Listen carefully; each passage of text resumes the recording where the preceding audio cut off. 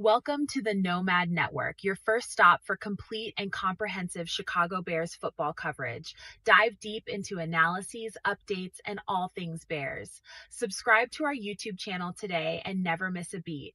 Thank you in advance for your support. We promise to bring you the best because together we're unstoppable. Go Bears!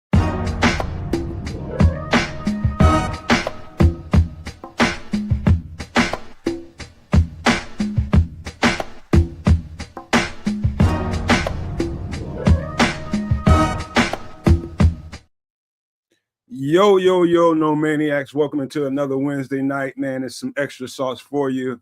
And let me tell you something. It's some action going on this show, man. We're gonna switch it around a little bit tonight, man.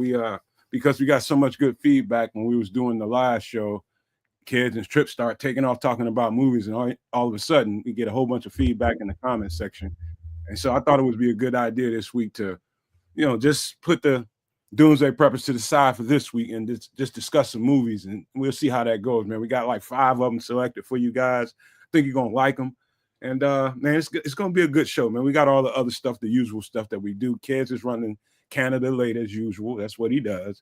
But he said he'll be here in about 10 minutes or so. But instead of we're gonna do a switcheroo, Trips, man, because normally we'll do a whole other thing before we start talking about Bears, but we're gonna do something very specific right now, because I went to go find the injury report for the Bears today, and lo and behold, I get on the Bears website, I see this little love letter written by Kevin Warren to the fan base, and I'm like, what the hell is this all about? So I didn't think nothing of it. I'm busy trying to get prepared for the show. Think nothing of it. Go to ESPN and look, and what do I see as a headline? Bears are looking for other locations for the Bears' new stadium, including the state of Indiana. And I'm just like, you know what, man? I got to hold my tongue tonight, Trips, man, because I might start going off on this guy, man. I just don't. Man, the guy don't jive right with me, man. I'm just telling you, man. I just do not like that. I just wonder how the fan base is reacting to it. Well, I don't know what y'all want them to do. I mean, yes, we want them to get the stadium built, but for anybody who is born and raised or lives in or have lived in Illinois, you know how the politics goes. And so it's not like they can just say, okay, we building it. You know, there's something that they need from the state government. And the state government is different than the Arlington Heights government. You know, they had their own thing that the Bears had to overcome. And so there's stuff involved. Now, it would seem simpler if the George McCaskey would just be like, well, how much of that is? All right, let me get my checkbook. And boom, boom, boom, it's done. That would be the easiest thing, but yeah, that's not happening. I mean, come on. We just happy that we got George to pay for Ben Johnson. You know what I'm saying? And Kevin Warren.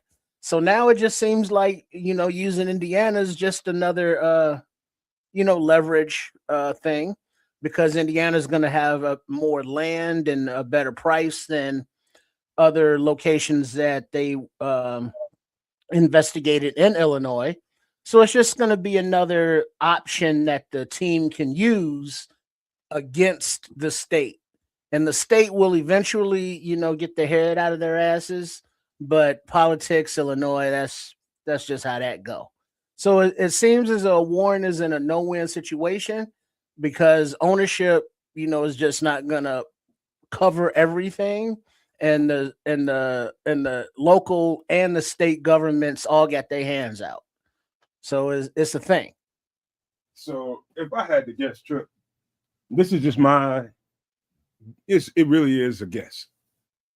If I had to put on my thinking cap, I would think that George probably wants that stadium in Arlington, because he did some intentional things before he hired Kevin Warren. So I think his intention is to put that stadium in Arlington. However, whatever's going on in the Arlington politics has caused probably a nice little rupture in between him and the owner. Kevin, I think, probably really wants a stadium here in the city, but he probably quickly realized that's not doable. But he went through a whole bunch of posturing. for the fan base and for the state and for the city, to make it look like he was really intent on trying to make something happen here. I really do believe his intent, if he had it his way, that stadium would be 100% on the lakefront. But I don't see that happening. Go ahead. I don't know. I think for nostalgia sakes, the lakefront is the prime location, but Arlington Heights gives them the opportunity to start minting money. I mean, that's just a printing press for dollars, because not only do you have the stadium on land that you own and have full control over, unlike Soldier Field, now they have all the other acreage to develop, with the little bear land, the hotels, the restaurants, and all of the amenities that modern franchises have in their little villages. I mean, just look at Wrigleyville in the city. There's hotels, there's bars, there's restaurants, there's entertainment. During the off season, they have concerts and other festivals and venues with their own stadium in Arlington Heights. Now you can look at not Super Bowls because they don't have those in winter locations, but bowl games or other college events that they can hold there. It's much more financially beneficial to do it in Arlington Heights, and I don't know if they got it like that. If they could just look, let's just write this check, go and get this land and start printing this money. We're gonna recoup this outlay, in no time. I don't know if it's that easy. I mean, if it is, that would seem to be the beneficial route. But lack of that, Kevin Warren got to be in the situation. It's like, fuck. First, it's these Arlington Height MFers, want this amount of tax stuff. Now it's these state of Illinois MFers. It was a city of Chicago MFers. It's like, well, let me mess with these Indiana MFers, see what they talking about. So I think it's one of those just situations where it's like, look, we got to have patience for it, and we would like a new stadium. But right now, I think the most important that we care about is happening on the field. So that's a happy distraction. Well, the truth about it is, in between the politics is the state of Illinois. Listen, you're going to have to pay your weight here in the state of Illinois. You're a billionaire. You got doing billionaire things. You're going to have to, they're going to put you over the barrel a little bit, and they're going to make sure they get the city gets everything they can get out of you. And that's just the price of doing business. And so there's no getting around that. You're going to have to do business here in the state of Illinois, get used to it, be a big boy about it, and take your L's, because it's going to be like what you said. At a certain point, it's going to be printing money. The money's going to be coming in so fast, you're going to be trying to figure out what the hell to do with the extra revenue, because you're going to have so many different things going on, just so much variety. So I just don't know how. I'm pretty sure that's kind of hard to keep secret if you have intentions on, especially if you pick up the phone and called some politician or some landowner in Indiana. That's going to be hard to keep quiet. But no wonder you got to write a love letter to Chicago. As soon as they hear shit like that, what are you doing even entertaining a thought of moving the Bears to Indiana? What the F is wrong with you? That's just you just created a PR problem for yourself. You had a lot of favor going into this month, particularly with the success of your team and some of the moves that you made. Now you make this fumble here, man. This is stupid, man. Even if you had intentions on checking that out, you shouldn't have said it out loud. Shouldn't have said shit. Should have was silent. But the thing is, it's a negotiating tactic if it is, and those things you got to say out loud. So you got to let the Arlington Heights people know. You got to let the state of Illinois people know that they aren't the only game in town, that you got options. And it's like, hey, Northwest Indiana would love that tax revenue that they would get, and it would be a fraction of what Illinois is, trying to tax them for, literally and figuratively. So playing, two sides against the middle is just a smart negotiation tactic. And that's what, Warren's doing. And Indiana's like, they got no loyalty to the city of Chicago. They got no loyalty to, the state of Illinois. They was like, hey, we can get another, NFL team in our state, because the Colts, they down there 4 hours away, but that just think of how much money that would bring into the state of Indiana. So they have a vested interest in trying to attract the franchise. So they gonna make a sweet deal. And as the president of the organization, you got to look at it and just strategically just think about what this week is. This young Bears team, is fighting to take the ownership of the division against their heated rival in a playoff implicated game. Let me go ahead and change the focus a little bit. Let's talk about the stadium.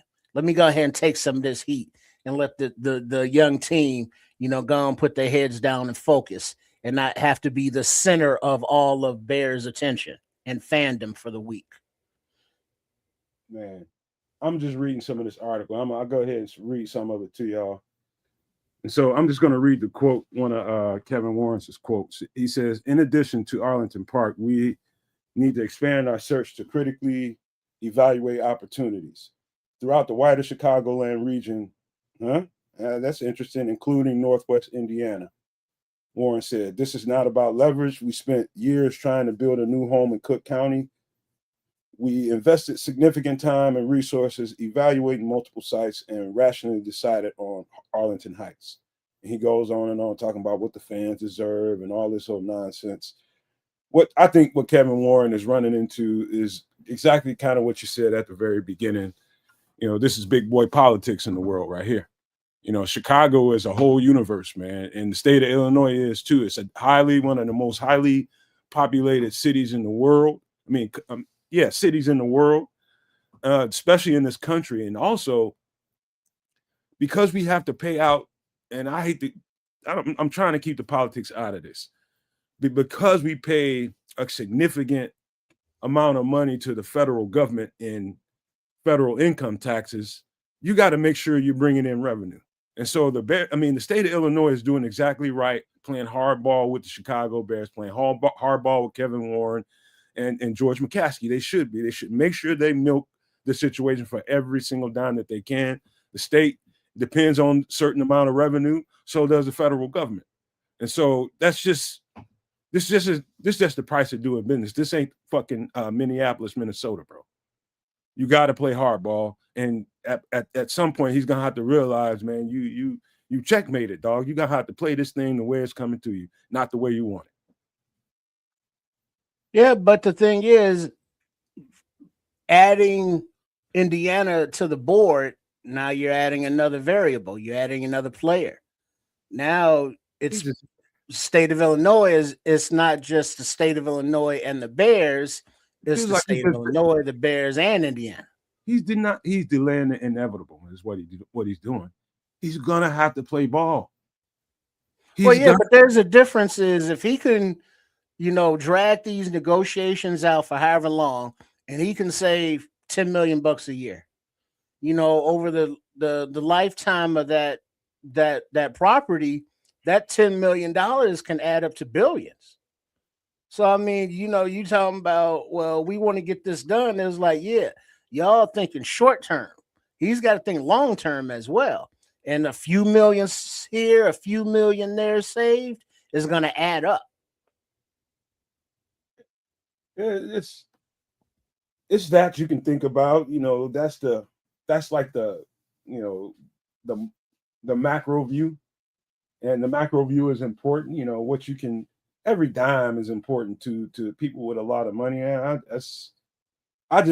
I'm like this, Trips. I'm just at a point where I want to see progress. I think there should have been shovels in the dirt already. I think it would be good for the psyche of the fan base to know that stadium is in progress. We're having success right now. It just all fits like a hand in glove. That's like for the fan base now I'm speaking for. It just feels like like this all we need right now to be talking about this shit. And we got a successful team, and you throw the word Indiana in there, and what's the fan base naturally going to do? They're going to rebel. They're gonna act the donkey, and they should.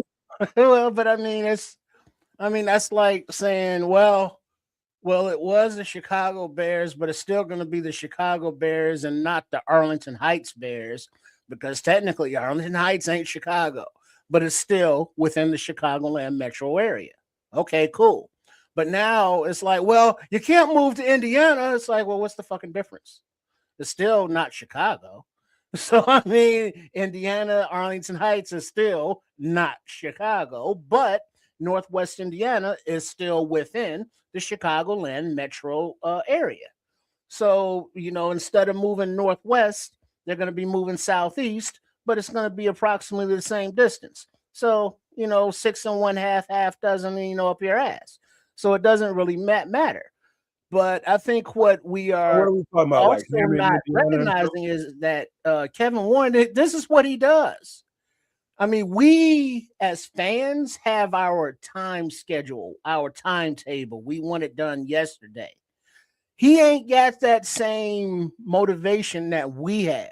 He has a motivation and the fiscal fiduciary responsibility to his boss, George. And it's like, hey, George, peep game.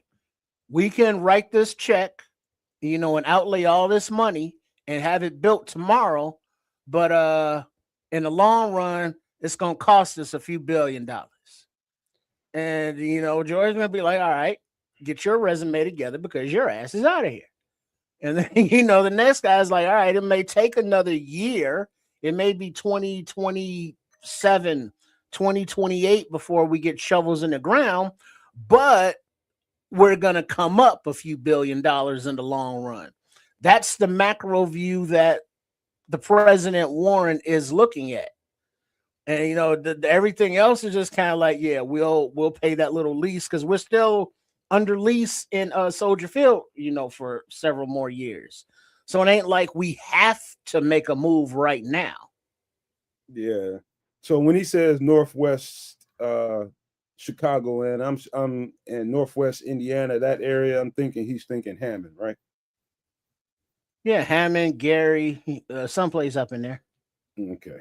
So just to be clear on that, that's yeah, I just wasn't I wasn't ready for that one today, man. I'm just like, at any given time, I thought they was going to be breaking the news that we decided, hey, this is where we're going. We got this plan for this thing in Arlington, man. I'm just through with it, man. Well, we've been hearing this shit for the last, I don't know how long, 2 years. I'm just tired of hearing about it, man. Sick of it. But that's how we start the show tonight, baby. That's how we start. But also remember, it's like, all right, the Bears been playing in Soldier Field since I was a small children, and they want to move out and get their own thing. All right, so are they just gonna jump, feet first without having every I dotted, every T crossed? Nah, they gonna take their time, be prudent, be patient, and when the move is right, they will make it. It's like, all right, they acquiesced over here, they compromised over there, we got over there. Now we gonna close the deal. It happens when it happens. You can't rush it because remember, this is big money moves going on, and we having these little money minds, and those don't mix. Yeah, I'm just glad kids ain't here because this shit got me. I like talking about football and football things. I forget all this.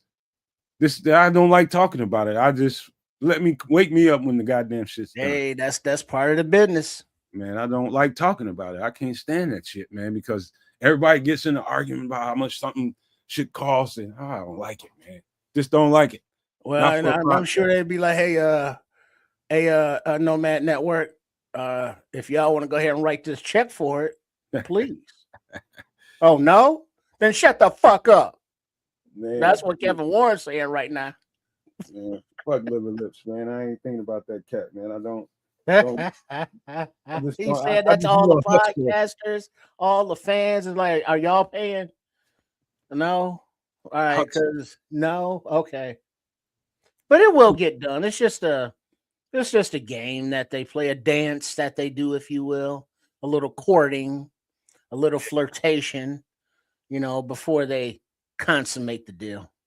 All right. Well, let me shout everybody out right quick that I see in the chat. First person in, C Mackey 64, Mr. Mayhem busted up in here, Liberty's Outlook, Marlon Johnson. Let me see, AC Adam, PlayStation Man 1994, Chris Spade, Black Sheep. Let me see, make sure I got everybody. Pete Jones II, El Joe Nino busted up in here. Nino. King Jeremy the Wicked 91 busted up in here. Neo Red Pill 99, Leo Factor, Super Clark Khan, Paul Rodriguez, Steering Collins just busted up in this piece right now. Hey man, so we'll get to the Bear stuff a little bit later. I know I got a question earlier for somebody about Matthew Judon. I don't know what that's all about, but we'll talk about that a little bit later once we get into the Bears conversation. But let's get back to the regular order of the show, Trips, and let's be human for a minute, man, and see how you've been doing. How's life been treating you, bro? And what's been going on? It's been cool, just been a little upset with the self. It's like you have things to get done, and it's like, oh shit, I didn't do as much as I needed to do, and it just piles up. And it's like, damn, and I'm behind my own self-made schedule. Of course, I could adjust it, but having that discipline to stay on schedule, but then you get mad when you get off schedule. Say, hey, let me adjust the schedule as long as things are getting done. So that's just the process. But family wise, human wise, looking forward to next week, the Christmas holiday week. For those that celebrate, spend some time with the fam. Which is always good, always refreshing, always fun, and just recharge the batteries and laugh and live and love. No expectations, just with the people that you love, that love you, and just chill for a few days and enjoy that. So got that coming up. So looking forward to it. What about yourself? Well, yes. Before I get into me, speaking of the Christmas season coming up, we are probably going to have to throw an audible next week. And as long as Trips and kids are cool with it, we probably have to do a show after Superflex somewhere. We'd probably do 8:00 Tuesday night or something like that if they're good with it.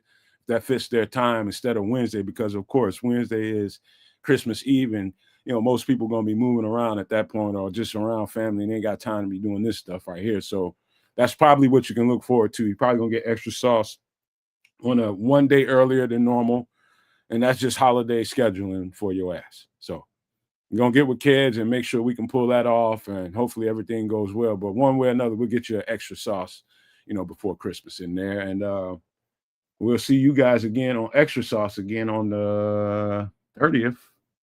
That is right before New Year's, right? That's going to be, I think that's the 30th. So that's the way. Last episode of 2025. Yeah. Also, it looks like the Bears play the Packers on Saturday. So I'm not quite sure exactly what time. I didn't look that up before we got on the show. So expect that show to come out 30 minutes before the game, like we do every single game. We go out 30 minutes before, and we'll do the live in-game reaction for you all Saturday evening. I imagine it's probably about 6-7 o'clock at night Central. Yeah, it's Saturday, so I don't know. It's not a playoff game, so it's not like 5. So it's probably like 6-7ish. Okay, there goes 8:20 Eastern, so 7:20. So there's Siren Collins with the great update for us, hooking us up. So it's going to be 7:20 our time. That means we'll probably go live somewhere around 7 o'clock. So just look for it. We probably go live at 7 o'clock. So it'll be 20 minutes before the game instead of 30.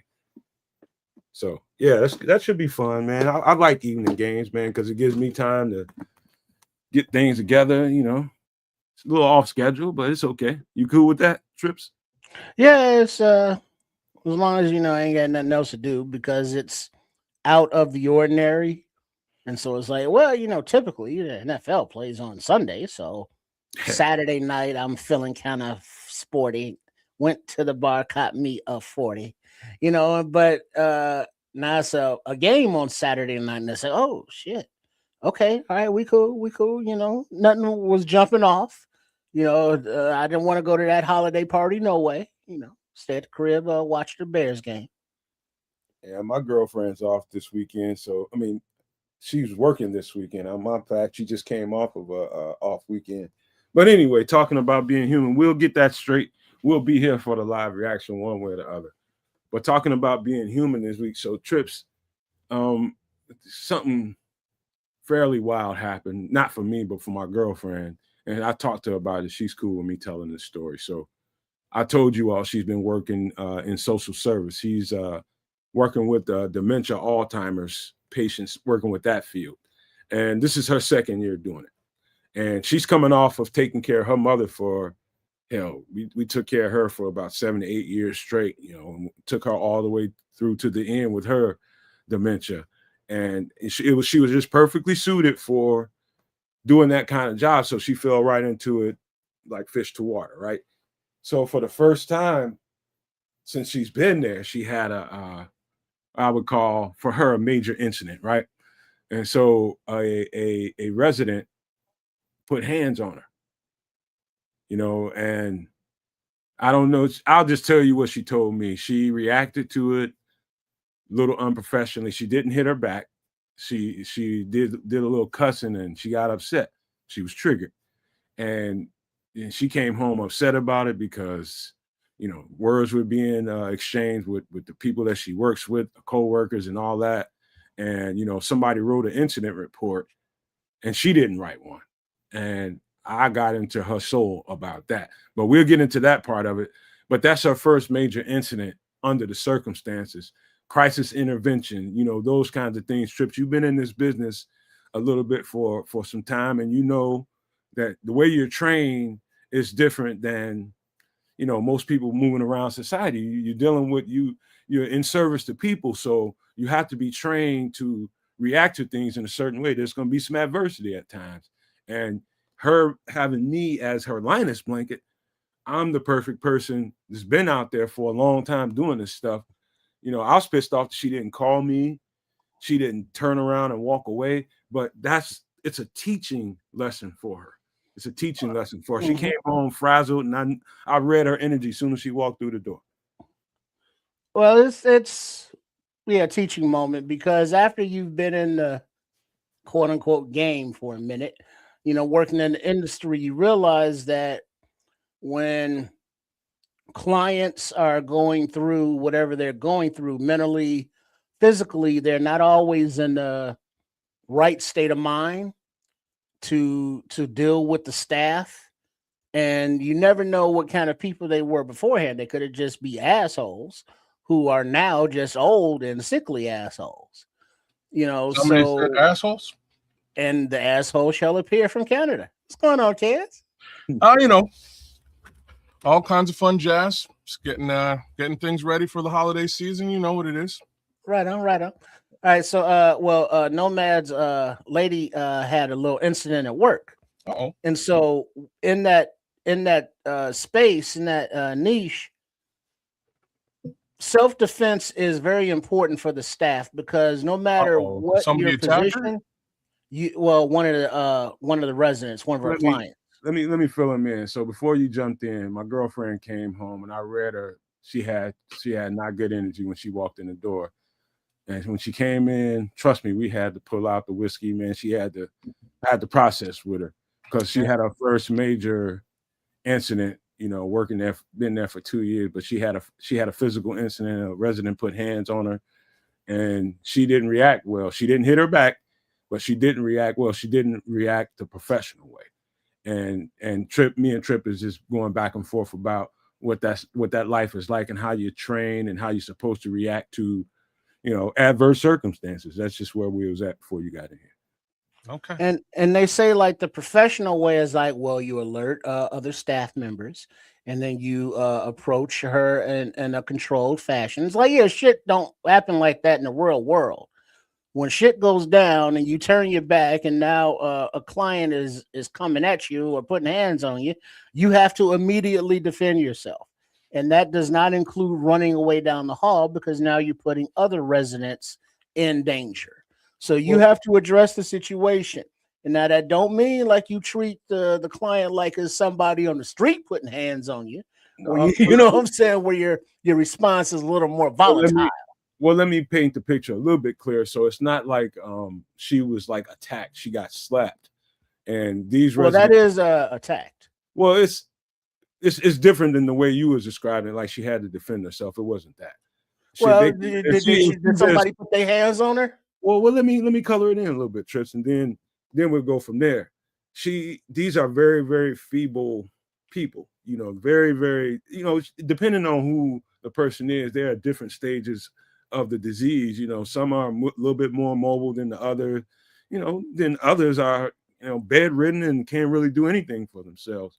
But this one is somewhere in the middle of there, and she's in a wheelchair. So my girlfriend happened to be leaning down doing Yeah. something for somebody, and she caught her across the face. So Okay. just so it wasn't like a full out, I gotta defend myself kind of thing. Okay, well, that's a little bit different. You know what I'm saying? If they bedridden, it's like, hey, I dropped that pillow on your face. My bad. That's a different situation. But in a wheelchair, lashing out. But there's still, you have to defend yourself, because a slap can take out an eyeball. Is the person doing the slapping, do they have fingernails? Are they wearing a ring? Do they catch the staff member's eye in the wrong spot? Now the staff member's without an eye because of a simple slap. Well, So slaps can lead to serious injury. I So you didn't mean can't discount it, because it's still a physical assault. And right, so right. being in a wheelchair, the mobile person, the staff member, can stand up and back away, obviously, Well, I didn't and mean it. get around to the side of the chair to restrain. But there's some situations where if you have a client that is mobile, and let's say a older man and a female staff member, and he's slapping her, that slap it hits different, literally and figuratively. So you're gonna still not treat the old dude like some dude on the street, and take him down in a violent, painful manner to get him up off you. But you want a more controlled, contained takedown, like bear hugs and wraps, where you can put your body weight on theirs until other staff members can get you there to further restrain them safely. So there's levels to restraint and levels to self-defense, but there's always that level of, no matter how on the scale you think the attack is, as a staff member, always protect yourself physically. And then when that altercation takes place, write that shit down immediately. Well, You got to let me cover your ass in Trip, documentation. you're giving good advice, man. yeah. I But don't. I gotta finish the story because I'm only giving y'all half the Okay. details. I just didn't trigger Trip Kundo. It's not to that level. It's not to that level. Well, here's the moral to the story. I spend a lot of time with her. So when she comes home every day, because she's so new to it, I process with her. When she comes home, I make sure I stop what I'm doing. And when she sits down and she's done moving around and she's getting, trying to chill out for the rest of the night, we go through what happened. I always ask her every single time, what happened, in the big picture here is it's a teach lesson for her, because in a moment like that, when you're triggered, so we're as human as anybody else. We even though she's a professional at her job, we're human. We have natural human responses, but the trained professional has to react to a situation like that differently than your average person. And so when that happened, immediately it caused her to start cussing, and she raised her voice, and it drew other staff members around. Everybody was just going crazy, like, hey, what happened? It got crazy. And I asked her, what do you think went wrong? And she was kind of stuck. I said, where it went wrong is when she put hands on you. Immediately, what you're supposed to do is whirly bird around, walk away from that situation, go get the next available staff, and you tell that staff, hey, you're going to have to go down there and work with her. I can't do this shit tonight with her. She just put her hands on me and I'm mad. I'm going to end up doing something to her. You take your ass outside, start smoking a cigarette, and you call me. She Whatever put you're down going and to do, said, but you call me, but you got to de-escalate yourself. When you're triggered, you have to remove yourself from that hot spot. That was the first thing I told her. I said, that's where you went wrong. The second thing I told her, she left without documenting the incident herself. She allowed the nurse to write her narrative. I said, you never in this game ever walk away from that. I don't care if you have to stay the next 2 hours. You get in that computer, you open up that program and you write that goddamn incident report yourself the way you experienced it. And don't allow anybody to write your narrative, because by the time you get back to work, the whole fucking shit could get switched around on you. And so 2 lessons I had to, I didn't teach her, but it was just a good time to point some things out to her. And she received it well. That's just the life of this job, this life that we live in these kinds of environments. I worked this stuff for years. I only had one kid take a poke at me, and for some old ancient ass, his dad bought him some classic old Yu-Gi-Oh cards. And this kid thought I was going in to take his Yu-Gi-Oh cards because he was about to receive a consequence. They called me in there to go through the shit with him, and he thought that I was going after his Yu-Gi-Oh cards, and he took a poke at me, and then he jumped down on the ground. The Yu-Gi-Oh cards flew in the air, and he just went in the fetal position immediately, dude. If it wasn't staff in front of me, and this is early on in my career, if it wasn't staff there, I don't know if I might have hit him, because he almost hit me. And that's the first time, that's the only time a kid ever took a poke at me. And so immediately, that's why I told her, I use that as an example. Like, your human reaction the first time something like that happens to you is natural. And so what you do from that, you learn. So did she smack her? No, she didn't. I gotta ask the obvious question, because like I don't no. She never put hands back, man. And that was the best thing. You gave her the right directions, man. You did. Shout out to Keith, to the bishop out there in the chat. You directed her correctly. Trip, you're also giving good advice there too. This is like, for situations like this is why I don't have a job like that. Because straight up and down, I'm smacking you. I'll get fired. That's okay. You know what I mean? I'm of the mind that, if you take a swing at me, especially if you're a child, like, that's a completely different situation. But if you're an adult, you know better. So you throw hands at me, I'm going to throw it right back at you, so that you could recognize very quickly you should not have done that. And after that, we can be cool. I'm not going in, you know what I mean? I'm not going in healing begin. You know what I'm saying? I'm not going in full, like, I'm gonna beat your ass and stomp a mud hole in your ass and walk it dry. I'll give it right back to you, so you recognize, wait a minute, you screwed up, and we are on that same level, and we can let the healing begin, like we can move forward. But you also have to know how to write that appropriately in the documentation, kids. Because in this country, we get something in called a professional situation. Exactly. So, like, we get something called CYA, cover your. You got to cover your ass, man. You're nailing it, brother. That's it. And this is why I don't have that kind of job. I'm not sure how I would react in that type of situation. You kind of patient, kids. I think you would fit well. I'm super patient. That's why you'd be a great fit. So don't underestimate yourself there. I'm just saying, like, if I get crossed like that, let me really double down now. So if it was one time, I might go and get staff and be like, hey, like, this lady, this man, he hit me. He got physical with me. Let's have a conversation. So everybody else here knows that this happened this time. If this happens again, I don't know what might happen the second time around. I don't know. Right.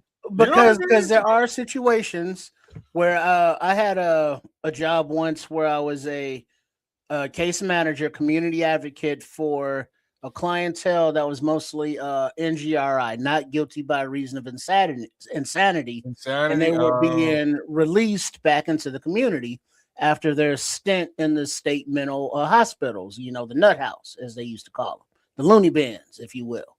And so several of my caseload, you know, had bodies on their record. And, you know, for different situations, you know, one, he was protecting a nurse in a facility when another patient was attacking her. And, you know, a tussle ensued, and the other dude, you know, hit his head and died. You know, so there was a body on him for that, but it wasn't with malice. Whereas I had another dude, you know, that took a razor blade to a chick. You know what I'm saying? So that was a little bit different, but they were all on my caseload. And within that community, these are still people, adults, no matter their mental diagnoses. But you do have to let them know that it's like, look, dude, I may be a social worker, but I ain't no punk. See, And I will that's a have to bit whip different your though. ass. Like, There's that level to every part of it. You exactly have to establish yourself. But and that's a this bit is different. a different kind of population. Yeah. And let me pull up something Bear Truth 9 said, because I appreciate what he said to me. He says, hey man, Nomad. He said, I hope you gave her a good amount of time to vent and relax before you start giving her advice. You know what? That's good advice, Bear Truth 9, because I'm not sure if I did, because you know she came in on 10, and when she sat down, I was just like, Calm her hey, down. bring it down, you know what I Yeah. mean? And I should have just let her go ahead and air that shit out and get it out of her system. So you're probably right, Bear Truth 9. I could have done that differently. Yeah. So thanks for Yeah. that. I appreciate that. Trip, your example there, like if it's and that's where I would be awesome. You know what I mean? If it's an altercation externally that I'm not directly involved in, um, I'll de-escalate that situation relatively easily, right? That's just the type of person that I am. But Lord of mercy, you hit me and it's personal. I Lord don't have know, mercy. man. You know what I mean? Like I don't know how I'm gonna like, See? strike one. You know what I'm saying? Like strike one. All right, I'll let you slide. If we get to 3, boy. So as soon as you call him a bumblebee blood clot, it's on. Oh no, that would happen after 1, right? Like if you catch me once, okay, like you're getting cussed, but maybe I don't put hands on you. You know what, kids? It's funny about me and my career. Like all the kids immediately they're intimidated by the kids that I work with, and the even the teenagers. Some of the adults have been intimidated by me. Something about my voice is intimidating to them, you know. And I didn't realize that until a little bit later on. Just like I would raise my voice and it would make kids like flinch and shit. Like they're like, God damn, this fucking scared the shit out of me. But most kids were intimidated by me. Most adults were intimidated by me, not because I'm this super huge ass human being. I'm a nice size guy, but it's not imposing to my eyes, you know, but to somebody else's eyes, maybe so.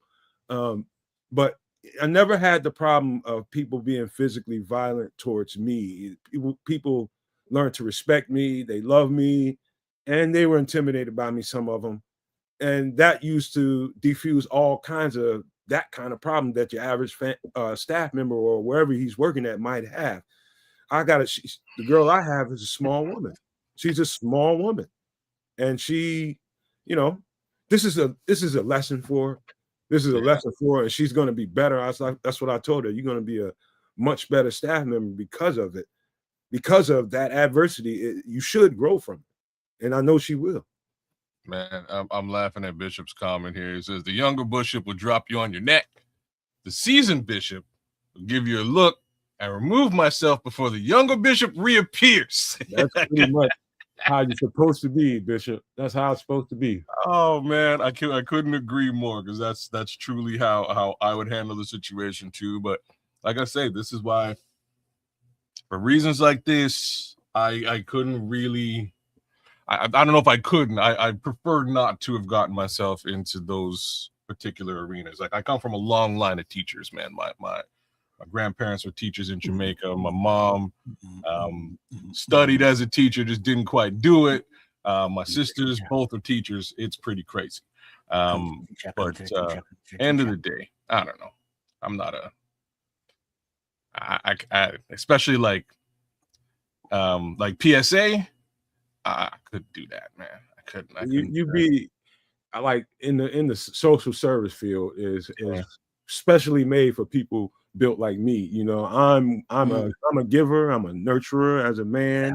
I love to take care of people. But now, Nomad, don't paint this picture of pretty roses and all that shit, because depending on your area of expertise, like if you have a clientele of, let's say, children who are abused by people in their home and you have to do home visits, you know, it's what you need to do just to stop from going off on them parents that are abusing these kids. Yeah. Yeah, I didn't never tell you I didn't slam a couple of motherfuckers. Now that happened. Yeah. Okay. Motherfuckers, now don't get me wrong. Okay. All right. They had to learn the hard way. I slammed some motherfuckers dead on their ear, man. Multiple times, man. You know, it's just, and sometimes it was parents. Shit, somebody's stepdad or dad. Shit, some of the kids I've had to demonstrate, bro. I've had to demonstrate, but it's just one of them things. Like, you're not going, when I tell you don't violate my personal space, I mean it. You get in arm's length talking shit, you're gonna end up folded up. That's just how it is. And you're not gonna story along these lines that I'm just not gonna tell on this show. Save everybody a little bit of embarrassment. Not gonna tell it. Long story short, I had a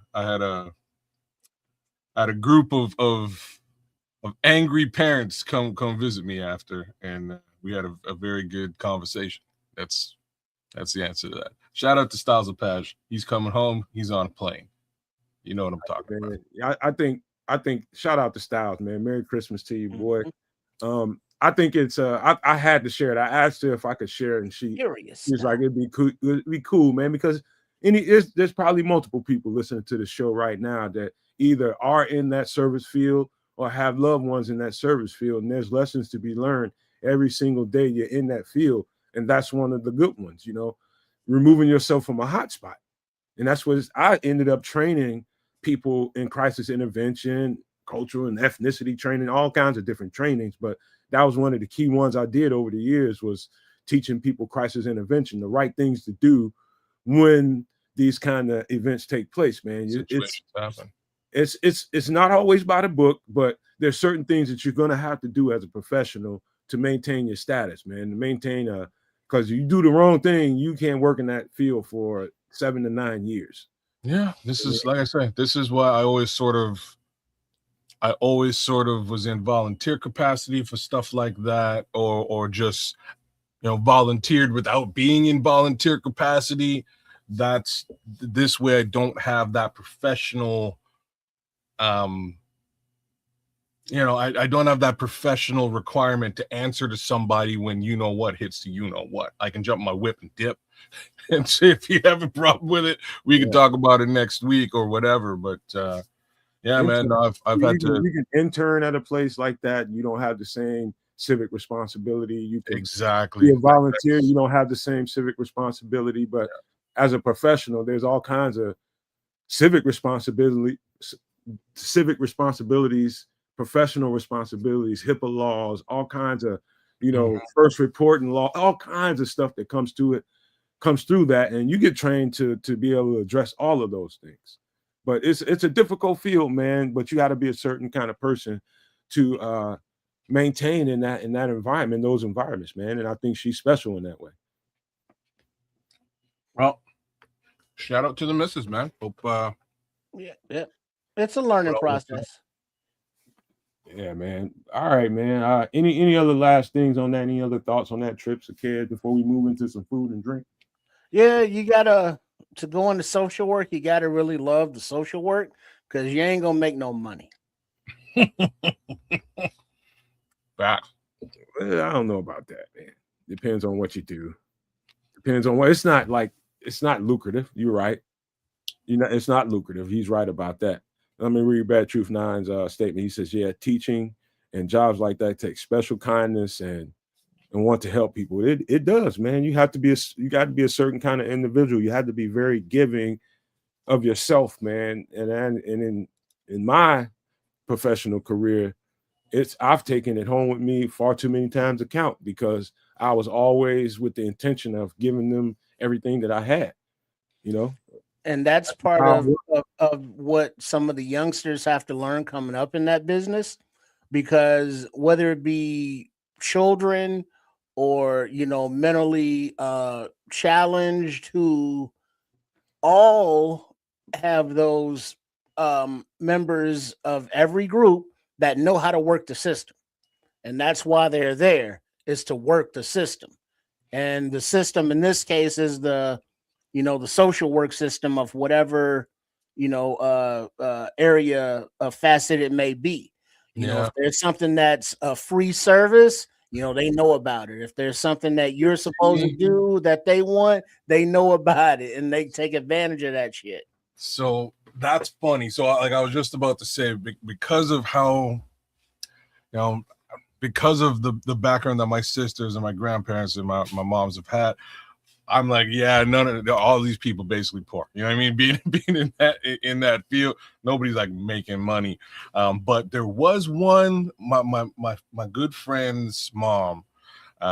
She was a social worker as well. Like, again, not a teacher or anything to that effect, but a specific social worker. And she was exactly what you just described, Trip. She just had the wherewithal to know what programs were going on and when, and she would be able to do like move mountains to get things to happen.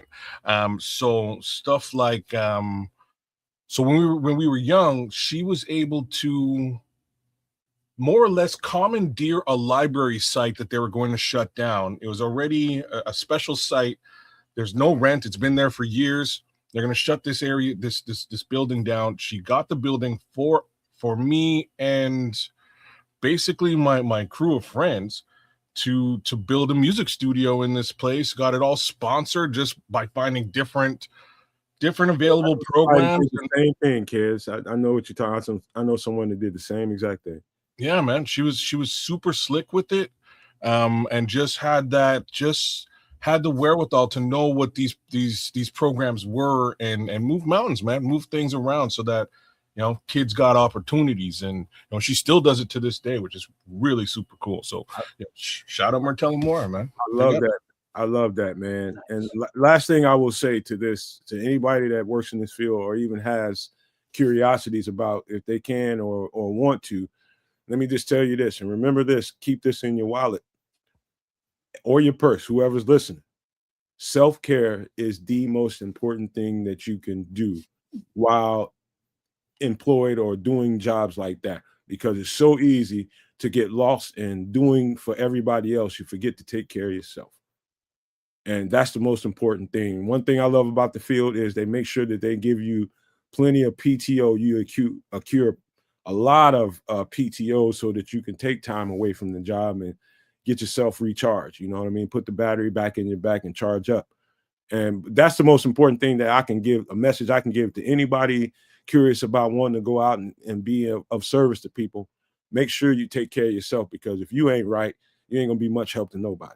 So, especially if you got like a caseload full of borderline personality disorder people. Yeah. You know what I'm saying? Because you always want that far from choking their ass. Yeah, they'll have you. They'll bring you right there to the line, and that's when you know. That's when you know I need to take some time away and do something else. And I remember that trip to Jamaica that I took was on the heels of that self-care I was just preaching to y'all, man, and it was the best thing that ever happened to me. That thing it opened up the mythical being inside me, basically, is what it did, man. And that's the magic of what Jamaica has to offer for somebody who needs that rest and relaxation. Just some time and space and a place to rejuvenate, man. That's the most dynamic place I've ever been to, as far as I'm concerned. But all right, we're gonna get up on it. Let me see. Liberty's Outlook says my dad has dementia he was in a great facility, blessed that all went relatively smooth. That's great to hear, man, because it ain't all good No, everywhere. man. It is not. My nephew's in a facility right now after his accident. He's got some, he's got some mental issues because, he was in an accident with a bus. Long story short, he's been a little bit of a jerk with the nurses. So, the flip side of it is they kind of have to deal with him as it comes, and I can't blame them. They got to survive and take care of themselves, as well as a building full of additional people under the same or similar pretenses. It's a rough gig, man. It is a rough gig, and big ups to because all those now, just real quick, kids, as guys. a family member, like your nephew, let's say he got out of pocket with one of the staff members, and they Yeah, did something and like kicked him and like busted his knee up or something. As a family member, you'll be upset because your family that's my member has been nephew. abused, Yeah, but as a human being, it's like, yeah, he did go after him. yeah. Right. You know what I mean? I have to sort of look at it. I have to take when I hear these stories from his mom, I got to take a step back and be like, yeah, what are you gonna do? You know what I mean? Like either to my sister, either you got to be in there doing that 24/7, or you kind of have to expect that stuff like this is eventually going to happen once in a while. A, due to him, and B, due to reaction of what he's done. It's just what it is. So, Human reaction. It's Everybody wants to be professional, but you're still human before anything. you kick me in my shin. Kick me. I might not be quite as professional as I was 5 minutes ago. But in certain populations like that, which I've been in.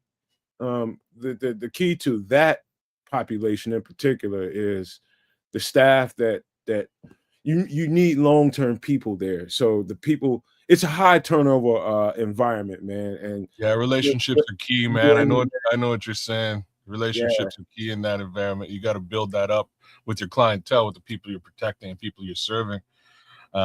And yes, a lot of attrition because of exactly what we're talking. This dude's punching me in the face every time I come in here. I've had enough of this. I'm good. I'm going back to work at the Walmart. You know what I mean, or wherever it is. I'm leaving. I'm going back to selling cars. You know, just how the world works. A lot of attrition, a lot of turnover in that. Speaking of attrition, I Liberty's tell, Outlook, he yeah, said harming staff is one thing, but if another resident is harmed, that's more serious. That's a whole other thing. Because now you getting sent out to some facility for violent people. Yeah. But back to kids, what you were talking about last thing before we get into this food.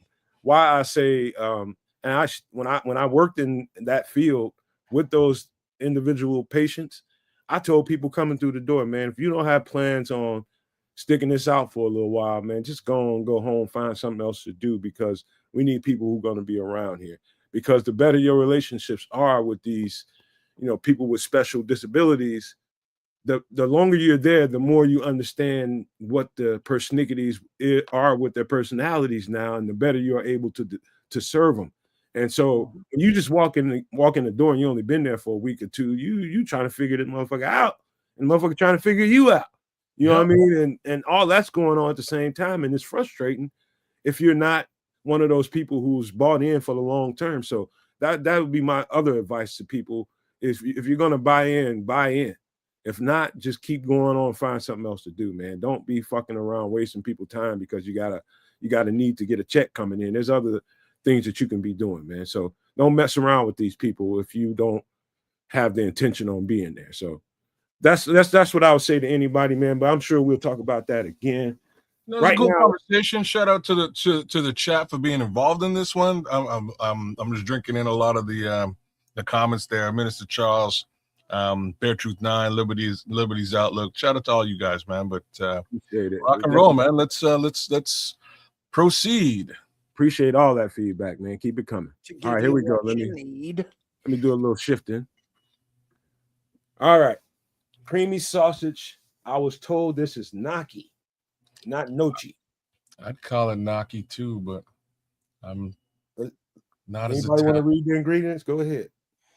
Yeah, okay. Creamy sausage gnocchi, ground pork sausage, tomato paste, minced garlic, basil, gnocchi, heavy cream, crushed tomatoes, white wine, spinach, Parmesan cheese, and salt and pepper. So I got one question before everybody takes off. What is gnocchi? That Yeah, was my I question. have no idea what that is. I think that's a 3 for 3 right there. Okay, all right. So nobody knows what gnocchi is. Right on. Let's I know somebody who would, but he ain't in the chat right now. That who? was Isn't that Crimson would Italian? definitely know. Crimson would definitely know what this is. Okay. Okay, I would say gnocchi. Cliff Victoria might also know. Shout out to Big Cliffy. Gnocchi, pronounced gnocchi, is a varied family of Italian pasta, like dumplings made of small rolls of dough. While Okay. technically considered a type of pasta, what makes them distinct is the use of potatoes as the main ingredient, giving them a soft, pillowy texture. So I you guess got we probably should have figured that out, considering this is like a pasta dish and there isn't any other type but of this pasta it's in here. different, Fred. It's different. There's a bread and tomato mixture of a dumpling there. Yeah, it is. It is definitely not your typical pasta. This is a little bit different. You're right. This is closer to like a potato latke. But Yeah, yeah. Anything Thank you very much. in it that turns you off? nope. Like I don't. I'm trying to really think of like an Italian dish that I wasn't all about. Um, can't eat all that stuff now, but I'm with it for sure. There's really nothing in this dish that I wouldn't be all over. Even this, like I love spinach, Parmesan, white wine for sure. I'm like I said, I'm not a big wine person, but wine in specific foods can be delicious. Mhm. Heavy cream, again, the pasta itself, basil, minced garlic, tomato paste, ground pork, sausage. Yeah, sign me up, man. Sign me up. I'm in. So I'm a fan of I just love the way sausage is made, man. There's just so many different varieties of it. The flavoring in the way you make, so in the ingredients, I didn't put it there because I didn't have the room. They are asking that you get Italian sausage in this dish. So not just any ground sausage. In order to make this, you need Italian sausage. And I like the taste of Italian sausage. Italian sausage is kind of a specific thing, and I can see why they would want you to put Italian sausage in this. I'm with it. Yeah, it has that specific flavor profile of the It does. sausages. And it's like, oh yeah, that's that Italian sausage right there. Oh yeah, with a pasta. And You then know, with that potato, pasta thing going there, yeah, the gnocchi. Yeah. and Italian sausage rubs a lot of people I know the wrong way. And I figured out after years, I figured out what it is. What is it? It's the fennel in it. Ah. The fennel seed in it. Yeah, I guess, but a large majority of Italian sausage that I grew up eating was inside of pizza puffs.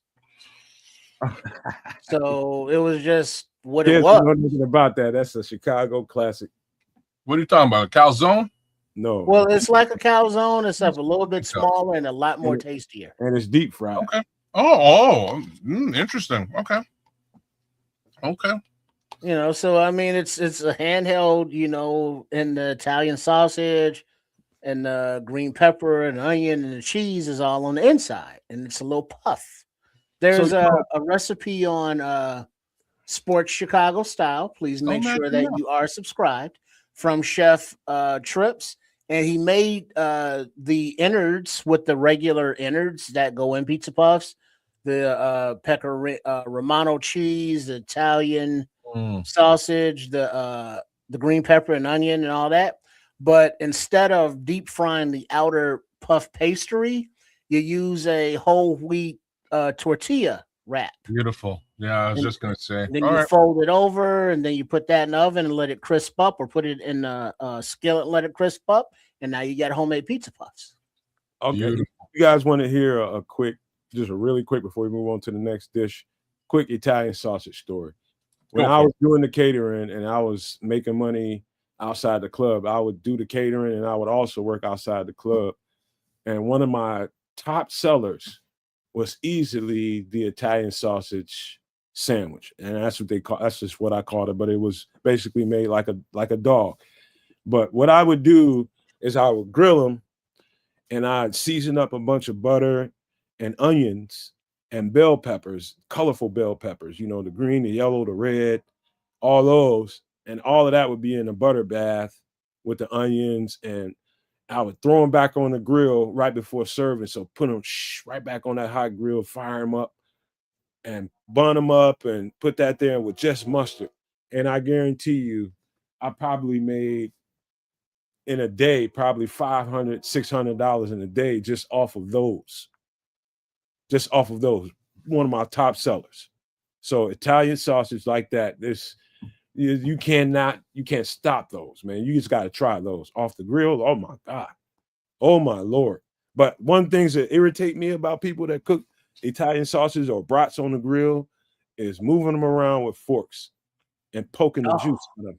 That just irritates the dog shit out of me. You can't pierce the skin, kids. Yeah, I'm with you. And why is that? Well, that's where all the juice and the flavor is inside. Yeah. And when you're boiling the meat in its own casings. Yeah, and it also dries the meat out. You poke a hole into the skin, the casing. Now the juices are coming out of the sausage. Man. Yeah. It dries it out, you know, removes the flavor. It's just all around bad look. Because when you bite into that sausage, you want that snap. I told last time I was at one of my dudes' house. He was over. I was standing with him over the grill while he was moving shit around, you know, just nosing around in his grill. And he did that. I said, dog, you do that shit one more time, I ain't coming back to your fucking house. He was like, what? I said, do that shit one more time. He said, man, what the fuck are you talking about? I was like, man, get a goddamn pair of tongs. You poking all the juice out the damn brats. Good brats too, man. I was just like, he's like, man, ain't nobody tripping about none of that. I was like, dog, you can't do that. That's like a party foul, bro. You can't do that. And he was just like, he said something to me like 3 days later. He was like, man, you know what? I didn't even think about that. You right. I said, I should be moving them around with tongs. Yeah, bro. Yeah. What up, Levante? I ain't seen you in a while. What's up, boy? Good to see you up in here. But yeah, that's one of them. That's one of my pet peeves. Don't poke the brats or the sausages, man. Get some tongs. All right, this right here literally makes my mouth water. I'm all over this. Give me 1 second so I can pull it up. Oh my Lord. Oh, I gotta go poopy already. Oh Lord. Mexican beef and bean bake. Everything in this is more like a casserole or dip or the innards of a burrito. This I'm like, there's nothing about this dish. Like if I make this pan right here, I have to make a second one for my girl, man, because she ain't getting none of it. I'm eating all that. What y'all think about this? Somebody want to read the ingredients? Go right ahead. I think my like this has my wife written all over it. I know what it is. She's not Mexican or Latin in any way. But she loves herself some Tex-Mex, and if you can slap some sour cream on it, she's in. So this is like sour cream friendly stuff. This right here, kidney beans, onions, bell peppers, ground beef, garlic, jalapeno, or jalapeno if you mispronounce it. Tomato paste and Colby cheese, man. This here is a bowl full of beauty. One more time, sign me up for this. I'm definitely in. You can put this or eat this with some nacho chips, some Doritos, some tortillas, wrap it up in a burrito. You can do all kinds of madness with this. This is just a base. See the tortilla kind of sticking out of there, right? Say what? See the kind of tortilla roll kind of sticking out of there, right? I wasn't sure if it was a tortilla roll or maybe a nacho chip, whatever it is. Eat it, enjoy it, eat it like a dip. You know what I'm And saying? then Like, give you a piece of white bread if you get to, and scoop some of this up on there. damn I it, like don't let that stop you. You know what I'm saying? If you ain't got none of that stuff, grab that it. white bread. Hey, you know what? I like the Kobe cheese flexing here, man. That's one of the underrated cheeses. I like Kobe Jack in particular. I'm not a Kobe guy, man. I'm cheddar. I would rock an old cheddar on this. Got to And be careful with the cheddars now. You get sharp cheddar and you go to trying to melting over this shit, it's gonna foul up your whole dish, bro. I see Something what I know what you're saying. I know what you're saying. I love me a sharp cheddar though. Not Well, what necessarily Nomad is not referring to, necessarily on this. No Maniacs, is the sharp cheddar. Is especially if you don't shred it like immediately before using it yourself. Yeah. There's more of a water content in it, and your dip is more oily and watery than creamy and dippy. So that's some of the stuff you got to watch out for with the cheeses and how you they melt, because not all cheeses melt the same. No, So true. absolutely So not. true. It's a great point, man. You got to be, especially with sharp cheddar cheeses. I don't know what it is with that, It's but got a bit of a different kick to it, and I know what you're saying with the kick as well. you It's got, don't want to mess with that with chili or anything like a chili. This is kind of like a chili dish in a way. I messed up a whole pot of chili trying to melt some sharp cheddar in it. mm, Had to throw a whole pot of chili in the garbage. oh Well, I man. don't know about garbage, but No, it's garbage. Yeah, really. That's terrible. But I try to I don't put cheese in my chili. I put cheese on top of my chili. That's how I roll. So, but yes, Tim Basemore, good to have you. Good to see you. what up? What up? All right, so yeah, this right here. I can do this. I'm gonna do this soon. As a matter of fact, this is basically everything I like about a burrito. I Yeah. don't really care for rice in my burrito. Oh no. No, I'm already doing a little bit of cheating with the tortilla and the beans. That's a little non-keto friendly. I don't need the rice in there too. So you're so right, man. And I forgot because I was like, oh, beans are keto friendly. I forgot, man. Beans are like No, being devoid of beans and fiber, and this is the problem with. So just for everybody's information, if you're doing keto type stuff, um, the diet for the most part is devoid of fiber, and that's not good for your belly. So be careful. That situation put me in the hospital for a week, and that's how I got off of keto. So I'm kind of back on keto, but I am sliding in some kidney beans here and there.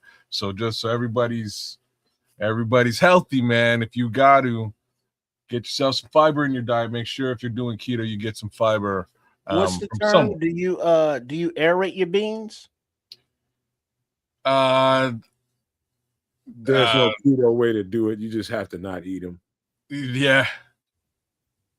There's no keto way to do it. No, Some of them have a little bit less fiber than others, here's how but you do it. Like the only way that works for like the only way that I can suggest to work it in is you keto 5 days out of the week. You have a cheat day on the weekend, whichever day you choose. Add some fiber into your cheat day. No, that's Right not. I meant aerate, like when you're soak cooking the the beans beans. in water so you don't have the farts. I don't because that takes forever. Okay, so you Yeah, just and go it's with the just facts, right? flow. and, Just and facts. we already know that the missus loves it. So can't Yeah, say you gonna skip that uh, whole step. Fuck it, I'm a fart.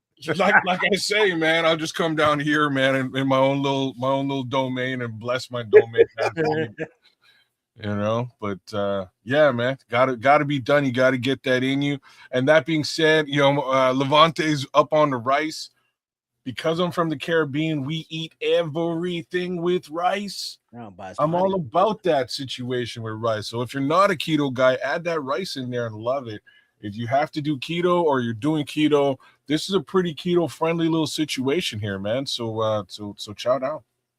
It's very keto friendly. Yeah, man. You take the beans out of that, it's still Yeah. doable, still enjoyable. Yeah. Everything in there is keto friendly if you take the beans out. So yeah, man, it's dog. I want to ask you guys a question before we get off of this. Are you I'm probably asking you specifically, kids, because you're in Canada. I know y'all have different traditions there. Are you one of them people that have to eat like not pinto beans, but what's black eyed peas for New Year's? As No, like I it's never like heard of that before. here it's like a Is that like a thing? what do they call that? It's like a give you good luck or something. Not a wives' tale, but just old a slave Tradition, I tradition. guess. Okay, I never heard that Just one old before. tradition thing. That's some old African. Yeah, African. Yeah, there's supposed good luck for the new year. Yeah, I never heard that one before. That's news to me. Ancient tradition, brother. Okay. Ancient as time itself. That's been going. I never understood it. I just know that in my family, typically on New Year's, some black eyed peas would show up, and I never thought none of it. It didn't. It wasn't until I was older, and I heard that. So I'm like, really? And I asked my mom, I asked my grandma about it, and it's like, yeah, man, it's like, yeah, you didn't know that? I'm just like, no, I just ate the shit because it's good. Yeah, I never heard this one before. This is news to me. Sounds like a new tradition you might want to start, brother. Let's see. Black eyed peas symbolize luck, resilience, and prosperity, especially in southern United States culture, where eating them on New Year's Day is a tradition linked to their history as a food for livestock and the poor that helped people survive hardship, particularly during the Civil War. They represent coins or wealth when paired with greens, money, and cornbread, gold, signifying a hopeful, abundant future. Damn. Kids, there's two beans that I love the most. One being a northern or navy white bean, love them. The second one, I don't know if they're right there, neck and neck. I can eat the shit out of what are they again? Look, Black kidney eyed beans? black eyed peas. It's still a bean, but Black they eyed call beans? it Okay. black eyed peas, man. I'm yet to meet a bean that I'm not a fan of. You never had black eyed peas? Tell me I've you've had, never had black eyed no, peas. Let's I've had get black it eyed peas. started. I've had black beans. I've had chickpeas. Different. Um I've had kidney beans. Clearly, that's what we call Quattro, Great Google people. northern beans. And it's about that time I get my ass to Mars. What it do, Quattro, Quato? what's up?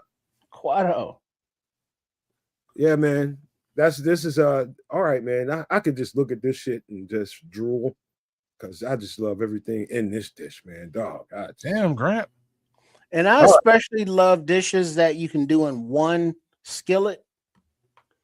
So you brown your ground beef there in the skillet, then you throw those onions and bell peppers in there, then you throw all that other stuff in there, and then you throw the whole skillet in the oven. You know what? Bake it like that.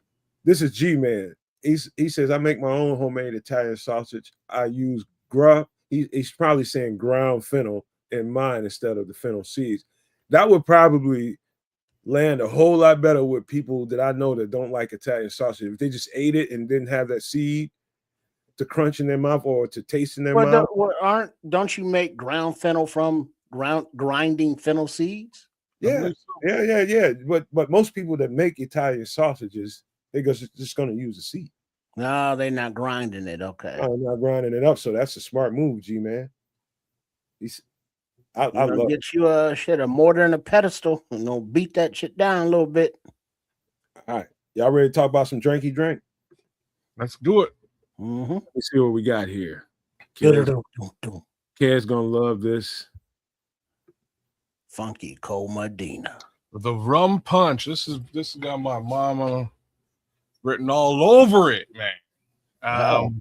Yeah, this is exactly what she'd be whipping up. Mama Cass about to drop it like it's hot. Oh, that's it. So light rum, pineapple juice, orange juice, dark rum, lime juice, the grenadine, and some ice.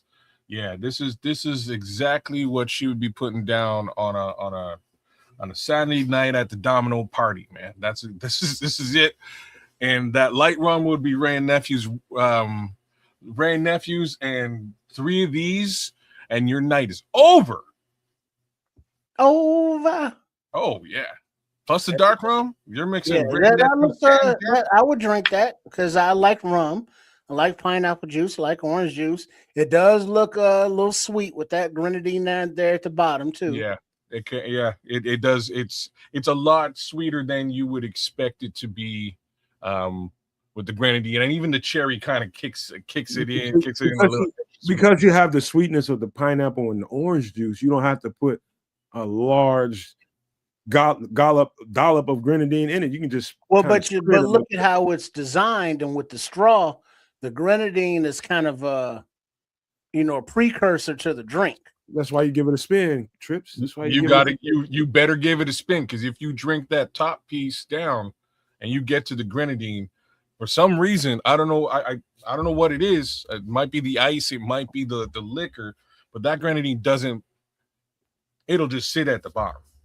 You know what I mean? It will literally just sit at the bottom. It's heavy. It's heavy because all the syrup in it. It's kind of syrup, and it goes right to the bottom because it's the heaviest part of the drink. So that's why you have to give it a spin. Swaggy, I would totally leave the grenadine out. If it was me, I'm not about it. I would leave it out. My mama loved it in there, and she was all about that little sweet kick at the end because, like I'm telling you, the light rum we would be using is it's overproof Jamaican rum, and it's just a punch in the face. So she kind of, once she gets through that, she needs that little sweet kick at the back end to make it worth her while. I'll tell y'all on a side note, a delicious freaking New Year's drink for your ass: crushed ice, pineapple orange juice, and champagne.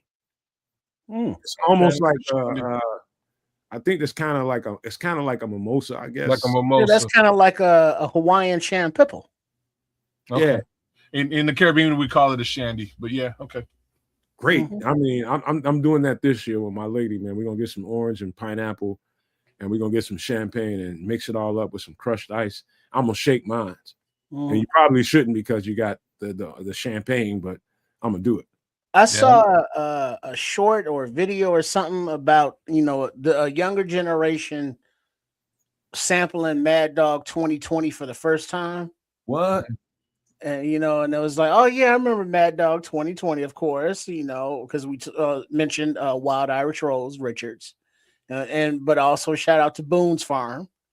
But this rum punch we're looking at right here is definitely a Boone's Farm Mad Dog kind of flavor. I've had it before. It's good. It's really good. I had that shit in Jamaica at somebody's bed and breakfast. Yeah, it's tasty because all the juices in there and the rums are very subtle. So it tastes like you're drinking a fruit juice, sweet fruit juice. Was the rum subtle in Jamaica? Not at all. Well, I mean, it's there, but it's like, ooh, you're drinking a drink. But this is what I'm saying. It's kind of like the Long Island iced tea subtle. That Ray and Nephew's that rum, man, it is the furthest thing from subtle. It is a straight up punch in the face. It's like you're drinking. The only thing I can really compare it to is rubbing alcohol. It's the closest. It's as close to rubbing alcohol as you're going to get with just straight up booze. But the dark rum kind of takes a bit of the edge off of it. Like, imagine what I'm saying here, and then the rest of it just sort of sweetens up the drink. But it's a nice. This is, like I say, this is basically my mom's favorite drink back in the day. She's a good. You know what, man, Trips? I lied to you. Remember that day I kind of got at you about the coffee and liquor. I did taste it before, and it dawned on me several days after we had that show.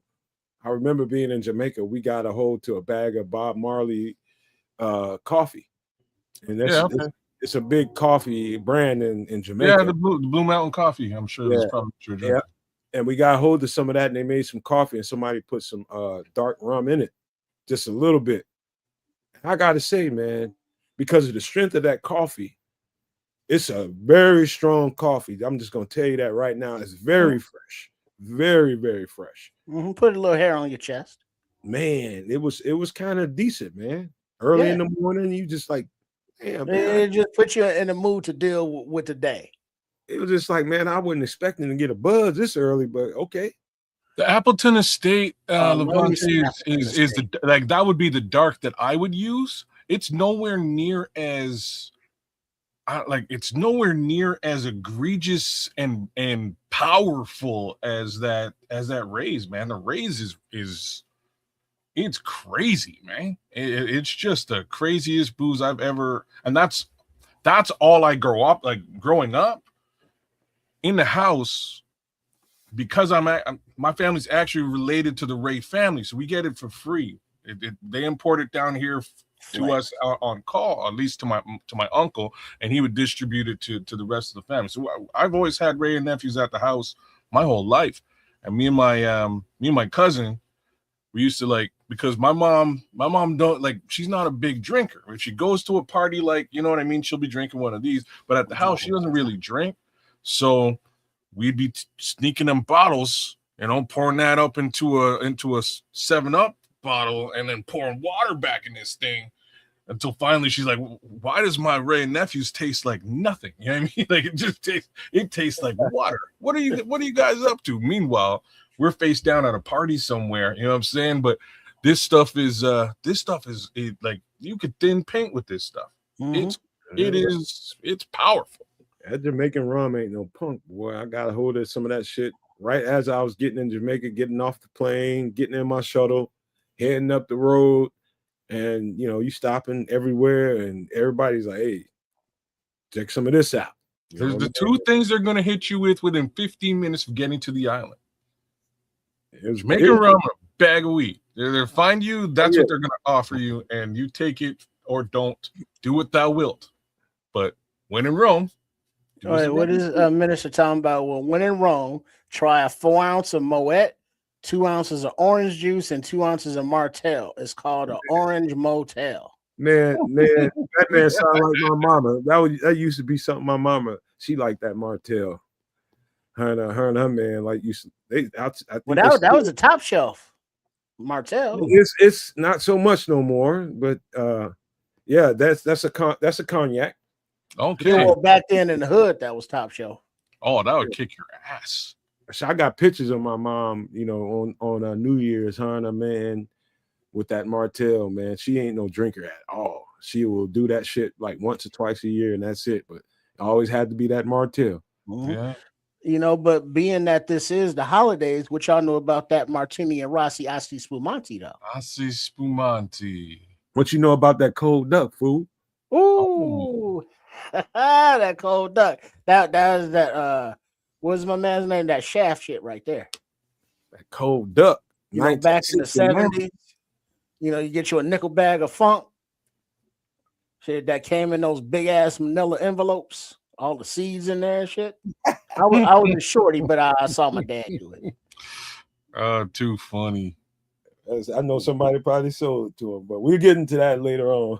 But now looking at this drink though, and it's the holiday season, I'm seeing this rum, and my mind just goes a little bit north to the island of Puerto Rico. Oh, and the coquitos, because it's that time of year, and basically that's like eggnog, but it's not eggnog, but it's got light rum, dark rum, medium rum, and eggnog, basically. But yes. Well, I got something for you, because you're the resident whiskey guy. This next drink is kind of. I was thinking about you when I did this one. I'm gonna see what you think. So, well, that Kids is a whiskey guy. You kind of. What do we got here now? Whiskeys. Okay, I'm in. All right, I'm in. So, again, I will always preface this by saying I will drink whiskey straight on the rocks, preferred on the rocks. But this ain't so bad. So, in ingredients: mint leaf, lemon juice, whiskey, maple syrup for the Canadian, soda water, crushed ice. Yeah, I would do this for sure. No questions. Only problem I have with this, and I'm only reason I have a problem. The mint leaf? No. Okay. Absolutely not. It's the maple syrup. I don't know how that's gonna come off on me, because I've never experienced anything with maple syrup. You never had maple whiskey before? I tried the Crown. I didn't like it. So, well, it cuts with the lemon juice though too. It's okay. So the way Crown does it is it's a bit overbearing sweet, really. I'll be honest. I don't like it either. But in this situation, this little scenario, what you're getting is sort of like a sour, like it's a sour lemon drink, and it just needs a little bit of sweetness. I So don't this think they're with putting some maple in there. that's what I'm saying. So the maple's just going to add just a little bit of sweetness to the flavor. So you're getting freshness from the mint, sour from the lemon juice, the kick of the whiskey, and just a little bit of sweet to tie it all together. You don't pour a lot of maple syrup in here to put it through. Yeah, See, just now a little Levante's really talking. What type of whiskey though? Whatever you got left over, Levante. If it You was say what me, you got a corner of. If it was me, I ain't putting my Glenfiddich in there and nothing like that. You know what I mean? I'm saying CC, Canadian Crown, or Yeah, sorry, I Canadian. don't think you put a 12-year-old Scotch in there. No, don't do that. Put like Canadian Club in there. I would say Crown Royal straight up. Crown Royal would be a great whiskey for this drink.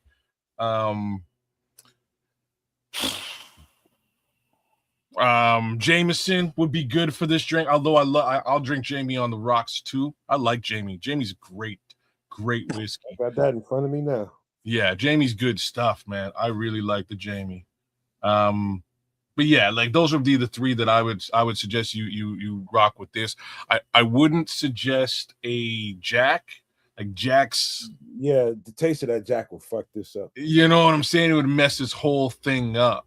Like Jack, I can only take in a very specific manner, and like I do Jack and Drambuie. That's my shot. Put them together, and boom. They say take that soda water up out of there. You don't need it for the most. I'm not a fan either, Devontae. Well, that's going to add a few aeration to it, a few bubbles. Yeah, it gives it another that effervescence. Yeah, I like a little bubbly, a little spritzer every now and again, depending on what I'm drinking. Something like I this. haven't had the Black Barrel. I haven't had the Black Barrel before, Minister Charles. I'll have to test it out. I've had it. Yeah, is it any good? Don't let me be the one to tell you no, because I like stronger flavored whiskeys. I'm not a fan of, and some of that kind of whiskey definitely has a distinct smoky flavor to it, and it definitely hits you on the back end. I don't like the aftertaste.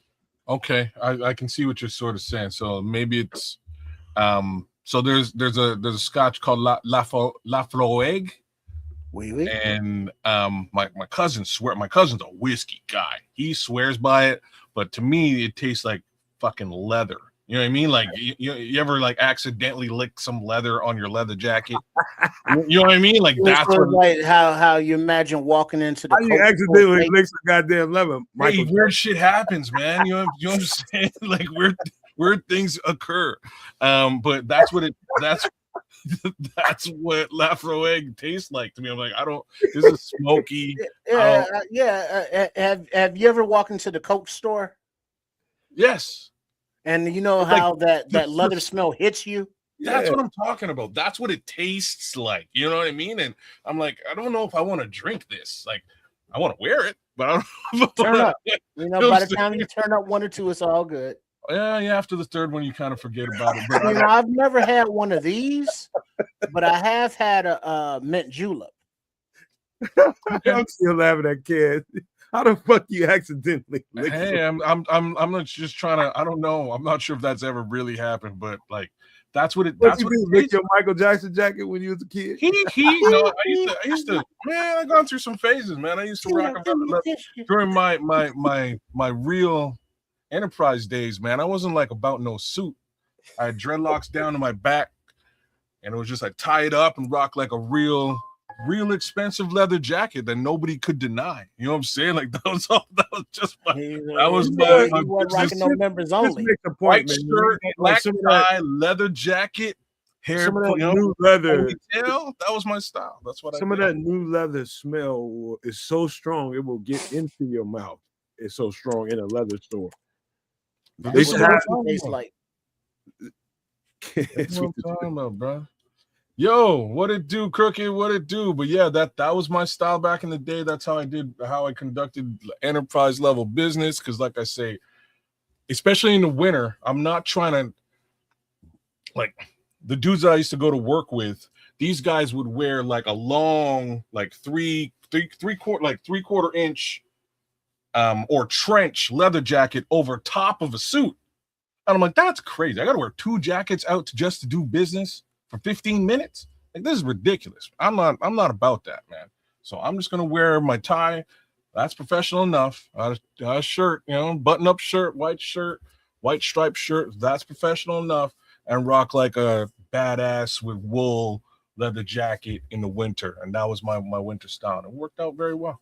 All right. Last thing before we get out of here is, whiskey for a lot of people, depending on what the whiskey is, and there's a lot of good comments in the comment section about, and Ked said a couple poignant things too, talking about certain whiskeys. You don't want to, Yeah.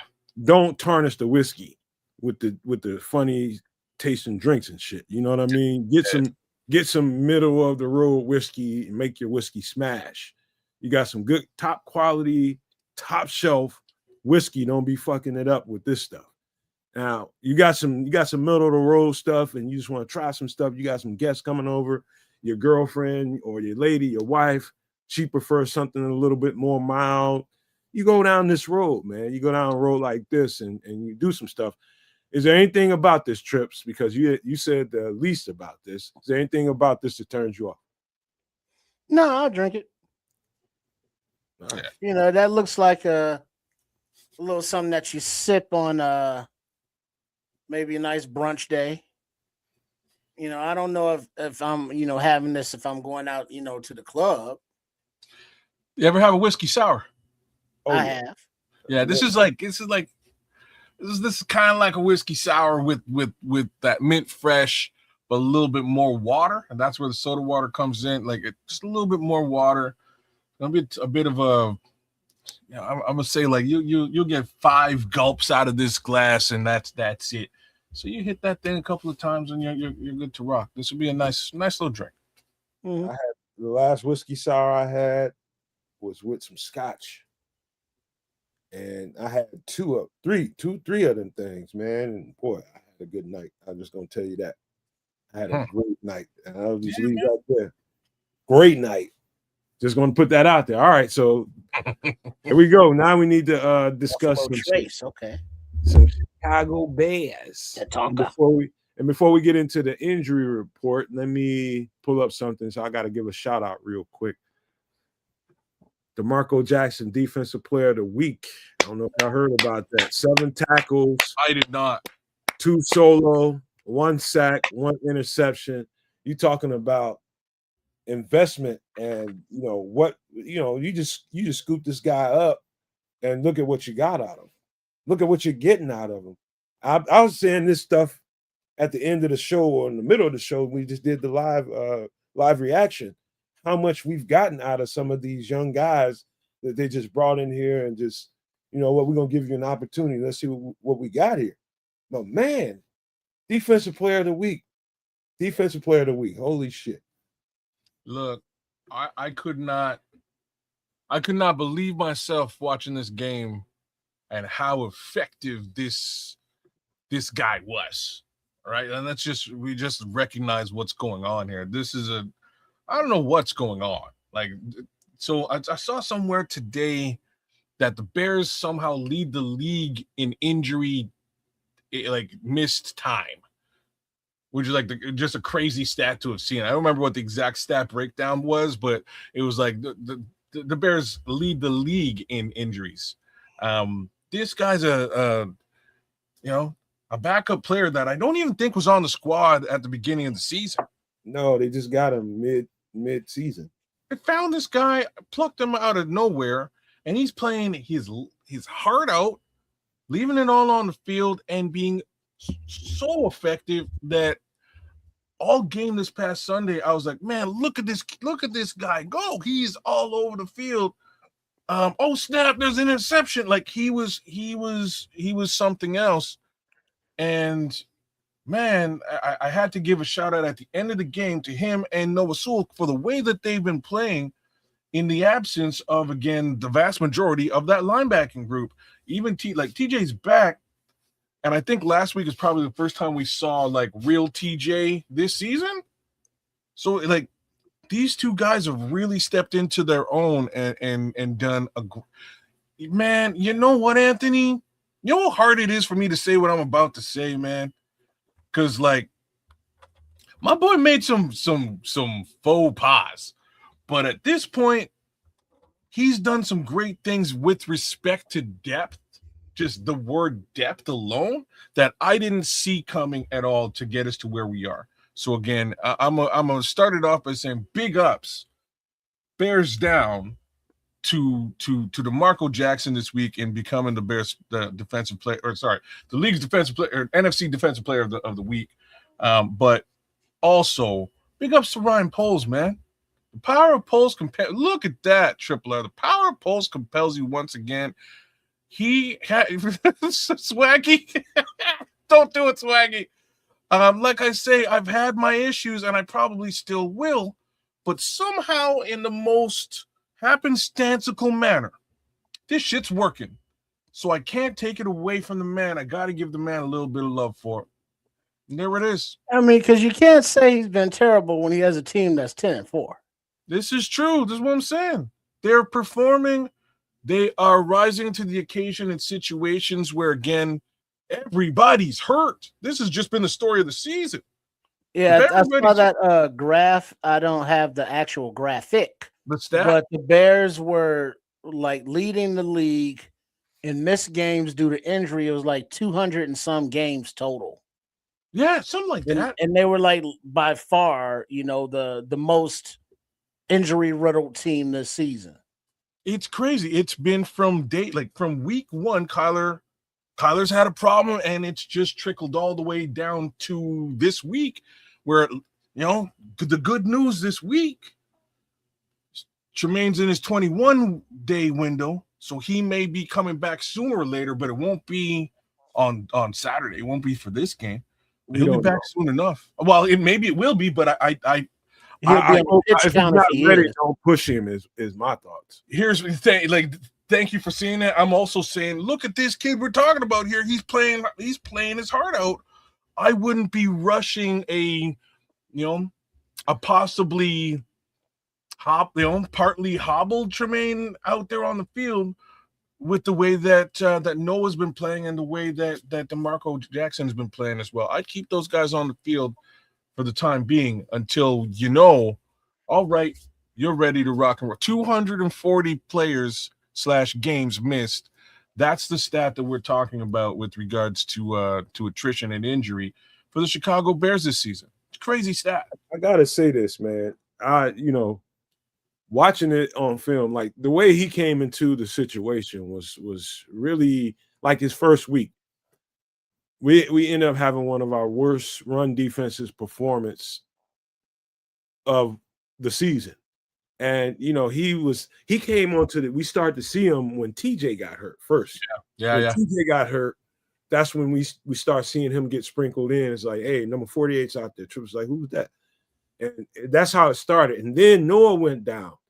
Yep. And next thing you know, he's getting a more prominent role. And after that, he just got better and better and better throughout those weeks, man. And for the last, I'll just say 2 or 3 weeks straight.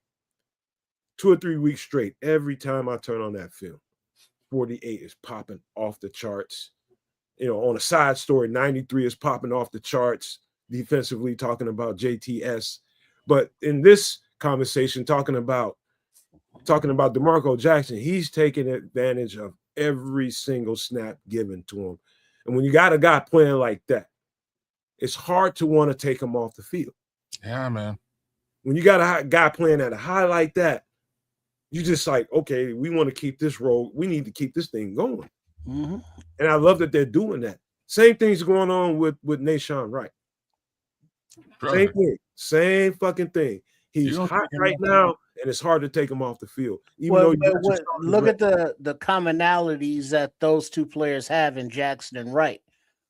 Jackson was a 5th-round pick in 2022, but he needed time to develop, of which this coaching staff has been able to do with him. Nashawn Wright was a 3rd-round pick, I believe, 2 years ago. And, he was languishing on a practice squad up there in Minnesota. But Al Harris and Dennis Allen and this coaching staff has been able to, develop him and get the best out of him thus far, earning him a massive, free agency paycheck. So the coaching matters aspect cannot be overemphasized, but you also have to look at these players. He's in year 4, Jackson, and he's now getting on the field and able to show that it's like he belongs in the NFL. So it takes time for some of these players to develop as well. They have to be in the right situations. It always does, man. It always does. And that coaching matters piece is it's of the utmost importance. And there's things to be looked at. And again, I just gave Ryan Poles a little bit of love. I'm gonna leave my love there. But I will say this with respect to coaching matters. Without this coaching staff, offense and defense, and the change that has occurred there, this group of men, I think that's probably the most poignant change and shift in this team, regardless as to personnel. I think they're really putting these guys into positions to succeed, and they are succeeding, man. And that's a thing of beauty right there. It's an aggressive scheme, and Yeah. it's not a very passive scheme at all. It's very aggressive, and it fits players like him, man. He's a very aggressive football player. His tape showed that when I went back to look at it. He's an aggressive downhill, I'm a sure tackler, I'm going to get on your ass type of football player. And it took him this long, really, as a professional to really get meaningful minutes.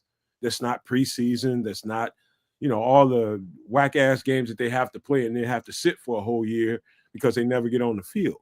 He's getting meaningful minutes, and he's playing some great football, dog. I'm talking about great linebacker play. It's excellent. Hawkeye's asking a crazy question, and I'm gonna pitch it to all you guys. Do y'all think we have a Hall of Fame coaching staff? I would say members, yeah. I don't think this secondary's having the amount of interceptions they're having without the tutelage of Al Harris. Kevin Byers a vet, and he may have a few picks, but I don't think they are able to do what they have done and able to step up and fill in for next man up positions. I don't think this running back room is who they are without Eric Bieniemy. And there's talk that Kansas City hasn't been the same since he departed, that staff.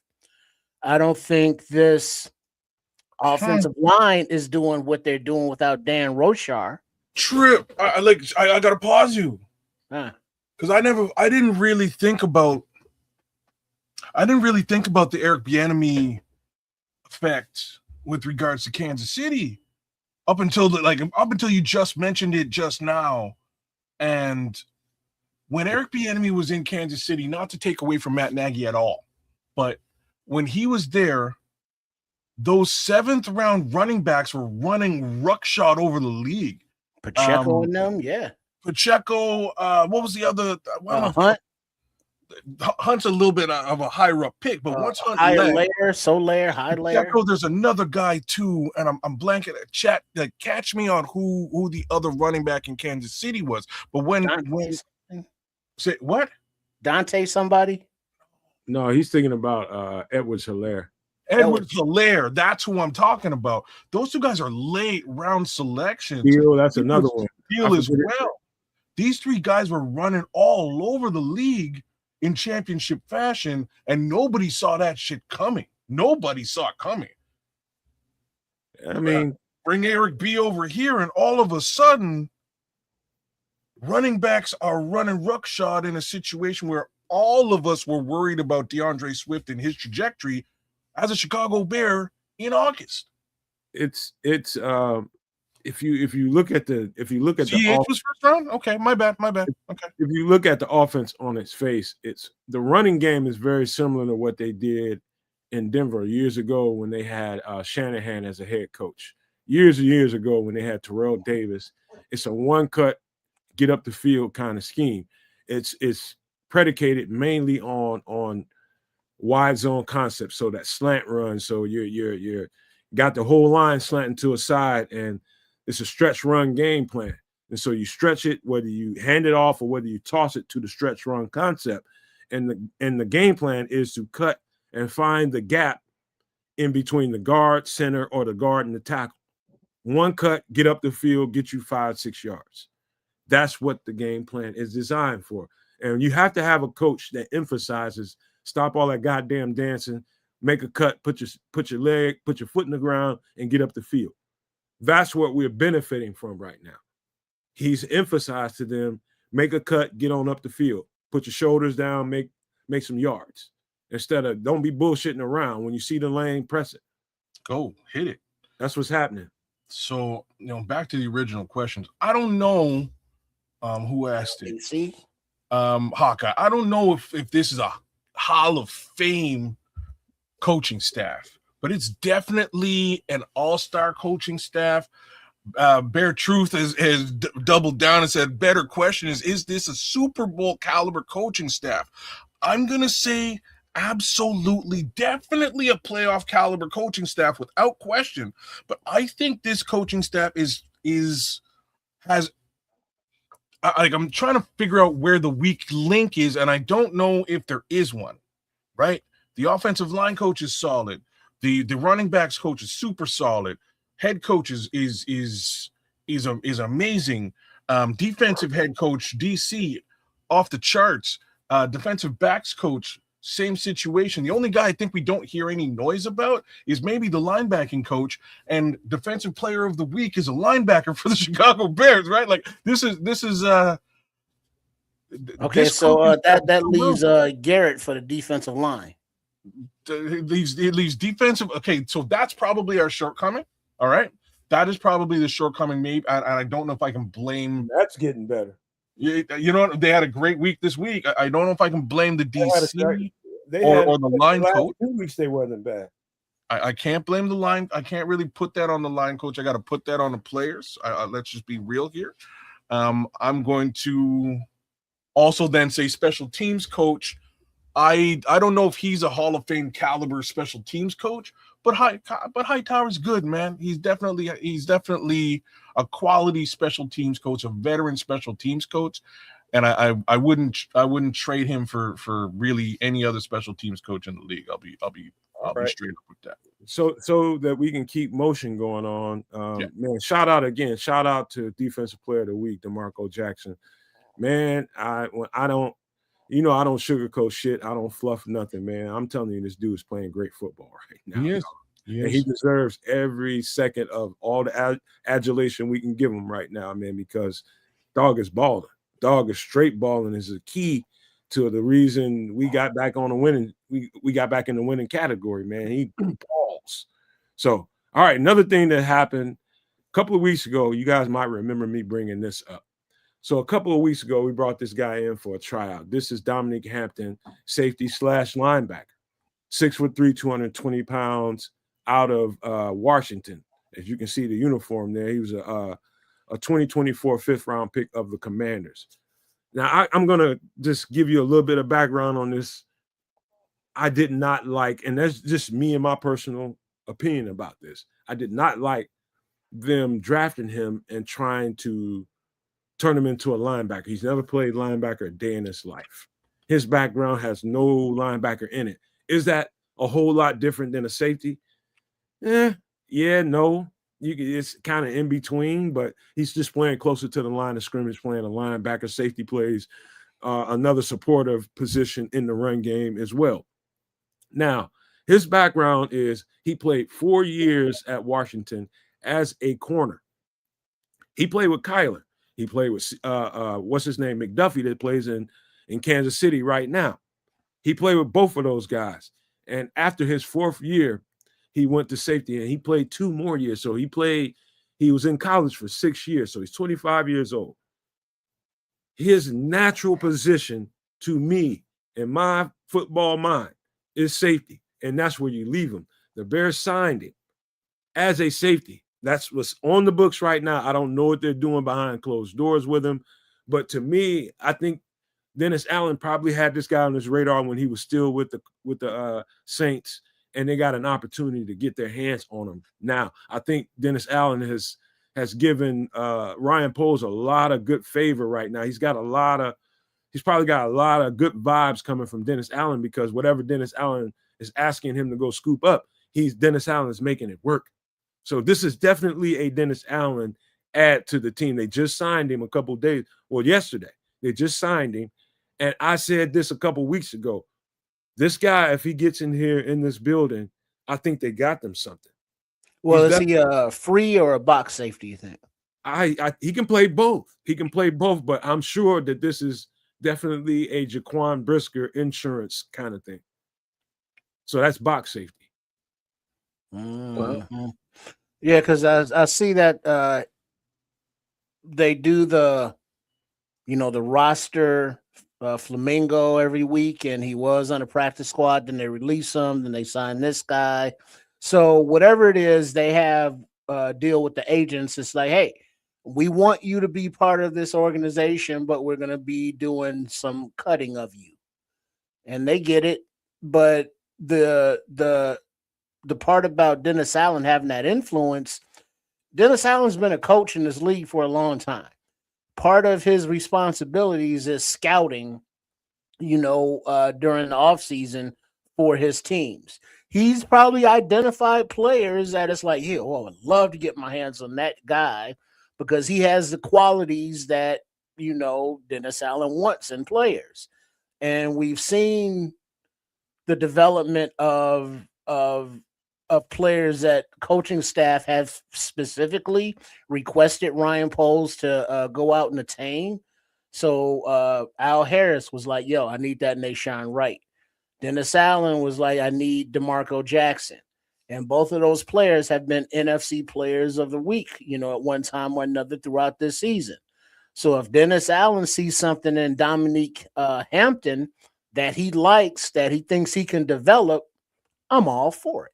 Well, you know what he likes, right? Well, he likes that length, that size.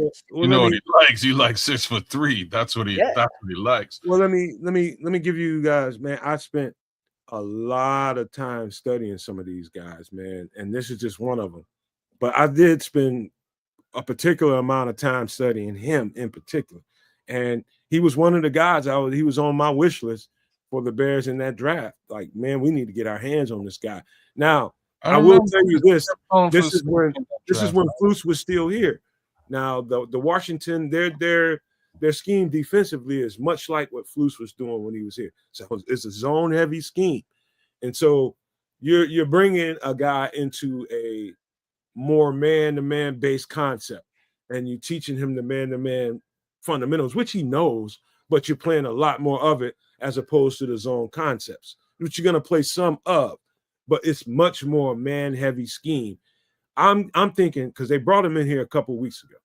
I'm thinking they brought him in here, worked him out, see how fast he moves, see what he looked like with the 220 pounds on him. I'm imagining they probably said, you know what, we're gonna try you out again at your natural position. Drop 5 to 7 pounds and come on back in here. I'm just imagining what they probably told him, so that they can work him out with the techniques of his natural position, safety. And so I believe they brought him back after that workout, brought him back again, worked him out. He lost the weight that he needs. He's probably, if I had to guess, probably around 215, 213, somewhere in that neighborhood, which is decent weight to drop and decent weight to have on you as a safety. And I think they like what they have. This is a thumper. He's a decent cover corner, decent cover safety. He can play anything. He's the kind of guy that you can line up in the slot, and you got a physical guy that can play in that box with you and can cover downfield. He ran a 4.5 in the 40. Anybody want to go look up his 40 time and go watch him run? He's got long speed. So this is a piece. I'm just trying to tell you guys right now, I think highly of this football player, not because I spent so much time watching him, but Just his traits are outstanding to me. This is a good pickup. Perfect, because the depth at safety isn't, it may. It isn't. Yeah, thank you. Right, like there's some questions there, so we definitely need a little bit more safety depth just in case, especially given the fact that a certain Mr. Brisker tends to go down. He's played great this season. There's been no real injury concerns. I think he might have gone out for a game with a more minor situation, but you never know, right? So good to have a guy back there that you might be able to put on the field behind Hicks. Hicks is good, but you know what I'm saying. Well, let me ask you this, kids, no maniacs. I saw something this past week that in free agency, Jaquan Brisker is expected to make an estimated 11 mil a season. So that's a 3-year, $33 million deal, as opposed to what it looks like they may be doing here is, with players like Hampton and other practice squad guys, it's not about this season for them seeing the field. It's about their internal development for next season and beyond. So if they are, let's say, developing Hampton, because we're talking about him as a safety, and you get Bayard considering to resign, you got Kwani B considering to resign. Do you bring back Brisker at 3 years, 33 million? Nope. That's gonna, so that we don't get into this long ass conversation, because we do got to move. Listen, all I can tell you is this: whatever the Bears' priorities are and whatever they decide to do, it ain't up to me. Number one. Number two is I can tell you the difference between Dominique Hampton. I think you better sign 31. Make sure you got him back in this building. You give him what he wants. That's what I'm trying to say. Let's just put that to the side. Like we ain't got to talk about that. Now, this whole thing with Jaquan Brisker, what I prefer to do is tell you the difference between the two players. Everything that I just said, he's a little heavier than Jaquan, packs more of a punch than Jaquan, healthier than Jaquan, and he's more fluid an athlete in transitions and his long speed, closing on the ball in the air. There's qualities to Dominique Hampton that I would say Jaquan Brisker can't really match. Wow. Now, and I think this is a long-term kind of thing here with Dominique Hampton. I'm like Trips. I don't think he touches the field this year because they signed him off the street. So you don't have any requirements, as you don't have to give him some I think you're making a mistake by not putting him on the 53. My thoughts about that. I think he's that good of a piece. Fair. Not putting him on the 53 is a fucking mistake, but we'll see what they do moving forward. But I don't like being put in that box of what should we do with Jaquan Brisker, because we got to keep moving. So before we do, I'll just give my quick 2 cents, and it looks like this. Just like you said, Kevin Byard, as far as Jaquan directly is concerned, I expect them to draft a safety anyways this season, right? So coughing up another 33, that's the third position that you need on this team. I expect that to be the third round pick. That being said, 33 mil for a safety when you're likely to replace that position with a rookie. You can develop this guy, get him on the field. You can put the rookie on the field again, depending on where you get him in the draft and what his caliber is. So that's my 2 cents. Got to put that money into Byard. I wish G-Man, I wish I can show you the difference in the transitions. Like when you're in phase in a route. So I'm covering the receiver and the receiver is breaking on his route. How I transition from, covering the route to closing on the ball when it's in the air. Those are transitions. And some of the stuff, like I'll just say Jaquan Brisker, what hurts him more than anything, in my opinion, is he's a little stiff at the hips.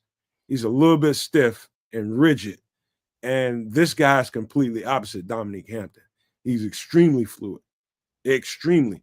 And that shows up when coaches are sitting on the sidelines watching these guys moving around in drills and different things like that, how fast he gets to a ball when it's in the air.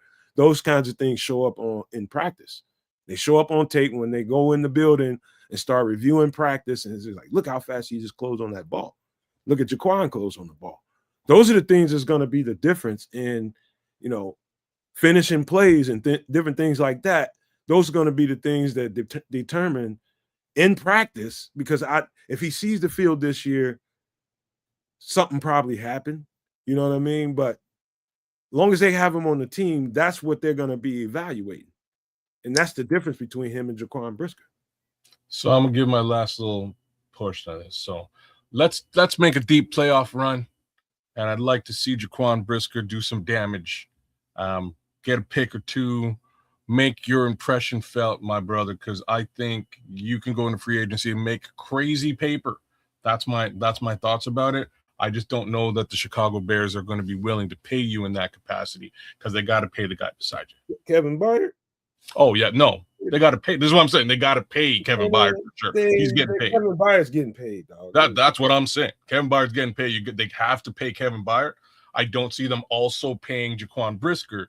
So let's go to effing Super Bowl and get Jaquan Brisker some money while we're at it. If he's on his way out potentially, let's put him in position to make some good paper off another team. All right, let me get this down. Yeah, and Byard wouldn't be long-term signing, like I would say a 2-year deal, 20 mil or something like that. Money got to go around, right? So like even though Swaggy in the chat is saying what he's saying, like that's what it's going to look like. It'll probably be another 8 to 10 mil, 2-year deal, maximum 3.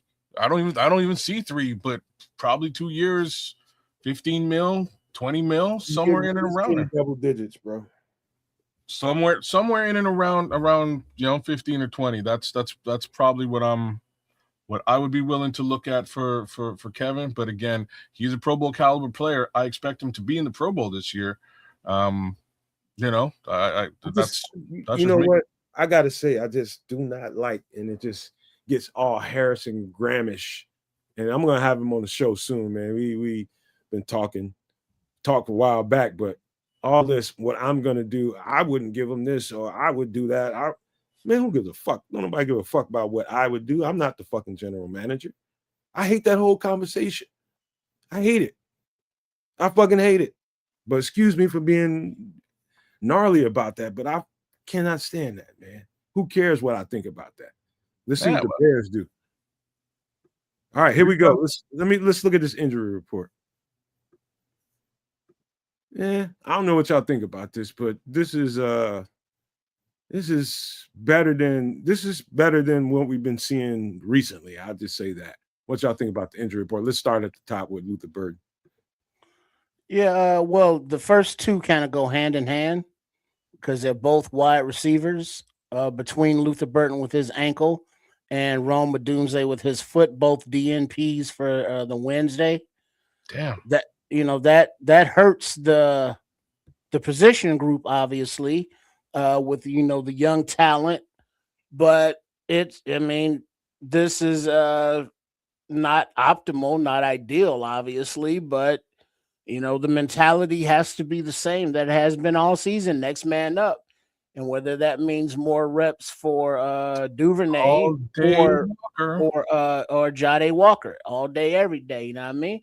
So, we have reserves, so it's not hopefully too detrimental.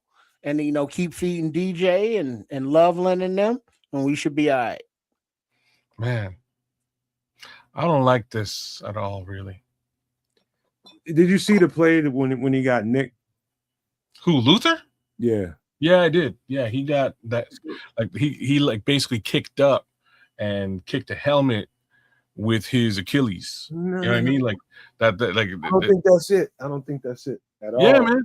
No, I think he accelerated when somebody was pulling at his foot, and he was going. It's just inertia, bro. He was going one way and accelerating one way, and right at the same time when his foot was getting grabbed. No, and that's not what I saw. I saw him going out of bounds, and the linebacker was trying to get to him, didn't get to him. He was trying to kick out of that his helmet, right? The helmet caught the back of Luther's foot as he was running out of bounds, and he ran out of bounds. He kept going, and then he started to hobble, and that was basically the end of the end of Luther for the game. But that's the funny thing about injuries. We can see let's say impact with a heel and a helmet, and so we think it's a heel injury or foot injury or ankle injury, but it turns out being a knee issue or a hip issue because of the angle that the leg made impact, that it affected something further up. Yeah. So, we may see one thing or like a player getting rolled up on and think that it's this, but it's not. It's something else. Reason why I say that is because I got my ankle screwed up kind of in a similar way. I would say almost exactly like that. It's when you're going, and I wasn't going out of bounds like Luther Burden was. He was going out of bounds, but he was still being aggressive, trying to break from that tackle. And that's what happened to me. I was trying to run through a tackle, and I got my foot jammed up with the tackler, and he had a better grip on me. And that's just inertia, bro. When you're trying to force your way out of a tackle when somebody's got good grip on you, something's going to give. And that's what it looked like to me with Luther. He was still trying to cowboy through that shit, Bronco through that shit, trying to run through it. And he was wrapped up well enough where it probably hurt him a little bit. Well, I just don't like the fact that two of our wide receiving core are out ski right now. So got a couple more days. Hopefully somebody steps up to the plate, whether that is Rome coming back, which is probably the most likely scenario, whether it's Luther, again, hopefully he shows up as well. But I'm a little bit worried about either one of those scenarios here. I'm a little bit less worried about Rome right now. Let's talk about Rome right now. I feel like he should be able to show up, given that they almost played him last week and it came down to the wire. But did you I hear see what happened to the kids? No, you saw what happened? Well, not what happened, but he was not playing last week, and so they didn't have him on IR or not active. Mm-hmm. So he was warming up pregame, and they was like, "Nah, you can't go." So it became a discussion this week where Ben Johnson said, "We don't know if he can go or we have to save him from himself and sit him down another few weeks."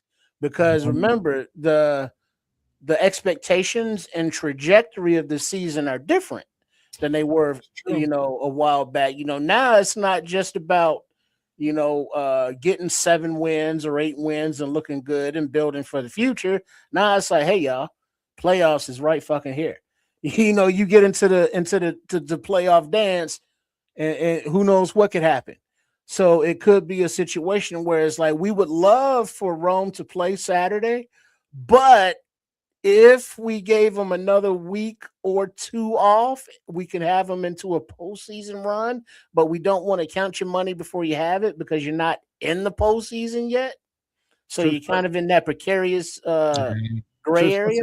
That's exactly the way you should be looking at this, in my opinion, is exactly that. You should have learned something from Kyler getting back on the field too fast and him going down in a before the game, in warm-ups and shit like that. That should be a telltale sign he hasn't had enough time.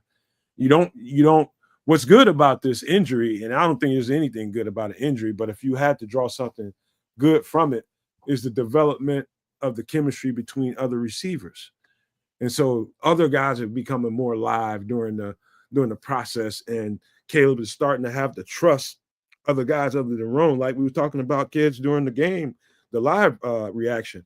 Him not having his binky is making Caleb get better at identifying other people on the field, which is what he should have been doing a long time ago. But so happens that Rome gets hurt and he's having to do it automatically that way.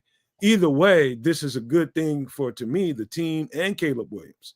The fact that Rome's not there, so he hasn't had that guy to focus on, because there's a lot of times you'll see him just look at Rome, and that's the only place he would look and throw the ball. One way to prevent him from staring down Rome is, take Rome right out of the equation. Right. That's an interesting look. I didn't really think about it that way.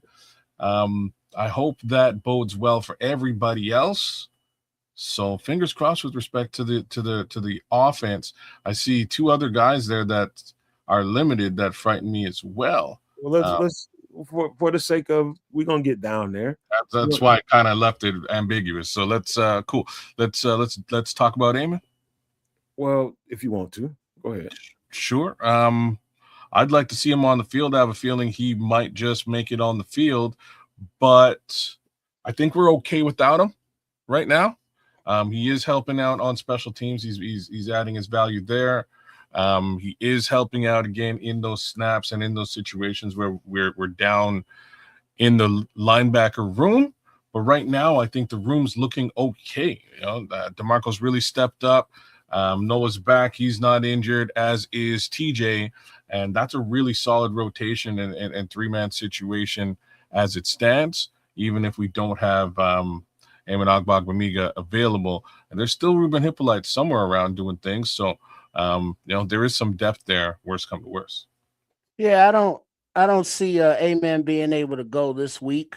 Yeah. Because if he's a DMP, this time of the week, and he has a hammy, you're gonna need to be able to stretch that out a little bit to make sure you can run on it in cold weather. And if he ain't even, doing that yet, in a limited fashion in practice, he's gonna be out. But for the special teams unit, there are other athletes on the team that have been able to come out in his stead, and they haven't been detrimental. So if he needs to be out, he can be out. Another little nugget to keep close to you guys. I'm talking to you two guys and everybody. Like if you get 2 or 3 DMPs in a row from a non-starter, that's alarming. That's probably a telltale sign that guy's not gonna be a factor. He's not gonna be a guy we can depend on that week. But if you get 2 or 3 of those in a week with a starter, that's typically during this part, especially during this part of the season, that's usually like, hey, just put them to the side, man. We're gonna let them rest, and later on in the week we'll start involving them in the walkthroughs and all that kind of stuff. That's typical of some guys need rest, and then some guys are actually hurt, and we shouldn't have him out on the field. He needs to be in the training room, and that's what it looks like for Amon. Well, that point that you bring up also made me take another look at this report, and there are 2 names that I was expecting to see that I haven't, or I'm not seeing: Tooney and Jarrett, because pretty much the entire season they've had old man rest throughout the week, but they not listed here. Yep, that's it. They're finally, all those weeks of not practicing is finally paid its dues.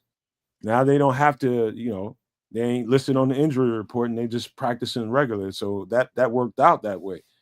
So like Amon, it's a hamstring. He's gonna need probably about 4 weeks to get that right. 3 to 4 weeks. It's no pressure to get him back at this point. It's nice to have him, but it's no pressure to get him back on the field. No need to push that whatsoever. But the next guy, Tremaine, okay, so his practice window opened up like we thought it would, like we said during the live reaction. Yep. And the question is, everybody wants to know, is he going to be back on the field? And here's the thing. Just because his practice window opened up and his window to get on the team and be a part of the 53, that doesn't mean he's going to get there. Now, the beautiful thing about what Tremaine's situation is the guy we just talked about at the very beginning of the Bears conversation, how well DeMarco Jackson is playing. So even though I'm sure Tremaine wants to get back on the field, my thing is this: you got these growing injuries that's happened to multiple players on the team so far this year. You want to make sure you're airtight, ironclad with that process of making sure he's right before you put him on the field. And so Kez might have said it earlier in the show, we probably won't see him this week, probably see him the week after. And if that happens, I would understand why, just because DeMarco is playing such good football. I think we're okay in the linebacker room, man. There was a lot to be worried about a couple of weeks ago, but it sort of shored itself up very well. Like even in a situation where Tremaine, TJ, and Noah Sewell were gone, right? With the three of them missing, DeMarco Jackson stepped up and really held the fort down. So did Amen Agbagbamiga. But that being said, I think we're in a good place with the linebacker room right now, even with Tremaine in limited capacity, working his way back onto the field. Who was asking earlier on? Somebody, I think it was Tim Basemore. It was Tim Basemore. He was asking about splitting time when he comes back, and I'm under the impression, and I hope that they do. I hope they split snaps across the board, right? Just give him some load balancing to get back into it and ready to rock in full football shape. I'll say don't expect Tremaine to be back in a full football shape until potentially playoffs. But if we can get back a fully functional Tremaine, like I say, I personally think that he should have been a Pro Bowl votable player. He was playing his heart out this season as well. I want to know if y'all noticed something during the games.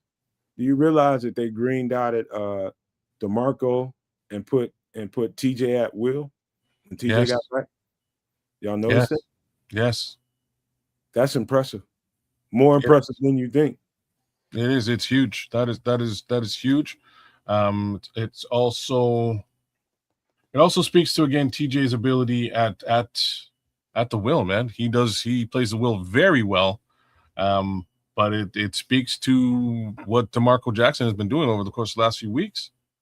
Right? Yeah, but sometimes when they catch TJ out there in coverage, it's like, oh shit.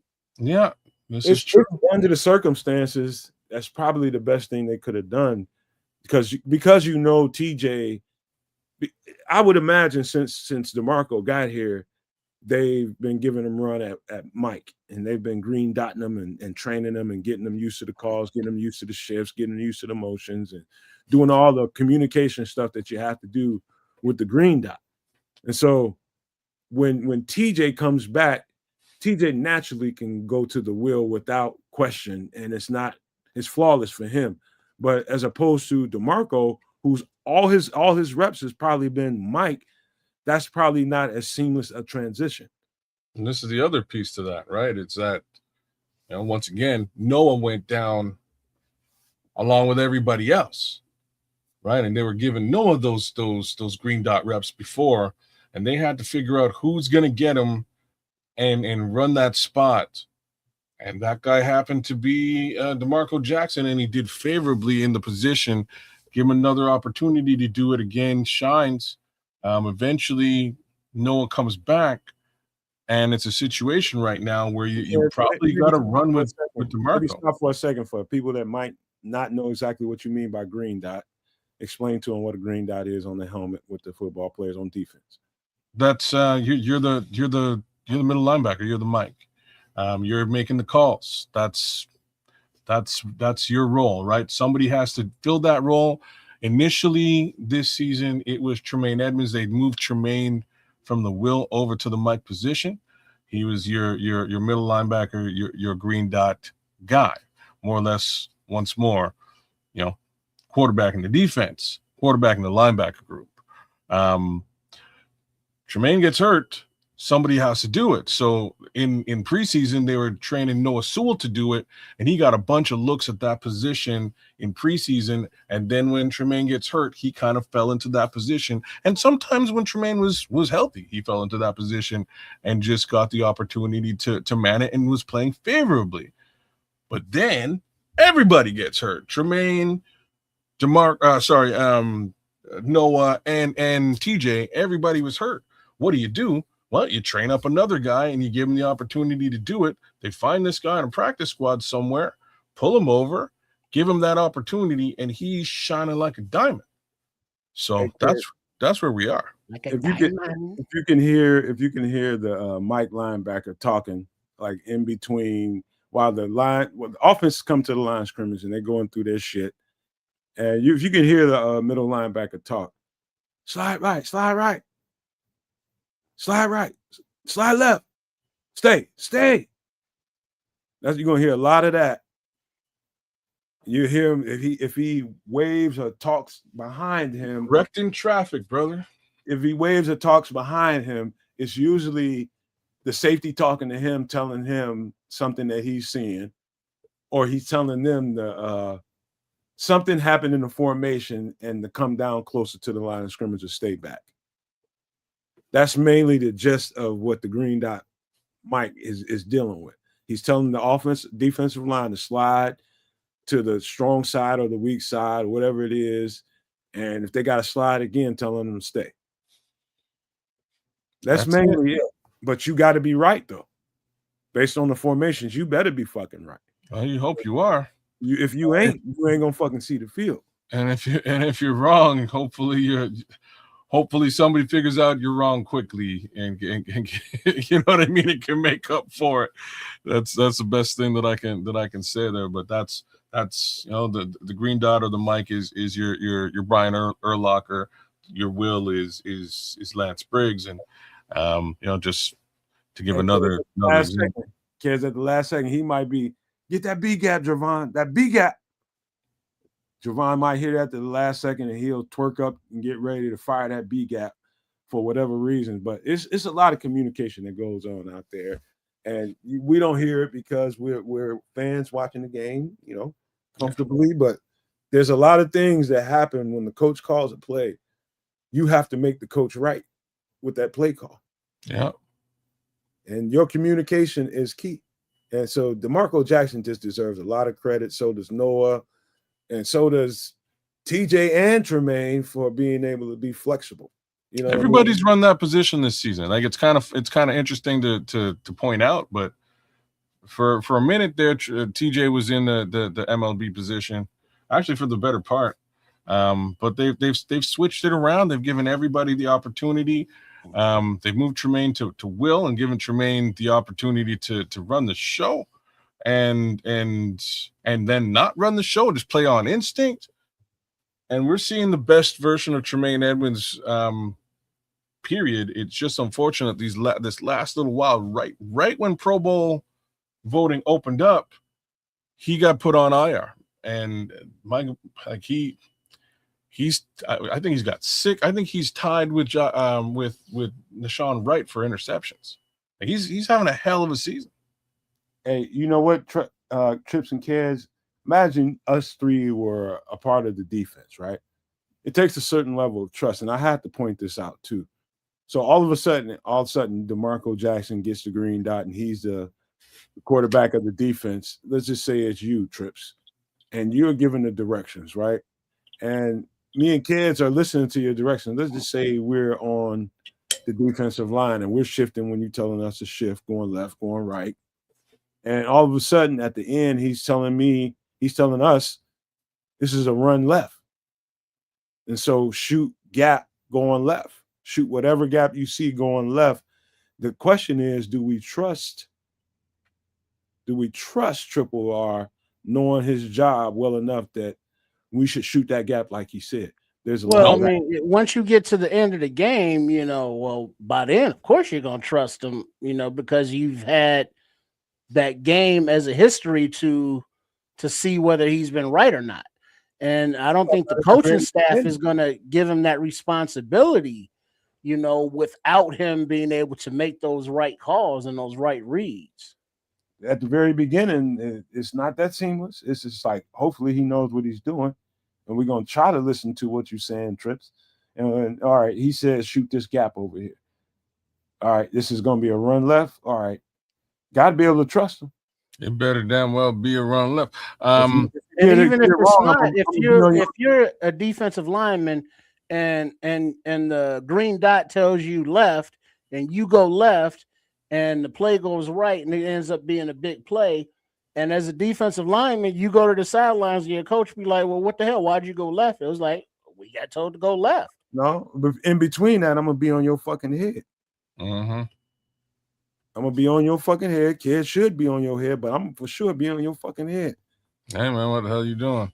And then anyways, that's a whole conversation. But the real Trust me, it is, bro. It you know is. what I mean? The upside is DeMarco's playing well at the position, and even when Tremaine comes back, they'll probably just load balance him in and give him the opportunity to get back to where he needs to be.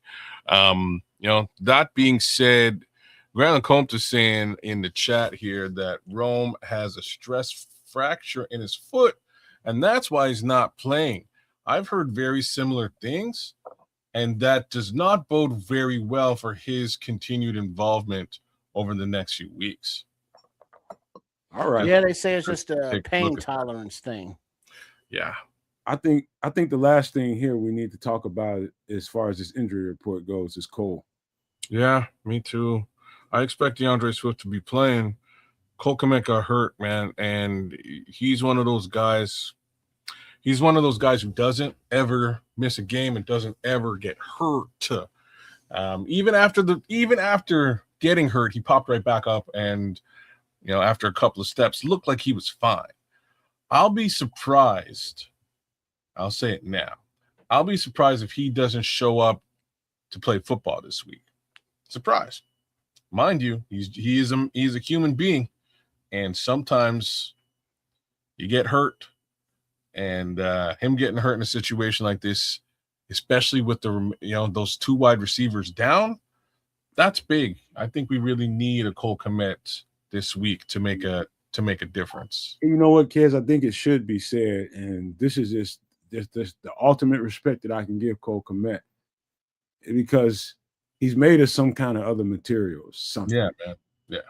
Man, it's a lot of people were upset because we gave Cole Kmet money.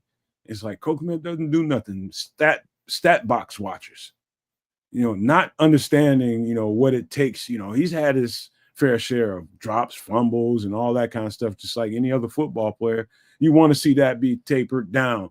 You definitely haven't seen as much of that this year. There's a lot of onus he's put on himself about that kind of thing. And I think Cole Kmet is worth every freaking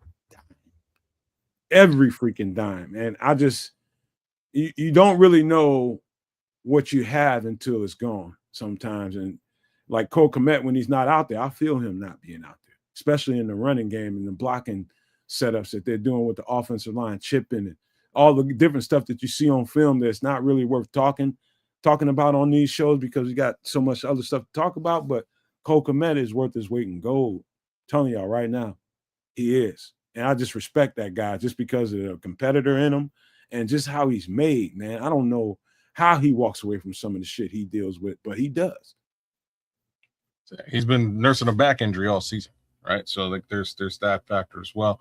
But yeah, I have my qualms with the Kmet re-signing, and it was just the timing of it, not the dollars or the cents or the player, just the timing. End of the day, he's, in my opinion, kind of reinvented himself. He's not going to be your Travis Kelce, which is what everybody's sort of looking at him to be. I don't think that's what Cole Kmet ever was or ever will be. Cole Kmet is now, like, in my opinion, like a true tight end. He's going to provide the chips and the blocks that you really actually need out there on a regular basis, as well as leak out into the passing game and secure a football. Could he bring more footballs in? Yeah. Does he drop the ball sometimes? Yeah. Does he get a lot of yak? Not necessarily. But end of the day, I think he does what he does. They say when Cole catches the ball, he hits the A button. It's a dive. Yeah, it's a dive. You're going down. But that's exactly really what it is. I don't care as long as that ball is going with him and it's good for whatever. You know what, though? Funny you said that because I see it. Yeah. You don't realize it until you're out there on defense, and you don't, like, as soon as the tight end gets the ball, it's usually somewhere in the middle of the field or in the flats. Guys are taking full speed Bro, you're getting smoked. Dashes at him. You know what I mean? They they're hitting them and they're big. You know what I mean? So there's a psychology to it. So you definitely ain't trying to rip into his upper body, right? You want to go to the weakest point of his body. And what is that? The Legs legs. back. Uh-huh. And so now you're gonna catch that ball, and now you're trying to basically dodge guided missiles. So I understand it, man. I like if I was a tight end, I'd be balling Brother, up. this is why Like, tight ends go down as frequently as Darnell Washington, 300-pound. He's out. Like, he went down. They go down because they're sitting ducks in the middle of the field. Some of them are massive sitting ducks, right? So it ain't easy being a tight end in the NFL. I just got to put it that way. More power to Colston Loveland being being that more wiry route running type that may be able to secure some of that. Like, even his big reception to win that game the other day, he got hit by two defenders, somehow stayed up and kept on trucking. But those hits are coming, and they will be there. Hey, kids, you remember that play we was watching? I think it was this week. Might have been last week, but I'm not sure because they get mixed up with me. Mm-hmm. He got taken out. He got his legs taken out from under him, and we was just like, "Holy shit!" It's this week, man. And he just held on. Yeah, dog. I don't like some of them hits are hard for me to watch because I know what they're trying to take his damn legs out.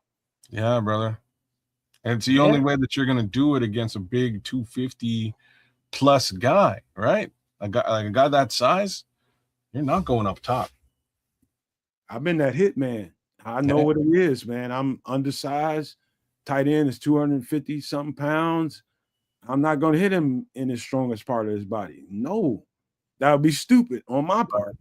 That's how that touchdown I was just describing happened. Both of these guys hit him square in the body, and they just bounced off of him like they didn't even hit him at all. He spun out, and next thing you know, he's in the end zone. You don't want to have to deal with that. Like, if he fucked around and shakes a tackle and starts to get a couple of steps in front of him, that is the worst thing. You don't want to see that. You don't want no parts of that, brother. I'm telling you right now. You don't stiff arm some fools, man. He'll stiff arm you like Marshawn Lynch too. And we also gotta, just make sure we give Komet his props because he will drop the ball, but he's a good blocker. He'll leak out, and his contract is reasonable to where it's not detrimental to the salary cap, and it is tradable if is so deemed. It's actually beneficial to the salary cap at this point. A couple of years ago, it was like, whoa, what are we doing? At this point, you're not really going to find another tight end out there like his caliber for that kind of money. Just right. Not. And so he's under contract, and we see that how Ben Johnson is deploying tight ends. So you got Loveland and Komet, but then also you got Smythe in there as a tight end, as a fullback. So they're deploying the tight ends, numerous tight ends often. So we need him, and he's a good part of this team. And he's usually, beat up, but he plays. Yeah. So to have him back out there and available is good. So him being even in a limited fashion in practice on Wednesday is a better sign than a DNP. Yes, sir. One last thing before we get into the Packers conversation. We're gonna lay into that pretty good. When it comes to defending a tight end and having to make a tackle on tight end, when I said you want to hit him in the weakest part of his body, the lower body, the legs, the last place you want to hit him is in his thighs. Just telling you, right? Yeah. You'll kind of get kneed into oblivion, brother. Man, dude. You know what I'm saying? Moving, if he's like, if he's moving, if he's a moving target, you don't want anything to do with those thighs, bro. Oh, that's is not very much that I would say that I don't miss about football because I love every bit of it. But that's fucking one of them. I'll tell you that right now. Yeah, man, you will get launched into next week, bro. Especially against a tight end, like against a wide receiver or what have you. It's a problem. Running back, depending on like Derrick Henry, don't do it. But a tight end, oh boy, man, yeah, man, you'll get sent into next week and wake up. You'll get Bronco you just get broke off. Yeah, Oh, man. I've had the stingers I can talk about, man, from hitting the tight end in his thigh. And I'm thinking I'm aiming lower, but I end up on the thigh. And man, dog, it's painful. A stinger is painful. It's like you think you just completely dislocated your shoulder, but you didn't. It hurt so bad for about that shit lasts about a good 3 to 5 minutes. It is bad. And you just walking on when you see those guys walking off the field, like their arm is just hanging to the ground. Yeah. 9 times out of 10, that's a stinger. And they just can't take it. It's like, get me the fuck out of here, man. I'm sitting the fuck down. Don't say nothing to me. Leave me alone, man. Leave me alone. You do one of these. You need them deep breaths. You do one of those for about, and the announcers got the nerve to say, it's just a stinger. He's just a stinger. He'll be fine. Do you know what a stinger feels like, dude? Yeah, bro.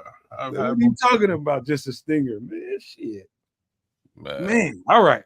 I'm just gonna end up having a long ass conversation about that, but we got to keep moving, man. All right, the rest we can live without. Let's talk about them Packers. FGB. F to the G to the B. Isn't it right though? So we'll start it out from here. I watched that game, man. I watched that Broncos game versus the Pack last week. And the first thing I got to say ain't about the Packers. It's damn, them Broncos look real good, though. Just got to put that out there. Now, moving back to the Packers, there's film now on what you do and how you beat this team. Just want to put that out there as well. So I'm quite certain that these Chicago Bears have been in the lab cooking it up, trying to replicate what did Bo Nix and the boys do that this team just couldn't stop. Talking about defensively, right? Yeah. No, well, both sides of the ball. Like they shut them down defensively. They also tore them up offensively too. Right? Like both sides of the ball. This was a very good football game with regards to the Denver Broncos and how they played the Packers. So I'm hoping, much like anyways, I'm hoping that they utilize some of that film and they'll be able to exact some revenge this week just by looking at some of the nuances difference that team used to play against the Pack. The other piece is the more obvious pieces. So on a bi-weekly basis on the Superflex Fantasy Football Show, every Tuesday, come check your boy out at Kez the Canuck, 7 Eastern, 6 Central. I tend to make fun of Christian Watson and the fact he just can't stay on the field. I'm like, he's one of the most talented wide receivers I've seen in a while, but unfortunately, kid just can't stay healthy. He's back on the field. He's bound to be on IR sooner or later. Just how it works for Christian. Whoops. Christian gets hurt in this game relatively early into the game. So that means this is more or less going to be the Jaden Reed show, potentially some Bo Melton love, maybe some Romeo Dobbs love if he's not also hurt. That's what that's going to look like. No Christian Watson. And then I messed around, and I was admitting on the Superflex show last night as well that as I'm watching this football game, I get to looking at Micah Parsons because there's just a little bit of a scuffle that he gets into, and they're talking about him. And I'm like, man, like Christian's down, somebody else is down. The bodies are hitting the floor today for Green Bay. This game is, the Broncos are just kind of owning this team. Man, it'd be crazy if Micah goes down. And lo and behold, maybe 2 snaps later, Micah Parsons goes down. ACL issue. Knee buckles. Non-contact issue. That does not bode well for the Packers at all. They put a lot of investment in that particular man, in that particular position, in their defense, and it's, for the most part, paid dividends all season. Didn't look all that fantastic and awesome a couple of weeks ago against us, but again, he's Micah Parsons. He had his moments. Don't get me wrong. With 2 first-round picks and Kenny Clark gone, that's gonna hurt. That's painful stuff. I can't. This is a little bit, for me, it's unprepared because I'm always all over shit. But my girlfriend was off this weekend, so I did not review that Packers and Broncos matchup because I come in here with all kinds of stuff to be telling y'all. I did not. I seen some highlights here and there, especially some of that Micah stuff you're talking about, and his effort. It's just relentless, man. The pursuit that he puts on the quarterback, constantly that guy chase, just running them all over the field. And that's how it happened. That being aside, one thing I want to caution the fans, like I always do, man. I cautioned them before this first Packers game, and I'm just like, all that shit we talking to each other, on social media, dog, don't disrespect this team because they're good. And they're gonna find out a way. Even with Micah Parsons down, he was like the cherry on top of the cake. The icing was already there. You got number 52 that can really get after your ass. They've got Van Ness that can get after people. They've got guys, man. So Micah Parsons, just because he's not there, don't think this team should be counted out because they should not be. They still have a ferocious defense, man. They do. And that's just so we're talking about the Green Bay Packers here, right? So you're damn right. They will do what they can to make his absence as minimal as possible. And that almost goes without saying. And they'll do the same thing with Christian Watson on the other side of the ball. They will layer in guys to try to make that a non-factor. What I am going to say, though, is somebody of that caliber, and we. Oh, I don't know what just happened. He dropped all the way off, didn't he? His wife just unplugged his ass. He's bounced myself right out of my own show. But yeah, like we saw it last week. My boy Micah would just sort of, they were moving him all over the line and behind it, like layering him up in certain situations to just get pressure, and he gets it. Like that's not something everybody can do. So that's where things get a little bit different. And in that regard, I'm going to make a bold statement and say this now. The Bears had a very hard time doing anything offensively early in that football game. I think there's going to be just enough additional time for Caleb Williams to get things diagnosed and done. I think we're going to come out of this game. We're going to start this game much hotter than we did 2 weeks ago. And we'll see how the rest of the game plays out. Avante, they may not win the Super Bowl and get it all just because of what you said. They're not having Micah, but guess what? We got to face them, and I'm telling you, it's still a great team, and it's still going to be a great football game, right? Like this is going to be a good game for anybody to be watching out there in the world. Games of the week this week, definitely Bears Packers, definitely Broncos, Jacksonville Jaguars. Duval. Believe it or not, those are the games of the week. You got to watch them both.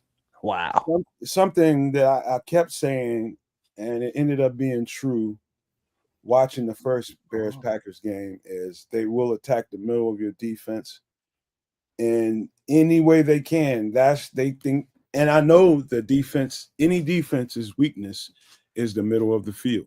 You have to play a certain kind of defense to keep the middle of your field from being terrorized.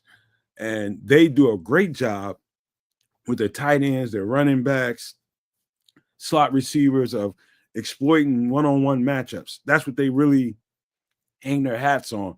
The quarterback finding the one-on-one matchups and trusting his guy to make a play, get him the ball, make a play. And we probably suffered at least 3 times on different plays where it was just one-on-one matchups. Quarterback trusted the situation. Boom, you hit a guy and let him, put the ball in his hand, let him run.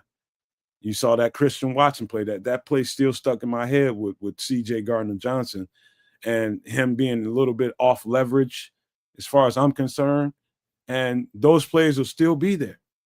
Now, CJ, on the other hand, I told kids this. We just did the last show. I was just like, he's one of them hold my beer kind of guys, man. And he's like, the challenge is what he lives for. That's what he lives for. Okay, it was my fault that we got skunked in that game. And I gave up the plays to get us skunked. Okay, I bet it ain't gonna be my problem next time. That's just the kind of football player CJ is. So I expect that guy to be on another level when they face the Packers this week. Just because he feels like he owes his teammates. And I know what kind of responsibility that is. When you feel like you owe, you're gonna pay your teammates back. You let them down, you're gonna make up for it. That's just how it is for a competitor. Just want to give shout outs to Joseph Archer and Ralph Love and Smitty Q who just jumped in. Big ups to all y'all.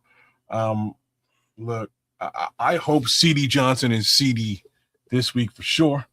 And you mentioned the Christian Watson play.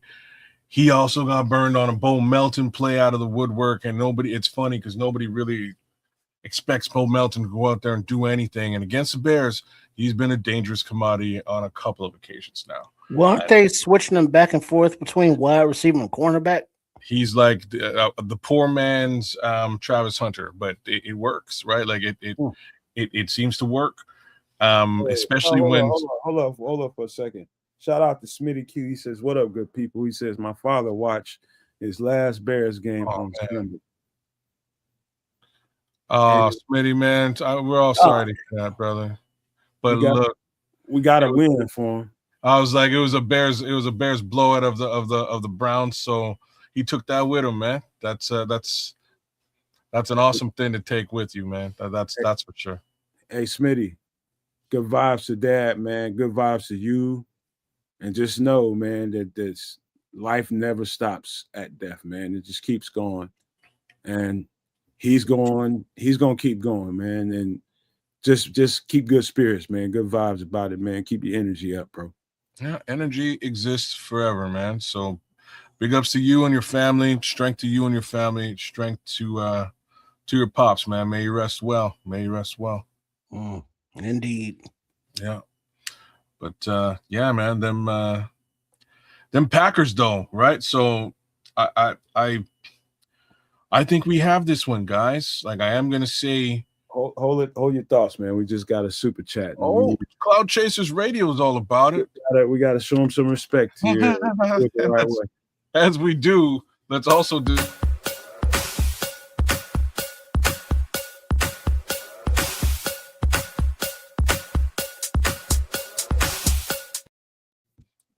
As we do pay our respect to Cloud Chasers, let's also disrespect Nick McLeod at the same time. So let's all pray Nick McLeod doesn't see the field. Cloud Chasers, Nick McLeod gonna whoop your ass. I think Bears win by 10 points or more in this one. Bear down. Much love, fellas. I couldn't call what the numbers are going to be in this situation, but I do think it's going to be a Bears W. I think the Bears have seen what they needed to see. A, they just faced this team. B, they just watched this team get beat by another team. C, Micah Parsons and Christian Watson are both out. Like, these are the three reasons that I'm sort of looking at this as a bit of a different contest. I was really hoping that we could have a healthy Kyler Gordon back on the field at this point. We don't, because my thoughts is that those crossers and drag routes they love to use, Kyler's great at handling those. Like he's elite level at handling those particular types of passes. CJ apparently might not be, but as stated, if CJ just gets in the route within the first 5 yards and just beats you up a little bit, put some hands on you, that's going to throw off the timing of the route. So I'm hoping that he's all about that, and that's what this thing looks like this time around. I'm also hoping that Dennis Allen sort of paid a bit of attention to how we got beat last time, because that was basically the bulk of the offense. Like, Jordan Love wasn't trying to go deep, and when he did, it wasn't great. It didn't look great. I know one thing, Nick McLeod. If I'm Dennis Allen, I would love to keep him. I would love to keep Nick McLeod, but I'm going to ask Nick McLeod to put on. I'm going to ask Nick McLeod to put on another 5 to 7 pounds and give him safety reps, which is what I said when we got him. Different things that he did when he was with the Giants before he got here. I thought that his safety reps looked better. Even some of his slot corner reps look better than his boundary stuff. His boundary corner stuff, for whatever reason, those were his worst plays. Yeah. And they've been his worst plays since he's been a Bear. And I don't think he played well in the slot, in my opinion. Yeah, he played very well in the slot. And I think he's one of those kind of guys. He's a flex guy that you can play in the slot and play at safety. I think boundary corner is pushing it with him. It's just based on what I've seen. Yeah, I don't see him, like, knock on wood, Nick. Cloud Chasers. I don't see him getting that many reps here this week, right? Because Jalen is back, and shout out to Levante to sort of bringing him back into the conversation. He's saying that Jalen is great at covering those drags too. He is as well if the drag is coming from his side. He's very good at covering. Jalen just ain't him right now. I think he might be this week, right? The last 2 weeks, he's been ramping up. I remember y'all's face when I think Tripp asked me how long is it going to take before Jalen Johnson is Jalen Johnson and Kyler is Kyler, and I said a few weeks, and I seen the faces now. It was just like, really? I'm like, really, man? It takes a while, man, when you ain't been playing football for a minute. And we at that third week mark with Jalen. Yeah, he could start displaying some of that old Jalen Johnson, but it wouldn't surprise me, but it kind of would. I think here's what I'll say. I think we see a return to form for Jalen Johnson. I think we also see a return to form for Tyreek Stevenson, who he'll be splitting reps with. I think they'll both play really well on that side. For the most part, on the other side, I don't see anything happening against Deshaun Wright. I think at this point in the game, they really have to focus on those drags and crossers, because his physical makeup is a mismatch for most receivers on the other side. And last 2 weeks ago, the Green Bay receiver had to grab him out of the play to ensure that there was not an interception. And that's how blanketed he is on the receiver on the other. That was Jaden Reed. So I don't see him going, rainbow ball the way that he likes to do it against this team right now. I don't think that's happening. All right, Trips, you've been awful goddamn on quiet, man. Now we're gonna get ready to close up this Packer Bears rematch in a minute. Now you ain't said a whole lot. Yeah, not a whole lot to say. It's a bitter taste from a very short, time since the last one. The team seems to be focused on it. Both teams have injuries to overcome, and both teams are playing for something. Now, I would think that the onus, the weight, is more so on the Packers because they are farther ahead in the team building aspect than this first year, head coaching Bears staff is. So the pressure is on Green Bay. The Bears can play loose and they can play football without having to, stress about it. They should just be able to play some loose, free football. And I think they do that. when not get tight, they'll be just fine. One of the great things I think about the NFL, people don't really give enough credence to, that no other league does, whether you're in whatever level of football you playing on. No other league does this but the NFL. When you get 2 cracks at your division rival a year. And so that's a great highlight for me. It's been that all my life, knowing that, you might see your main adversary twice. Again. Yeah, you know what I mean? Because how sour grapes would it taste like only having to face the Packers once and they got us, having to deal with that whole thing in your mind for an entire year. I just look forward to it, bro. I love it.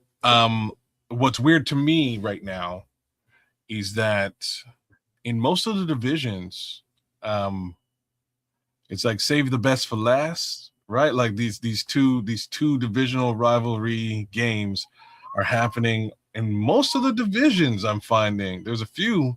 Hate to do it to you again, Kez, but no, it's cool, man. Bring it in, Cloud Chasers. Cloud Chasers Radio. Give me a second. Vanessa Williams, save the best for last. Save the best.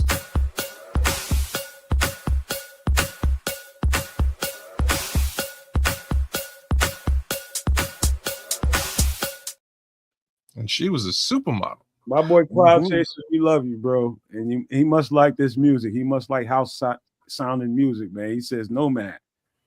$4.99 super chat. He says, Nomad, why haven't we signed Nahshon Wright to an extension yet? Folks got to bring him back.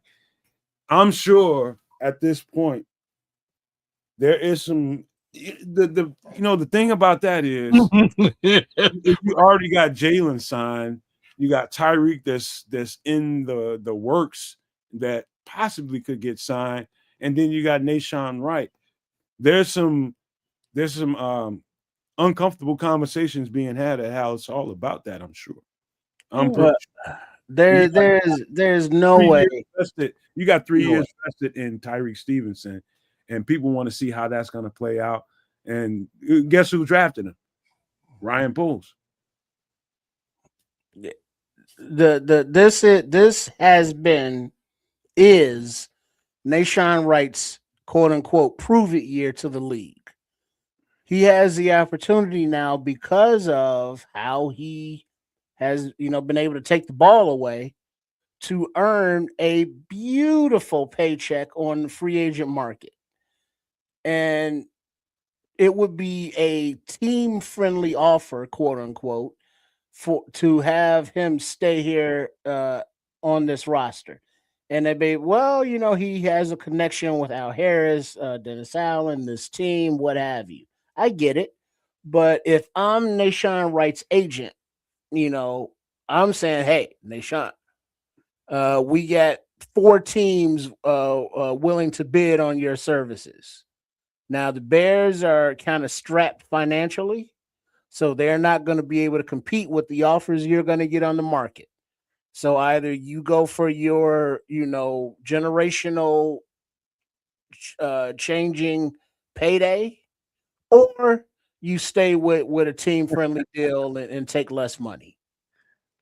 I love it, Cloud Chasers. I love it. He says, shout out to Cloud Chasers Radio. All right on Cloud Chasers. Look, so I'm with everything you just put down, Trip.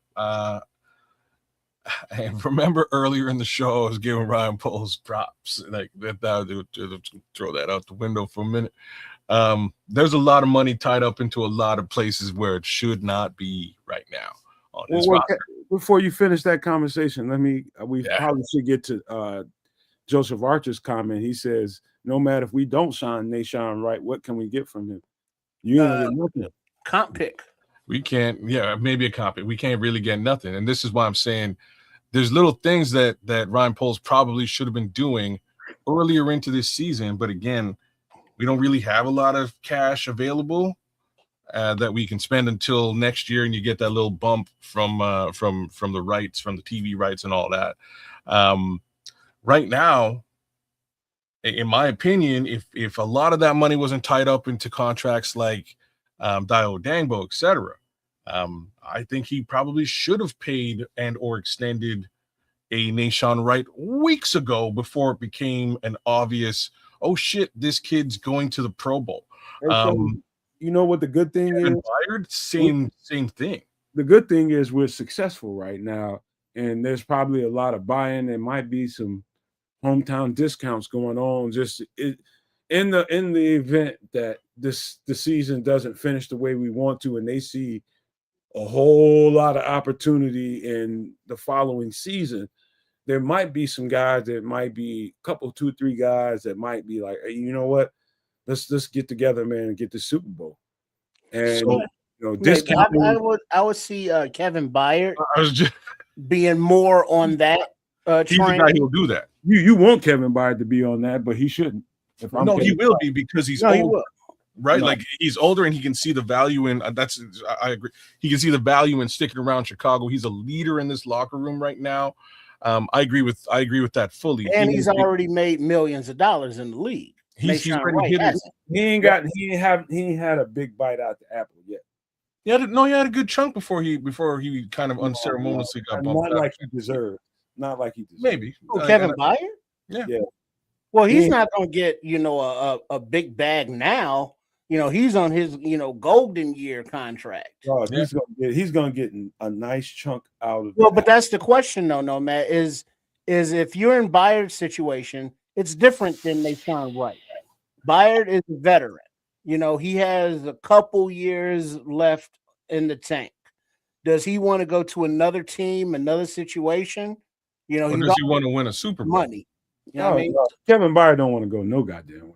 So he's found a home here, to finish out. Whereas Nahshon Wright is like, I need If he's smart, money. he won't hamstring himself.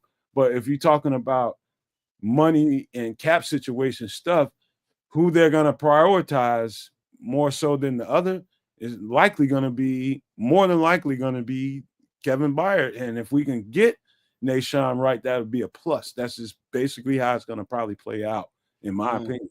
So the other portion of this is that Kevin Byard is also, being a vet and having been paid, he's also smart enough to understand that the more money he takes away from the team, the less money the team can spend on other pieces, right? Like he's that level of vet at this point at 32, pushing 33. Wishful thinking, bro. It might be. I'm hoping that all of these things are factors that Kevin Byard is considering, because I think he should take, a high-end team friendly. And let's go win this whole thing. If we win it this year, fantastic. Let's go win it again in 2026 is really what I'm trying to say. But then we turn the page to a Nahshon Wright, because I would be remiss if they just let the homie walk. You can't really do that. I think all of this goes by the wayside, and this is gonna rile a couple of feathers here, but this is the kind of stuff that goes on in NFL boardrooms when they start thinking about what to do about this salary cap and what to do about these players and these contracts. Let's just say they find a trade partner for Jalen Johnson or something like that. Now, I'm not advocating that. I'm just saying if they did, that would procure some situational benefits for us, I would say. Well, yeah, that would, but now look at it like this. If we are sold on the fact that coaching does matter, we say, hey, we can let Nahshon Wright walk because we still have Al Harris. Al Harris can develop another Nahshon Wright. We don't have Al Harris though, Trip. What if yeah, if we don't. There's talk. Well, hold on. Well, we can't get too far ahead of ourselves. But if he being Al Harris is retained, it's like, okay, he can coach and develop, the next talent to be re-signed and or traded and or flipped, because that's what good teams do. They let go of good players because they can't keep them all. This ain't Pokemon, and they can't pay them all, and so you got to get assets for the good players that you can. That means you got to flip them. And when you have a player like Nahshon Wright, who has just written his own check this season because of the turnovers, Other teams are going to pay for that, and the most that this team can hope for that is a comp pick, depending on the numbers and all that stuff. But we can do it again and replicate it with the coaching staff. Now, if the staff isn't here, or Al Harris gets the opportunity to be a defensive coordinator and he moves on, well, we have to see how Graziani and the rest of the staff can develop talent. But we Well, can't keep the player, because now remember, if a big salaried player like a Jalen Johnson or DJ Moore or whoever has the biggest contracts is moved, would oh, you rather have that money tied up in a Nashawn Wright, or maybe make a move for a Miles Garrett? Hold some on, before you go, Kez, before you go, let me uh, speak to Bear Truth Nine's comment. He says, want to say Dennis Allen's specialty is DBs, no mhm. doubt. And That's it's how he made his bones is as a DBs coach before he ascended to defensive coordinator. and this is also like his type of DB is built exactly like Nashawn Wright. And this is part of the reason why like he can sort of scheme things up for a guy like that to be successful. So yes, Al Harris is doing a great job, but I think so is Dennis Allen with regards to those guys in the secondary. So Ralph Love, he's saying like, but maybe Nashawn Wright's a one-hit wonder. And I'll say this: you might be right. Who knows? The flip side to the one-hit wonder thing is we don't have a lot of Pro Bowl caliber players that are like officially on this roster. Like this time last year, we were wondering if we had a Pro Bowl caliber player, and that Man, guy we was talking about mock probably, drafts. you know what I mean? It was probably Jalen Johnson, right? Like, and then you move on. Right now, let's just so Jalen Johnson potentially, not necessarily this year, but he is a Pro Bowl caliber player. Nashawn Wright definitely is playing at a Pro Bowl caliber level. Kevin Byard is definitely playing at a Pro Bowl caliber level. Joe Tooney is playing at a Pro Bowl caliber level. I'm gonna also say, because that my vote, Darnell Wright is playing at a Pro Bowl caliber, in my opinion, as well. That's a huge lift from wondering if we have just the one. So I think you don't let a Pro Bowl caliber player go, even if it means that you sign him and you trade him for capital, right? Like whatever you got to do to retain that level of talent, you do it. It's my 2 All right. cents. Real quick before we get done with this Bears conversation, because we do have to keep it moving. One of the things that I definitely need to point out is this offensive line play, and in particular, and let me start on the left-hand side because, I mean, the entire line is playing at a level so high right now. Even some of the stuff we see, you see pass rushers getting by from time to time, and sometimes you see some pressure back there. But that's the kind of stuff that the fan base holds on to. Those particular plays, the hotspot plays, instead of how sound these guys are up front. And when I tell you in pass protection, they fan out and make a perfect bubble and a circle and a layer of protection in front of Caleb Williams that is unmatched in some of the football I've been seeing. It almost looks Philadelphia Eagles like the last couple of years. That's a great performing offensive line. I mean, that's like the highest level of offensive line play I can really point to.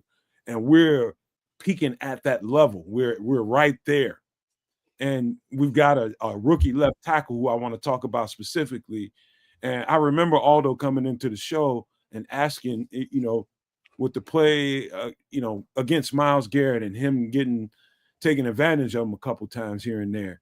He said that you think that was going to bother his confidence. I was like, I think totally opposite of that, because I told him then, I was just like, because Ozzie Trapillo knew he was playing the best. He can only thing he can do is look up, even if he gets beat a couple of times, he's playing the best in the league. And he fared pretty well against him. I'm not going to say this dude played an outstanding game, but for a rookie against that level of competition, that was really good, man. I'm just telling y'all right now. He got some help from time to time, but I'm telling you, I think we might have us one there. I think we might have us one. And if he can perform that well in his one-on-ones with with that guy, man, he's looking nothing but up from here. But let me stop for a second because I broke my own rule. We got another.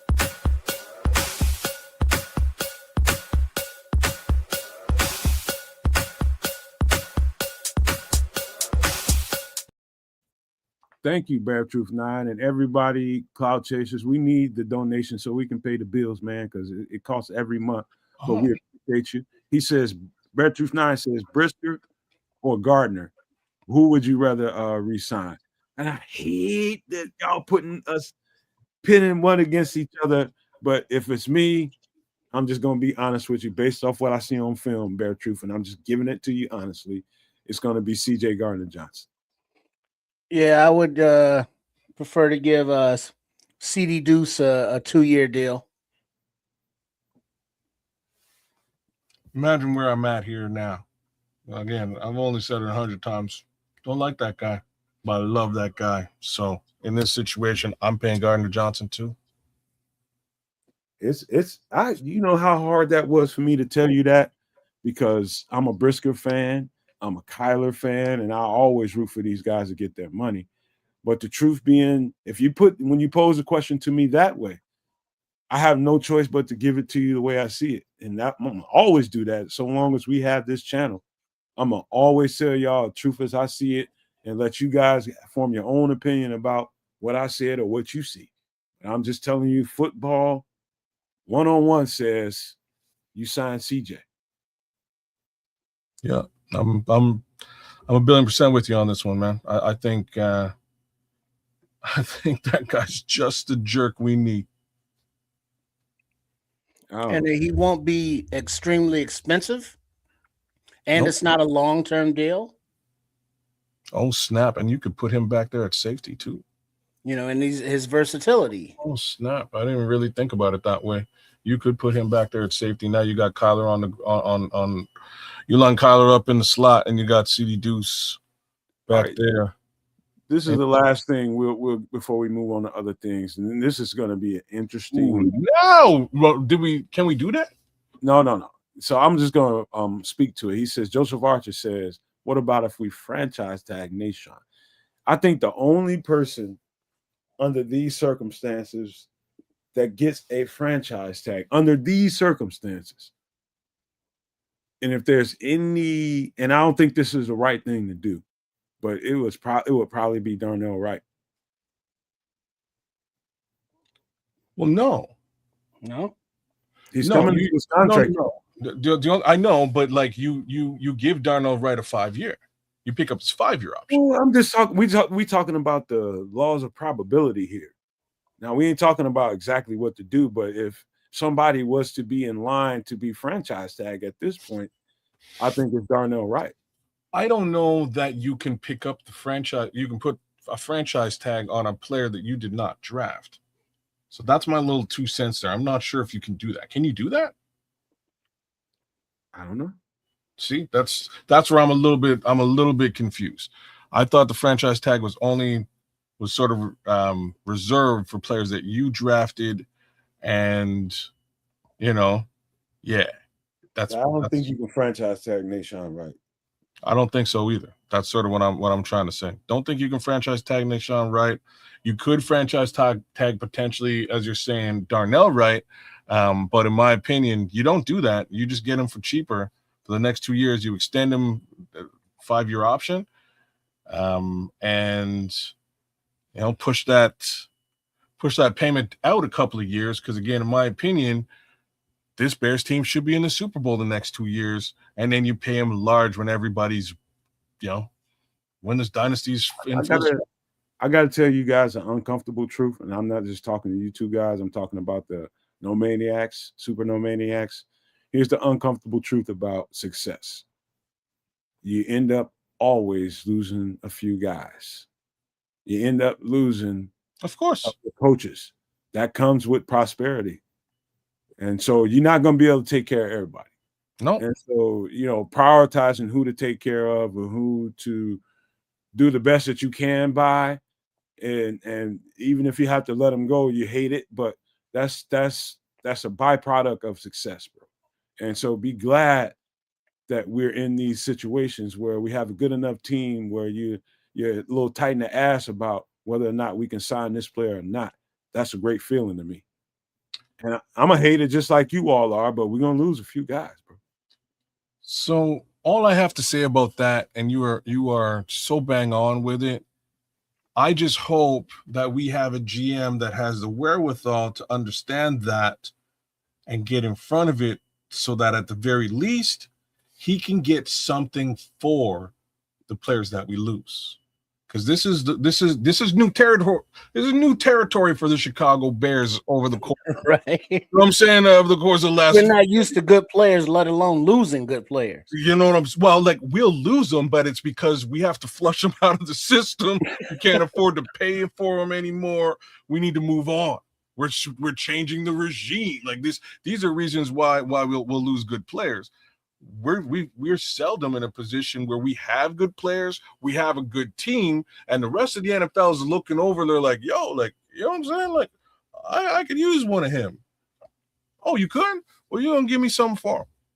So that's where we're at right now, and I hope Ryan Poles is ready to really do some GMing now. Now you can really start to do some GMing now, bro. I'm interested. That's where we're at. I was just away from the computer for a second, but everything he just said, it's I start thinking about guys that's been with us for a few 3 or 4 years, and you love them. You learn to fall in love with Jaquan Brisker. You love Kyler Gordon. You love all these guys that came in here with this regime, and you thought so highly of them. But in order to keep them all, that includes Javon Dexter, everybody. Yeah. That is it's kind of personal for us as fans. It is for me. I can just speak for myself, and I just imagine it's a lot of people that feel the same way. It's a personal thing because you just fall in love with these guys and you just root for them, spend all that good quality time just giving them good energy. And the truth about it is, we ain't gonna be able to keep them all. Nope. We ain't. Nope. No, Unfortunately. And either by trade, by retirement, by injury, or by free agency, every player that you love will leave this team. all of them. So the question is, at some points you have to recognize, as much as we love the team, we love these players, you gotta recognize this is a business, and what can you get for them? If you can't get nothing, like we've been getting nothing, then nothing from nothing, leave nothing. You gotta have something if you want to be with me. In this situation, I think we can gain a heck of a lot and really build out what we need to build out to have continued success. So let's do that. All right. I gotta read the room, man, because we're at 322. And you guys, please make sure that you subscribe and you're liking all three channels, both here and at the Sports Chicago Style and at Keds Canuck, his channel. Please make sure you show some love. Stop and do both of those things. Subscribe and like. If you want to feel really good about what we do, man, share the content with other people so they know what we do around here, man. So we would definitely appreciate you doing that for us, man. We love you all and we appreciate the love you give back to us, man. Those are just 3 easy, free ways to take care of us, and we take care of you the best we can, man. So subscribe, hit the like, hit the share, give it to people that need to know what we do over here, man, because I have to read the room and I have to call an audible right now. You know why? It's because we 3.5 hours into it and I got so much other content to get to, but I have to get to this content because it's new to what we do here. And this will be the first time we did this. And I spent a little time doing some stuff. I'll just ask you guys a question. When it comes to movies, where I got so much nostalgia in me, kids and trips. I just don't know where y'all are, but I just start thinking, like, I fall in love with like the 70s era movies, man. Like, I really love those movies. I don't know whether it was the kind of film they were using. the music. I don't know, but it's something about that genre. The 70s, sometimes some of the 80s movies, a lot of the 80s movies, but I just feel like a close kinship to that genre, man. What do y'all think about that? How about this, man? All right. We don't even worry about what you think about it. Let's do this.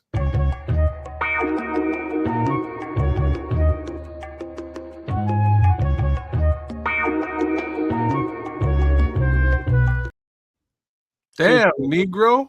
That's Right? what to say. All right, you want to start with that one? All black exploitation on us. We can say that one, and we can get to some other stuff. It's up to y'all. Y'all, we will roll this the way y'all want to do it. Where y'all want to start? Well, since Sam Jackson was right there, we can start with that one. That's always a good. Quentin Tarantino's always a good look, always a good conversation to be had. This is a classic. Did the sounds match up with what we're doing here? I think that the sounds were very. I think Quentin Tarantino would approve. Appropriate. All right, yeah. Take off, fellas. So this is a classic. This is something I think everybody should watch at some point. Pulp Fiction. If you haven't had the opportunity to watch this, go do it. Along with Quentin's, I don't know, 6 or 7 other films, they all kind of have that same similar 70s funk that Nomad just brought to the table, including Reservoir Dogs has a little bit of that feel. Jackie Brown definitely has that feel. Most of them do, I think, with the exception of Snap. Django's not really 70s. Django's a little bit well before the 70s, as well as the one 1870s with Christoph Waltz. The name of that one I'm blanking out, but it's a movie about Inglourious Bastards. Inglourious Bastards. Thank you for getting me right before I had to give some what it's about. But yeah, so yeah, that's Quentin loves that genre. He loves that era of time, and he does a great job of sort of bringing that feeling into his films. And Pulp Fiction is nonetheless just that, right? It's sort of an ode to that era. A lot of John Travolta in his comeback tour, getting funky with it and dancing with Uma Thurman, and there's a lot of throwback to the 70s in this film that you'll feel. But Sam Jackson with a Jerry curl kind of speaks to it. But it's sort of a gangster film in its own right. A little bit gangster, little bit ensemble-esque, right? Mm. This is what I would call a bit of an ensemble film. And the biggest thing about this film in particular is this film had a shoestring budget. It was an independent film, right? This is during the time when Sam Jackson was a lesser known actor. This is when John Travolta had basically gone 4 or 5 years without being in a film at all. It might have been a longer period of time than that. It was definitely his rebirth. This is the resurgence of John Travolta. The one actor in this movie that I think who wasn't really in a resurgence phase would have been Bruce Willis. Again, another awesome actor. So that just sort of rounds out some of the people you're going to find in this movie. Again, Bruce Willis, Uma Thurman, Sam Jackson, Quentin Tarantino has a bit part. Well, even the British couple, bad Timothy Tim Roth. Tim Roth is in this movie in a short, Harvey Keitel. Harvey Keitel is the Mr. Wolf in this movie. I promise not to be talking too much doing you guys' movie review, but I have to say this. Do it. When we decided to do this and decided to start talking about some of these movies, I told you guys, my mind automatically goes back to some of those eras. And I had to do some kind of intro and some kind of music. And I happened to be thumbing through, and Pulp Fiction was on my mind the entire time, kids and trips. I don't know why, but as I was, doing the graphics for the show, that just stayed in my mind. And I was thumbing through some of the sounds that I have, some of the tracks that I have, and I stumbled upon this one. I was just like, this has got to be the most perfect thing for the first time they do this. Yeah, And you went straight jazz flute with it, what's his name? Why am I blanking out? Like Will Ferrell in Anchorman. That's exactly what I was thinking. That's what hit my mind. I was like, this is perfect. And that's like a 70s ass movie too. But this is a great movie. We won't get into like what it do, like what goes down. Feel free to check it out, watch it on your own. But this is definitely a classic, and feel free to layer in some of those other Quentin Tarantino classics. I have to say, Reservoir Dogs is a great movie. Again, very similar in concept. A little bit overlooked. Great movie. Another ensemble cast. But that's what you'll find from Quentin. He'll sort of put together these ensembles, and these guys get together and they really do a great job of telling some sort of 70s ass, gangsterish story. And it Right. just, and it's one of those movies where it's like you fall in love with the sociopaths. yeah. And it's Yeah. like, oh, he's a cold-blooded killer, but he's adorable. Yeah, he's hilarious and he's so well spoken, right? And, stuff like that. The banter and conversation in all of these films is it's classic. It's stuff that you'll remember and take away. Just a little throwaway conversation about Royale with cheese. That's exactly what was popping in my head. That exact conversation about the burgers, right? It's stuff like what I talk about with regards to going to Amsterdam and stuff. But this is what they're talking And then about. when he said, "Yeah, I'm not religious. That's just some cold shit I learned from the Bible." Before I smoke somebody. Hey, you know what, man? And I won't be able to talk about nothing else other than Pulp Fiction because I've seen it a few times. But this is the perfect cocktail of sex, drugs, and unaliving. You know what I mean? Yeah. And put it with a twist on it, with a twist of lime. And some of the, the era, and you start thinking about the time. Every time you watch this movie, you'll start picking up other little cues about, the level of communication.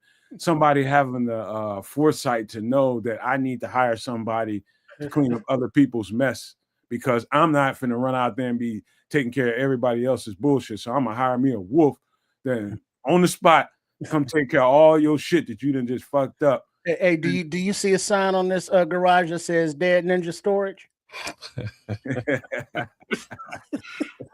Snap. And that's why I started it with the damn Negro. That's all you have to say. Because all they had to say is, Mr. Oh, you sending the wolf? The guy was genius, man. That's the guy all you was had genius. to say. In a devilish way, he was genius. That's all you had to say. Well, hey, all right. So that's Pulp Fiction. Do your Quentin Tarantino? Hold on. The best part of that movie was the scene when Samuel L. Jackson comes into the room with the college kids. And to this day, every time I see these dudes in there eating that, what is that? The Kahlua burger. The Kahlua burger, whatever it is. Aloha burger. I want Aloha burger. Burger and fry. And I think that was intentional in the design of the film, is make that thing look like you want that burger. Like I want that burger now, just thinking about it. It's a hilarious scene, man. And like to make the scene even better, is a young Phil Lamar from Mad TV. So he kind of that's his part in the movie. He has a very bit part, but he is so taken aback by what's happening in this situation and being asked and inquired upon, questioned about his Aloha Burgers combo, right? Like he doesn't know what to do. But it's a great What? It's a great scene. And shout out to I'm Phil sorry, Lamar. did I break your concentration? Oh snap! One other scene that's very funny to me because one of my homeboys pointed out to me. I never really paid attention to it until he called me. He's like, "Hey man, you watch Pulp Fiction? Remember that scene when the wolf shows up on the scene and he had clean all the evidence off of Samuel Jackson and the other guy that was with him. It was John Travolta. Yeah. Mhm. And he sprays the water hose on it. He said, watch that motherfucker tense up as soon as that water hit him. He's like, God damn. His whole body tenses up. And every time I turn that movie on and I see that part, we cracked up laughing for about like a half hour. He said, both of y'all been to the county. You know the drill. So little secrets. Vincent Vega and Vinny Vega. So Vincent Vega, I believe, is Victor Vega and Vinny Vega. Victor Vega is Michael Madsen's character in Reservoir Dogs. Who is Mr. Pink? brother. I can't remember what color of Mr. he was in the movie. You got me on that one. But he is the brother in Quentin Tarantino lore of Vinny Vega from Pulp Fiction. And the thought was to actually have a Michael Madsen and John Travolta film at some point after this movie, and it just never grew legs. But that was that's a little bit of Well, Tarantino. spoiler alert, it would be kind of hard to have a movie after the fact, considering what happened to Vinny. But it would have been a prequel. A prequel. Would have been a prequel. That's what the thought was. Anyways, yeah. I think little thoughts. Any last thoughts? Because I think we hit our 15-minute mark. All right, no, we good. That's Pulp Fiction. That's some Quentin. Go get to it. Watch that for sure. One of the best movies I ever seen. Y'all seen this movie? I thought he made converted rice. Never seen it. Why is look at him, a little jailhouse wife. that's I'm having a time in jail, man. Look at this shit, man. And look at him all happy. I ain't never seen nobody show teeth like that in the joint. He is like pigs and shit. Kid's still trying to process it. I'm fully trying to process this for real. I don't know where you got this picture. Well, this was a picture of floating around that supposedly some guard took. Of the diddler in the yard with his boo boo on his left arm. Like, hey, daddy. I didn't know they let Cassie inside there too. Oh man. Oh, well, it didn't go in as Cassie. I think it went in as Cassie us.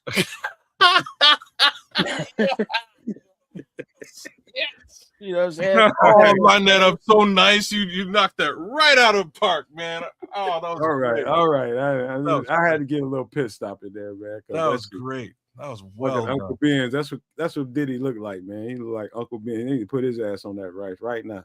Yeah. All right, let's get to what the happens next. when you had that. It's not. What's the stuff? Grecian formula. Let's get to the next one, man. We gotta get on this, and this is when I'm gonna shut up because classic. Wow. So, two of the movies we just finished talking about, Reservoir Dogs being the first one, and the second one being Pulp Fiction. That Mr. Wolf we were talking about is a older version of the guy you're seeing right now on the cover of this movie. His name is Trip Harvey motherfucking Keitel. That's Harvey Keitel, y'all. And in this movie, oh boy, is he a bad lieutenant. So, when you're a kid and you're sort of presented with the idea of of what the police are about, you play cops and robbers and stuff. Well, read the descriptors right there on the movie poster. I don't know if I can. You might want to do it for me. Gambler, thief, junkie, unaliver, cop. Keitel has given us one of the great screen performances in recent years by Roger Ebert. Siskel and Ebert. Two thumbs up. Save a seat in the balcony for us. Is there a remake with Nick Cage? There is, but it's not as good. It's not. What a jerk! Nick Cage will do anything. This is a classic film, and me and Nick Cage have ups and downs. There's ups with Nick Cage as well. We can talk about later on, but this one here, oh boy, he basically, all those things that Trip just sort of said, he really proves that altruistic idea of a police officer that you might have carried into, you carried from childhood, might not exist in the real world. You know what I mean? Like in the real world, it might be this guy that pulled you over. Yeah. And he might be doing some real All the stuff underhanded that on the clock. shit. You know? Man, there's, I can't even describe the scene I'm thinking of. That man, he pulls over two girls and just does the nastiest possible stuff with these two poor girls that he pulls over. And I don't even think they were speeding or anything. But Yeah, but they didn't want to go get locked up. no, they did not. No, they did not. And he definitely took advantage of the situation. So it's interesting to watch. Harvey Keitel embraces the bad lieutenant to the fullest. He lived it. He definitely lived this character through and through. Yeah, like I'll compare it to Because, I mean, Harvey Keitel. He's such a good actor that you can see the pain on his in his soul through his eyes, through his facial expressions. You can see the confliction. yes. You can see how when he goes manic. I mean, he just embraces all of it. But that's where he's at now. You know what I mean? Like he don't want to be this way, but he is now. There's damn bills to pay. Sometimes he wants to embrace it. Other times he's offended by himself. Absolutely. Well, I think he's fully offended by himself, but at the same time, that ain't gonna stop him. He's a bad lieutenant. And that's what's going to go down. So you well, but no, hold on, Kez. But like we're all talking about him specifically, but there are scenes to where it's like, well, how could someone, get away with all these activities on the police force? Yep. Wouldn't his brothers and sisters in blue see that shit and turn him in internal affairs or something? No, he didn't give a fuck.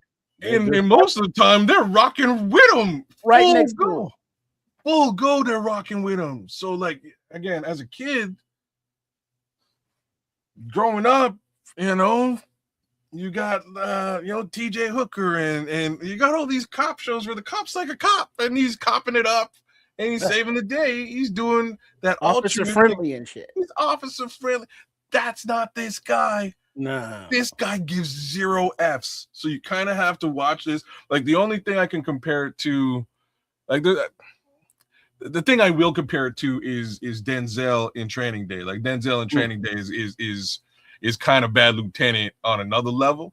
But this is the first time the first time something like this concept is really introduced in film, and they do a great job of putting it down. So big ups to Harvey Keitel on this one. I gotta admit, y'all need to go check this one out. Now, have you seen it yet, Matt? No, I have not, man. Kids, he gave me instructions not to watch this stuff. Yeah. So I'm in here with I'm asshole naked. I ain't got enough. That's okay. That's a little TMI, but okay.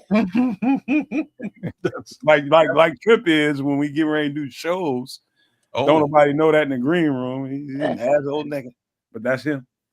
But look, you and the missus should watch this one of these days. I think you will enjoy the hell out of it. It's a crazy movie for sure. So you will be offended by things like, oh my god, sounds like we're dealing with a whole lot of just decadency. That's a good word, man. That is a great word. Yes, there will be some of that. Yeah, there'll be a lot of that. Yeah, I don't like that, but I'll watch it though. I'll watch it because it sounds like some wrong shit. Yo, Mr. Wolf on some other shit, bro. That's what I'm saying. Yeah, Mr. Wolf, he's got a history. He does. Yeah, like, yeah, we can move on to the next one. But this is why he's Mr. Wolf, though. Like, this is why. Yeah. All right. It's part of his maturation and the decadency. When you're ready, I'll go. All right, let's go. What do we got coming up next? All right. Now we got Trip. This one's you, because it's been so long since I've seen this movie, but this is a good film. This is now, I realize that this movie is like 30 years old, but I'm not gonna spoiler it all, even though I think most people should have seen it by now. But if you haven't, I'm not gonna ruin it for you. But I will. We will talk about it. All right. So no spoilers. So Andy Garcia, awesome actor, is the leader of a crew. Underworld. Crew. They steal shit. They do whatever. The crews do. But it shows the hierarchy of the underworld. So even though they are lawless, there are rules to follow. And if you break those rules, there are enforcement of those rules that you don't like. Let's just say buckwheats. So the story is basically the man with the plan, another classic actor, Christopher Walken. Yes, sir. He's the boss, and he has the plan, and he wants these guys to do a job for him, and they can't say no because he's the boss. So he pulls together this crew out of retirement, and they're ready to do the job. And then one of the fuck ups on the crew is like, "Hey, let me run lead this time," and everybody in the crew is like, "Nah, he's a fuck up." But Andy Garcia is like, "All right," he's trying to summon his better demons. He's like, people can improve. All right, you run lead. Needless to say, he fucks it up. And so the rest of the movie is, they're in Denver, so things are doing Denver when you're dead, because now the man with the plan, Christopher Walken, is got a little salty with him because they messed up. So then it just goes into how each of them lives for survival, their connections, and how tenuous those bonds can and will be. You have people thinking about their legacies and what happens, when I'm not here anymore. Then you have people going into their bunkers and hunkering down and ready.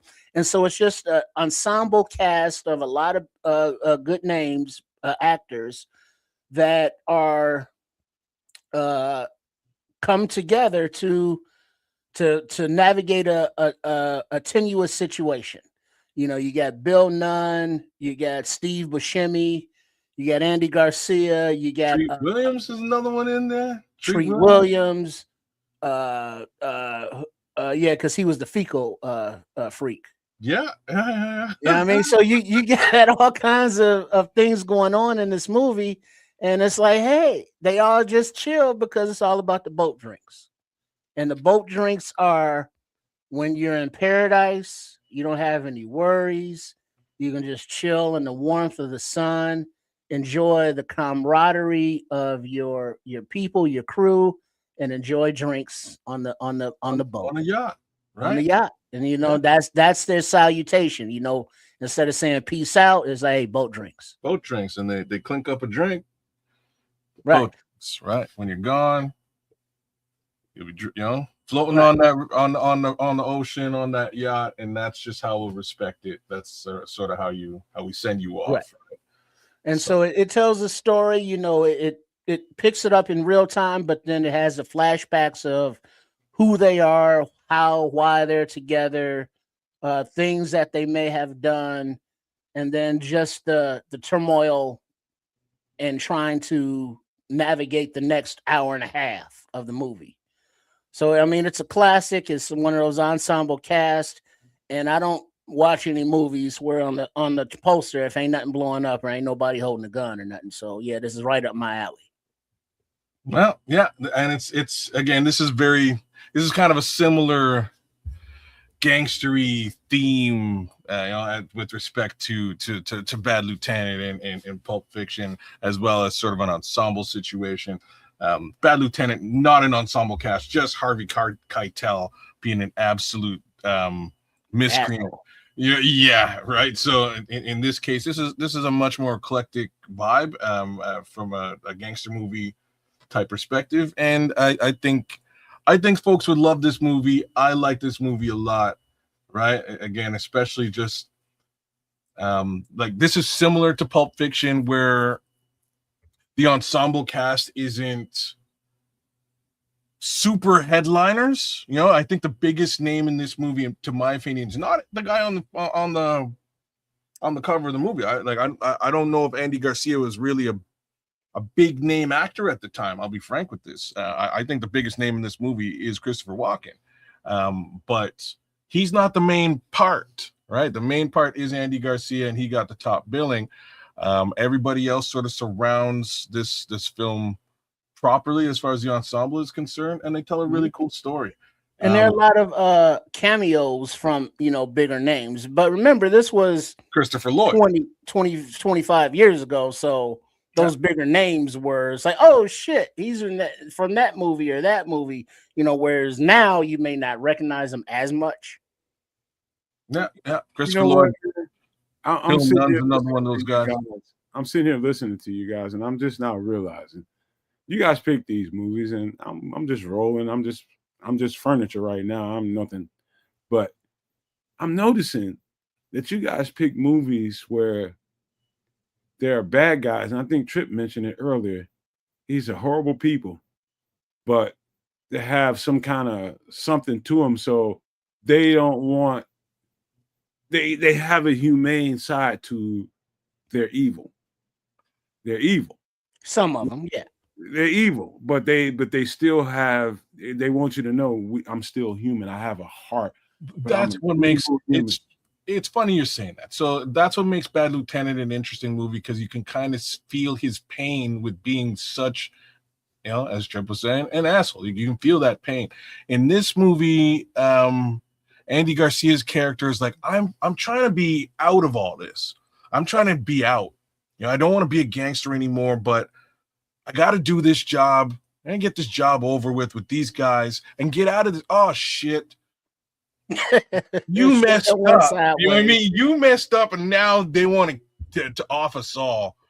So I guess I got to sort of figure my way out of this situation, and hopefully everybody doesn't die. And this hold on. But before he figured his way out, or during, he's also trying to figure out a way for his crew. Each and every one of them. Absolutely right. And as he's going through, this is why you connect with Andy Garcia, because again, he's a gangster, but he's at that level where it's like, you know what, I'm trying to hang up my hat and move on. Boat drinks, right? Let me just move on to that yacht and really get out of here without losing my life. And the sort of the point of that boat drinks cheer is to sort of see like whether you can do it without going under, right? Going underwater, right? So that's what that's all about. But yeah, they all kind of roll together that way. This evil people that show you the humane side of them. Yeah, as both of y'all are bent towards those characters, obviously. Well, these make for great movies, because you get what you're getting out of these films is you're getting a relative full spectrum of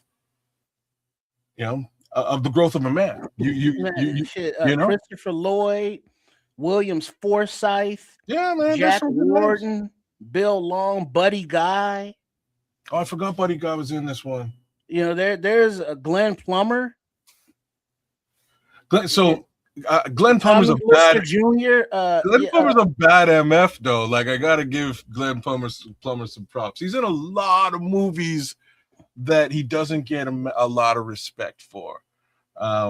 He's in Showgirls, and he's that Dread. He's that little Dread in most of the movies. He's a little Dread, just a little character actor dude. Yeah, man. He's really really James good. Caan. Oh, I forgot James Caan was in this. Yeah, James Caan. That's a lot of firepower in that. The cast is just, and again, it's sort of an ensemble cast of folks who, for the most part, aren't super huge name actors. Like, very similar in style to Pulp Fiction. This probably came out maybe a year after Pulp Fiction.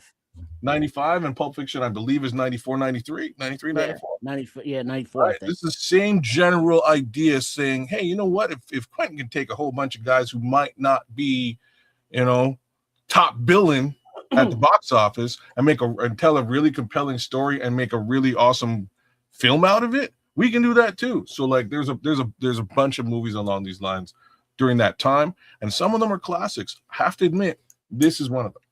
I already know if I'm gonna watch these movies and probably want to smack y'all for having me watch it because these rotten people, but in a cinematic from a cinematic point of view, they can the music. I'm one of these people that everything counts in a movie. I listen to the music, the score, everything, all the scenes. Like I'm different that way. I listen to all of that, and it makes a difference to me. I know right now I'm gonna watch this stuff, and I'm gonna be just like, oh my god, Shit, I forgot Don Cheadle's in this movie too, man. Yeah. There's a lot of that's wild. people You in this wild movie. now, dog. You wild. There's I all love kinds of Don Cheadle. stars in this movie, but they Yeah. weren't stars at the time. At the time, right? They brought a lot of people together and made a really cool film out of it. And this is things to do in Denver when you're dead. We gotta do Devil in the Blue Dress one day, but we'll get to that. Okay. That's a great movie. Mhm. All right, before we get to the next one, I gotta say, I apologize to everybody that came here for the Buga Sphere content and the paranormal content.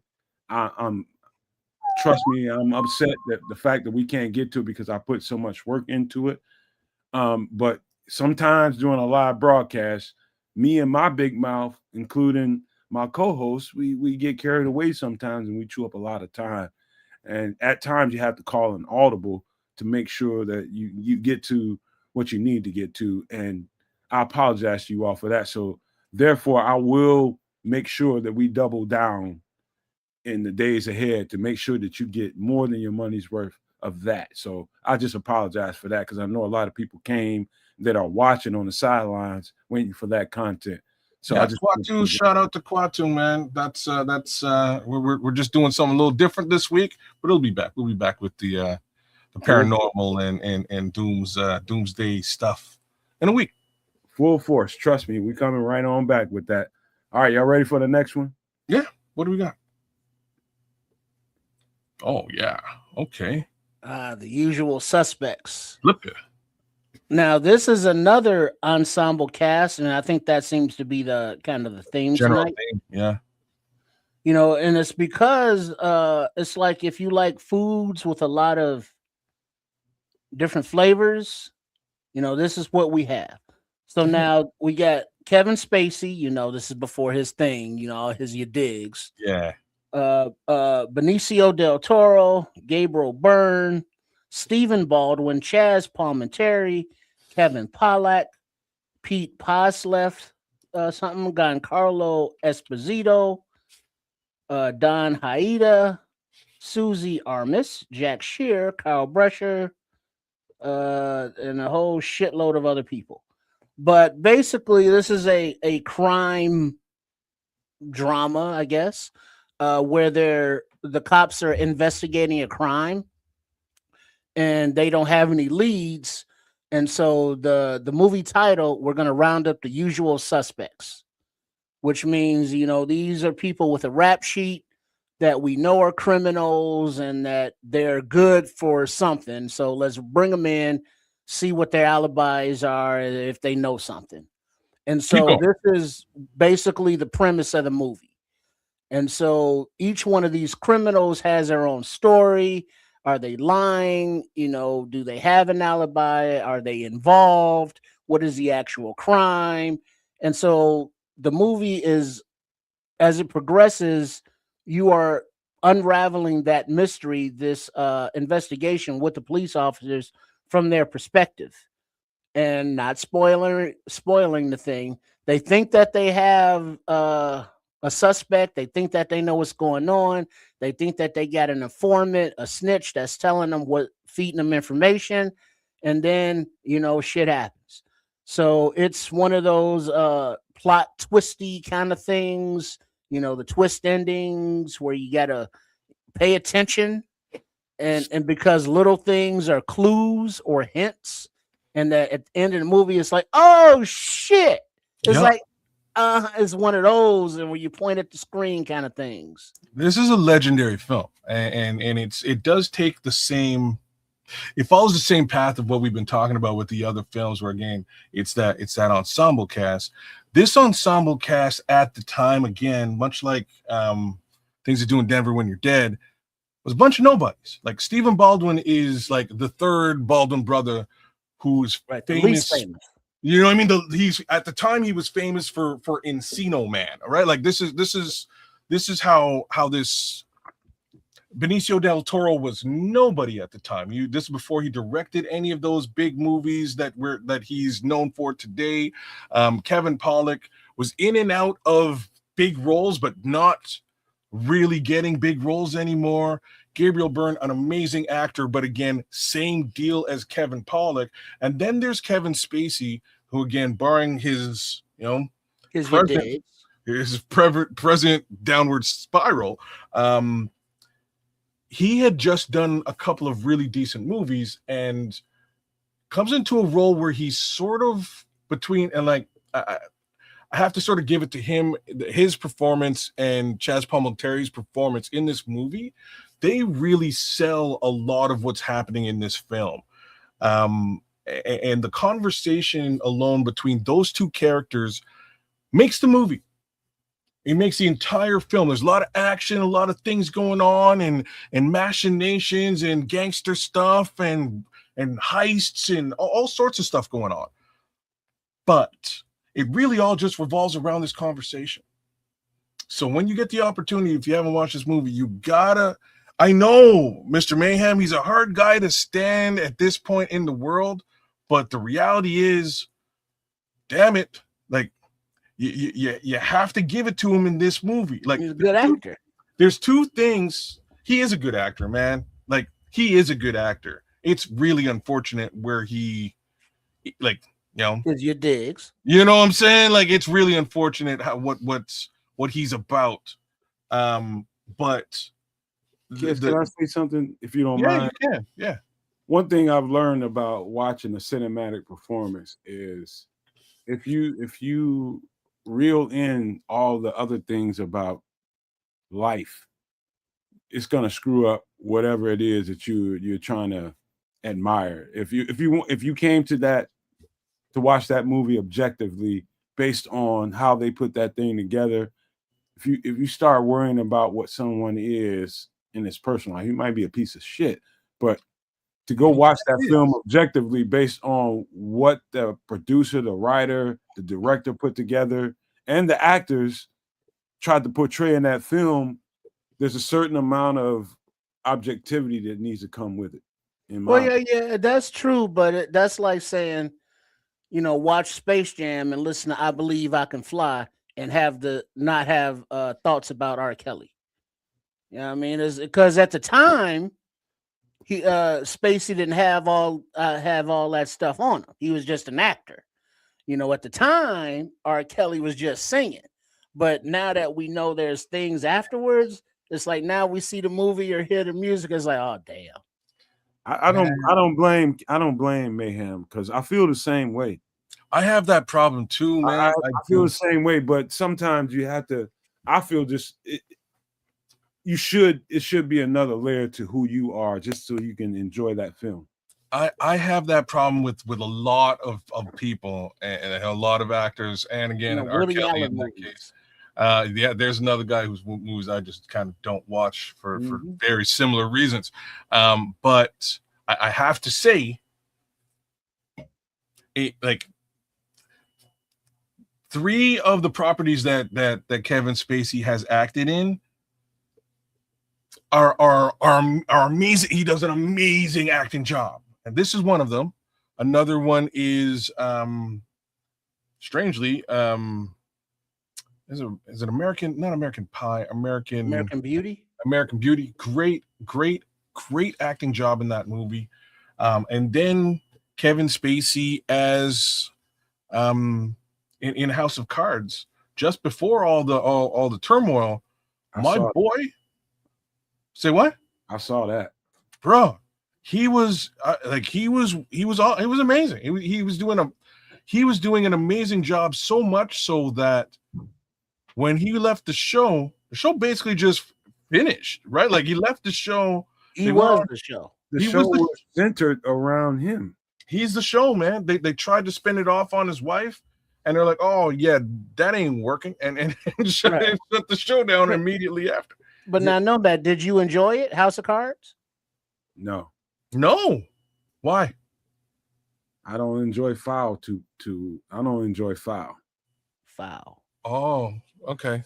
Oh yeah, and he was shady AF. Oh, my boy was up to no good, but this is why he was such a great actor, and it also sort of shows.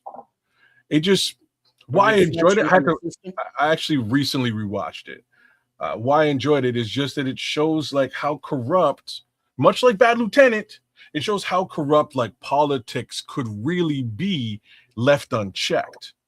Ain't nobody really checking it in real life, so there's that. But this is what House of Cards is. Kevin Spacey's a bit of a he's a fantastic actor. It's really unfortunate what he got up to, and it's it's hard to really look at him any other way than a bit sideways. But again, in this role in this movie, this is like a legend. This movie, in my opinion, is kind of legendary, man. Classic cinema. I gotta say, there's a couple names that came up in here. One in particular that got my antennas up. It's gonna make me and my lady figure out a way to find some time to watch this. There's a guy in here that you mentioned, Trips, that I didn't know that was in this film, Giancarlo Esposito. Mm-hmm. I think he is one of the best actors in the world. Mm-hmm. From his start with Spike Lee, and Do the Right Thing. Yeah. Now he's progressed on to his people will know him mostly from Breaking Bad. Mm-hmm. Hermano's Chicken. This generation knows him from that. Well, I know him. It's funny. You know what I know him from? You know what I call him every time I see him? Bugging Out. Yeah. From was it School Days? No, he's in that one too, but it's from you gotta watch Spike Lee movies. Do the Right Thing, right? Do the Right Thing, Bugging Out. Do the Right Thing. He's the one who trips out because somebody steps on his Jordans. He loses it. Right. He was like, "Yo, white boy step on my Jordans," and he loses it, man. But he's gone from that to being a respected actor. Bro, he's big up. Bro. He's big up. He's they got him in Star Wars now as like a super bad guy and stuff, and he might play its potential to play Professor Xavier in the upcoming X-Men side of the MCU. Like crazy stuff for him. But speaking of the X-Men, this movie is directed by the director of the X-Men films. Bryan Singer directed X-Men 1, X-Men 2 and 3, I believe. I think those 3 are all Bryan Singer. He directed the most recent he directed Superman Returns. A lot of just over the top superhero movies, which this is not. This is just a fantastic tale of some gangsterism gone sideways, and and a brilliant gangster at the end of the day. Like this is a gangster who's known as much technically for his mind as he is for his underworld deeds, and that's what this movie is all about. It's fantastic. Can I throw a little audible in here? Shout out to the Scrolls that just busted up in here in his presence. I have no idea who he's talking about here. Michael Madsen's first movie. You know him. I know Michael Madsen is, but I don't know. My father plays his best friend. The movie kind of Red Baron's father. Oh, that's cool. That's the Scroll saying his daddy's in Against All Hope. Check that out. I don't know if I've ever heard of that. That's why I wanted to point it out to y'all. I don't know. I've never heard of that movie. Yeah, Against All Odds, but that was Phil Collins. That's Phil. Well, was Phil Collins in the movie, or did he just sing the soundtrack? No, that was one of those brothers in the movie. He just did the soundtrack. One of the Bridges boys. One of Lloyd's Bridges boys. Yeah, you're right. Yeah, you're right. It was almost a one-off. That was it's a good movie. That one too. I wonder who your dad is, Squirrels. Who's your daddy? Yeah, shit. Michael Madsen. He's shit. Reservoir Dogs, Kill Bill 1 and 2, The Hateful Eight, Donnie Brasco, Free Willy, Thelma and Louise, Species, Once Upon a Time in America, War Games. Shit, I'm he's gonna in look at War it. Games. I'm gonna look at it just because of your dad. Scrolls. Shit, Beyond the Law, Wyatt Earp, Species 2, The Chronicle, Hell Ride, Free Willy 2, Kill Bill, He was in The Natural? Yeah, man. Michael Madsen's a bad MF, but he doesn't really get that kind of billing. Yeah, Piranha, 44 Minutes, Die Another Day, Kill Me Again, Unalive Me Again, Deep Blue, Boarding Gate, The Unaliving Jar, Scary Movie 4, Croc, Blueberry. He's got a list. The Doors. That's right. He was Jim Morrison, wasn't he? No, he wasn't Jim Morrison. Jim Morrison. He was a manager or something. Yeah, he was. He was Val Kilmer was Jim Morrison. Val Kilmer was Jim Morrison. There you go. But yeah, Michael Madsen. He's another one of those character actors that's been in everything, but he's never been the star. He just passed away not too long ago. Yeah, he did. Rest in peace. Michael Madsen. Yeah. 2-3 years. Yeah, buddy. Oh man, rest in peace, Mike. I didn't realize that. And then a rest in peace to Rob Reiner, Meathead and his wife. Yikes. Yeah, that happened as well. That's another unfortunate little situation. That dude was hilarious. I didn't realize that Michael Madsen had passed away. Yeah, it wasn't too long ago. Couple years ago. Maybe not even that long. Maybe not. I don't even think it was that long. No, it's this year he passed away. It's just this year. 2025. So it's only a couple months, it looks like. A lot of that going on. All right. Any last thoughts on The Usual Suspects? Yeah, this is one of those movies where you sit down, you get some popcorn, you put your phone down, you don't be chit-chatting, and you pay the fuck attention. Yeah. So my boy, like I said, my boy got this movie and he held on to it until he found me. He's like, bro, I came to the west side of town to find you with this movie. We're gonna sit down, we're gonna roll some trees, we're gonna watch this movie, and you're gonna tell me what you think of this movie. And like, there's parts of the movie where just like any other time, like where you kind of zone out, you might not be paying full. Read the room, man. Sorry, we're gonna move on. I'm just saying, like you zone out and you miss parts of the movie. I had to rewind this movie and play it again immediately. So it's that type of film. Once you get to the end, you're gonna be like, oh my God, what did I miss? And you're gonna go back and follow it up with what you missed. Great film. So to read the room means to see what Scrolls is saying here. What is he saying? I'm actually in the movie as a baby in a blanket. They used me as an extra. Oh, that's crazy, man. That's crazy. I believe the young Red Baron as a thespian. The Scrolls is in this movie. Him and his spouse was close, man. I believe him too, man. Me too. Like Michael Nobody Madsen just randomly says shit like that. No. Michael Madsen's like that kind of guy, though. Like I say, he's one of those. He was guys. Like every man. Yeah, he's not like top billing. You know what I mean? He's not like a superstar actor where he's not a bit down to earth. He's kind of a down to earth type of guy, from what I understand. All right, cool, Scrolls. That's awesome. That is very. That's cool. That's cool too, man. So that makes even more sense. All right, we got one more to get to. Y'all ready? Yeah. This I know a little bit about, just a little bit, and I'll listen to you guys talk, and y'all probably will fill in a whole bunch of blanks I got, but I know some about this. Well, this one's you, Trip. This is a good movie. Oh shit. Look up the Mandalore brothers while I'm talking to kids. All right. Costas and his brother. But this movie that we got up now is a classic. Yeah. Platoon, which is another ensemble cast. And that came out in 1986, the year I graduated from high school. So you got Willem Dafoe, Charlie Sheen, Tom Berenger, Johnny Depp, Forrest Whitaker, Keith David, Francis Quinn, Dale Dye, John C. McKinley, the funny dude from Scrubs, the doctor. Yeah. Warren McLean, Nick Nicholas, Tony Todd, Candyman, Tony Todd, Mark Yeah. Moses, Richard Eason, Reggie Johnson, Bob Orwig, Corey Glover. You know Corey Glover when you see him. Chris Peterson, Live and Thai, David Nadoff, and snap. Corky I forgot. Ford. Yeah, there's Holy crap. a lot of Kevin Dillon, of young, fresh-faced actors in this that became like A-listers.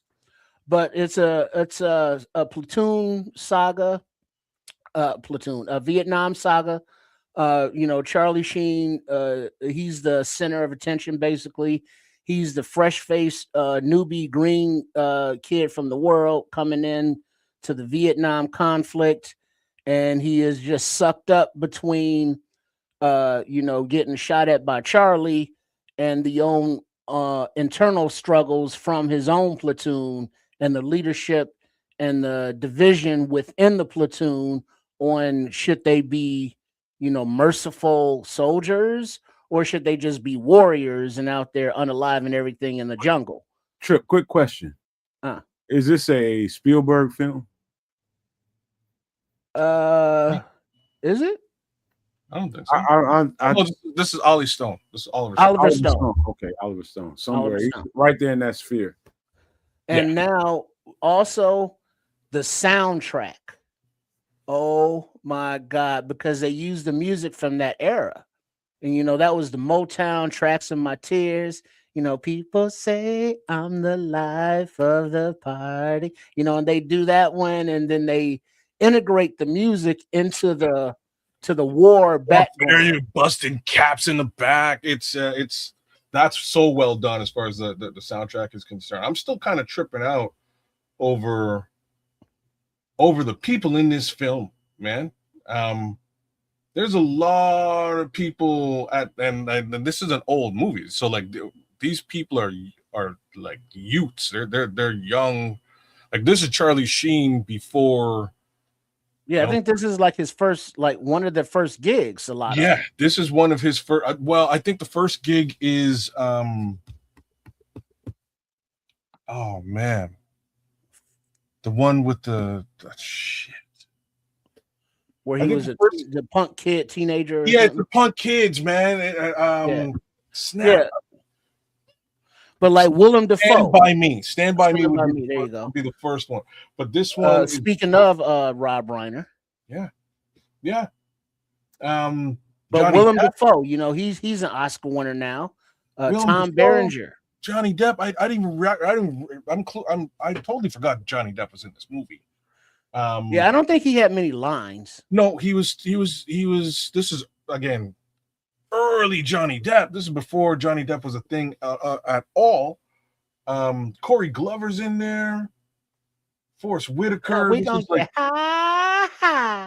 Tony Todd, Candyman's in there. Tom Berenger. I thought the dad was in this movie, but he wasn't. The dad is in Martin Sheen. He's in another, and like why Charlie got Apocalypse this Now. Thank you. Martin Sheen's in Apocalypse Now. So because of how well Martin Sheen did in that movie, they're like, you know what? Let's just get his kid and like we're gonna do something similar. And that's kind of how this all rolled out. This is Charlie Sheen in an actual true to life dramatic role, which for the most part he does not like. After this, he doesn't really do that anymore. After this, a comedy. I gotta ask you guys: is this a play on the Vietnam War, right? Yes. Yeah, it's during the Vietnam War. Yeah. Okay. So I gotta let y'all finish because I got a different take on this. Okay, this is truly a Vietnam War film, and back in the days there was almost every year there was like a big Vietnam War movie throwback. Again, Apocalypse Now would have been one a couple of years before this. Platoon, huge. Born on the 4th of July, Tom Cruise, similar situations, right? Like there was just a lot of these types of the Red Line or the Red something. Thin Red Line. You got it.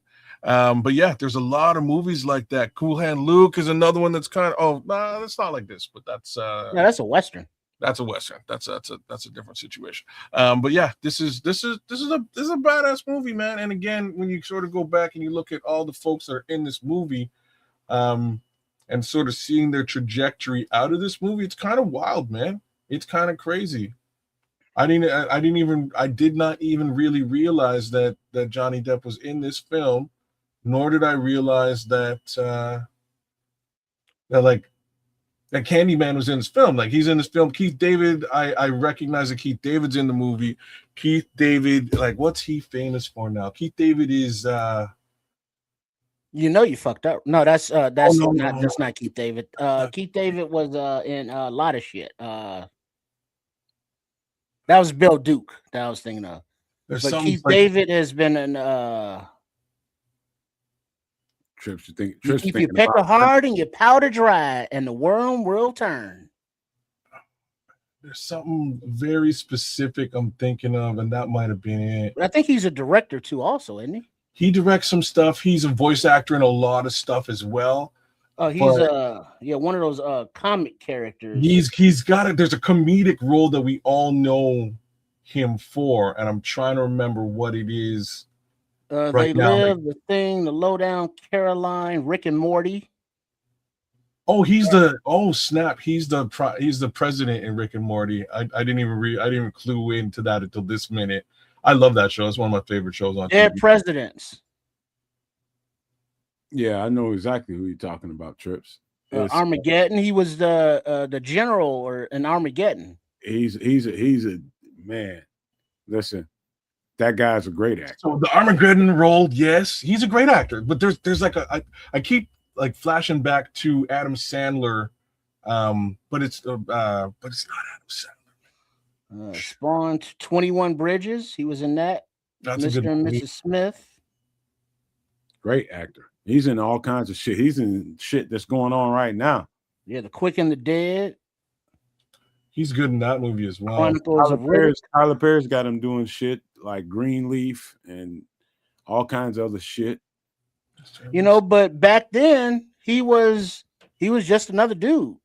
That's what I'm saying. Most of the guys, most of this cast were very young or again lesser known actors that Oliver Stone sort of put together and did the darn thing with. I'm pretty like this is a classic movie for all intents and purposes for what it's worth. Go out there, check it out. If you like, because now it is a war movie, so there are blood and guts.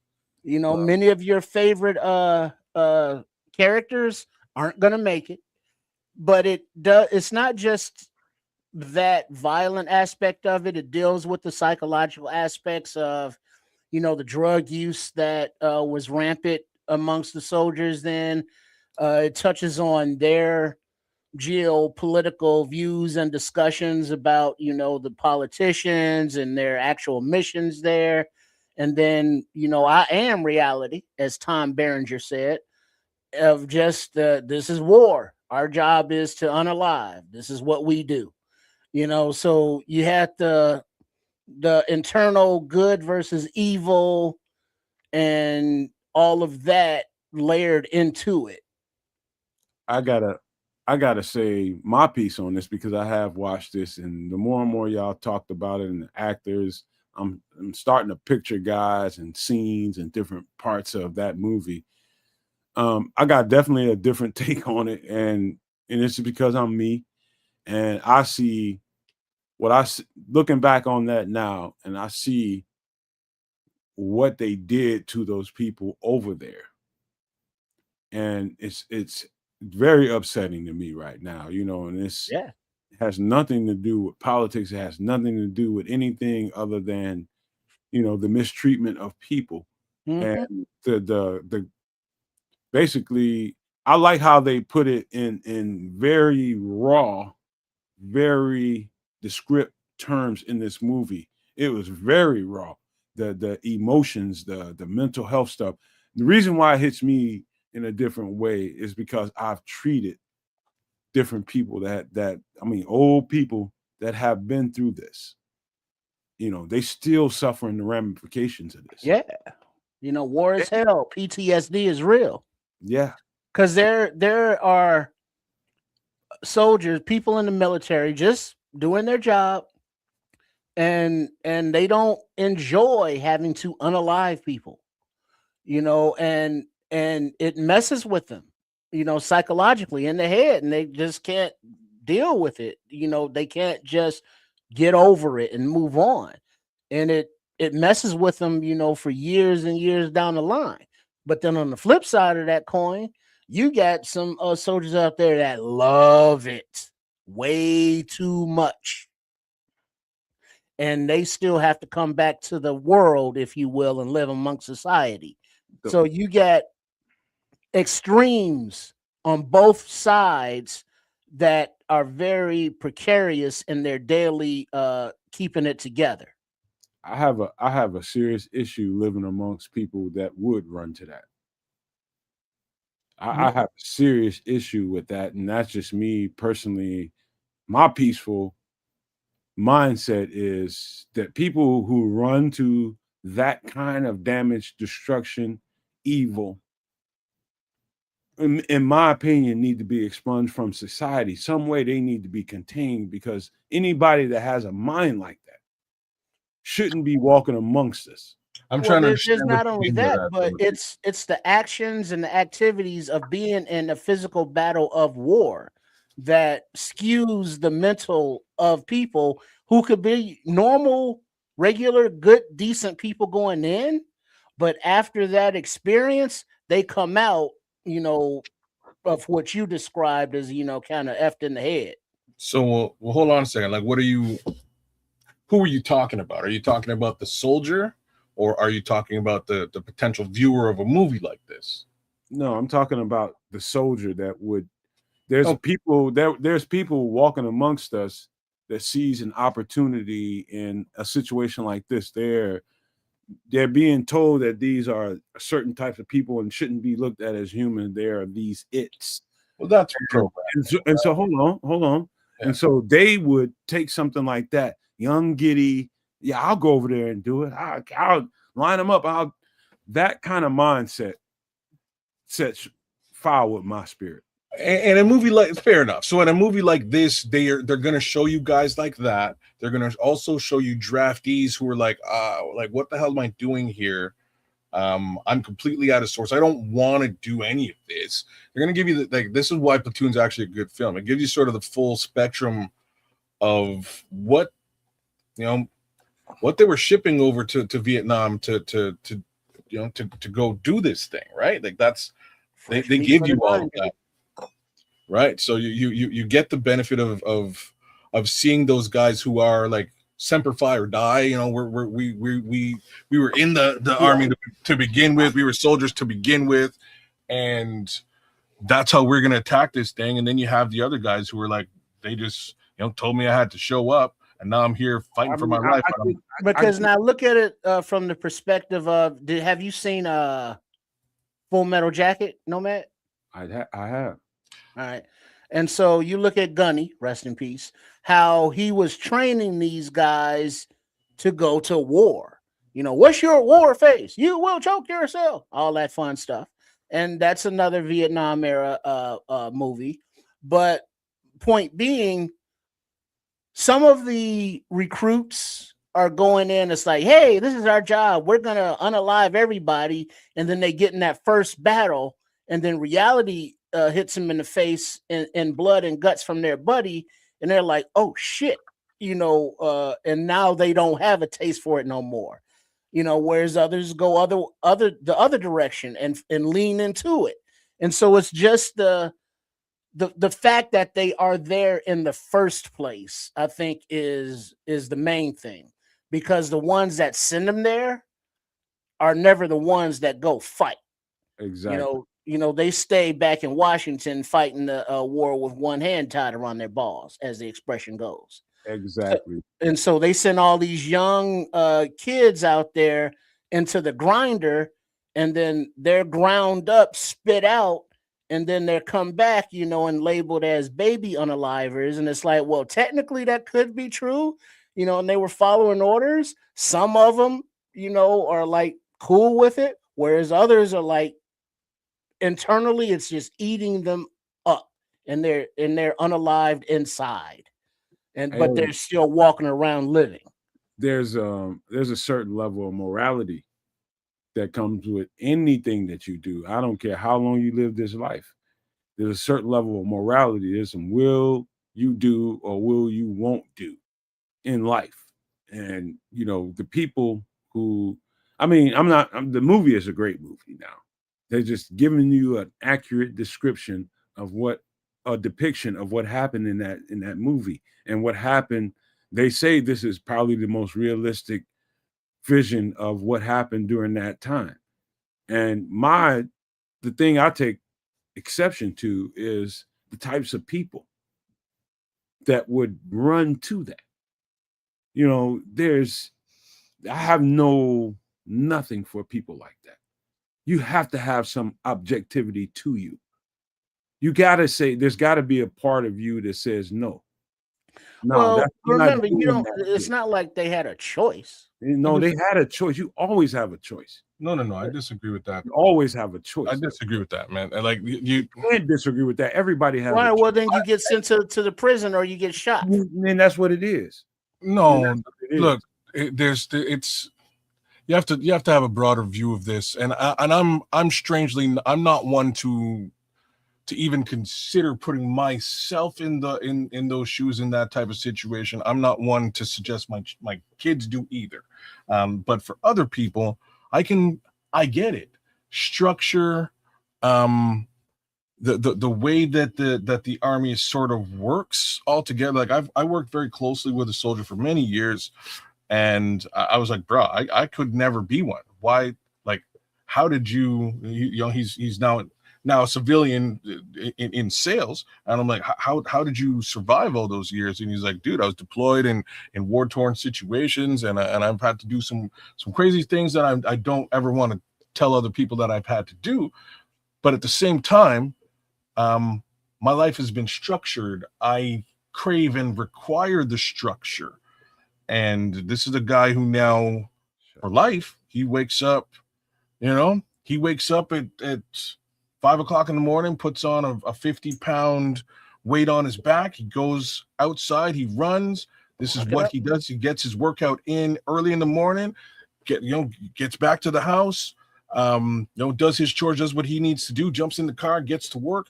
This guy's a grinder for life at everything that he does because of the structure that he gained out of being, in the military. So I can understand the why some people crave that structure. I'll be frank with you. I think we all of us actually need this type of structure in our lives. It's one of the few benefits that I see. One of the few benefits that I see for folks who go to, who unfortunately that discipline. I agree with you. That discipline, yes, but a lot of that structure was programmed. It is programming. It is to break your will. Right. That's the part that you kind of want to avoid. One would say that you want to avoid it, but it's almost a requirement in order to be in the military, adherent, not just in the military, but to be adherent to their programming. Right? They're programming you. You have to follow. Kids, in the midst of all of that you just said, which is correct, there's some value to being a soldier that people take and apply to their lives every single day, and it's useful to them. And at the same time, two things can be true at the same time. And you're right. This training and some of this drilling takes and turns a regular human being into an animal. That is the purpose of this. That's the purpose of the training. It is. Because remember, what is the job of a soldier?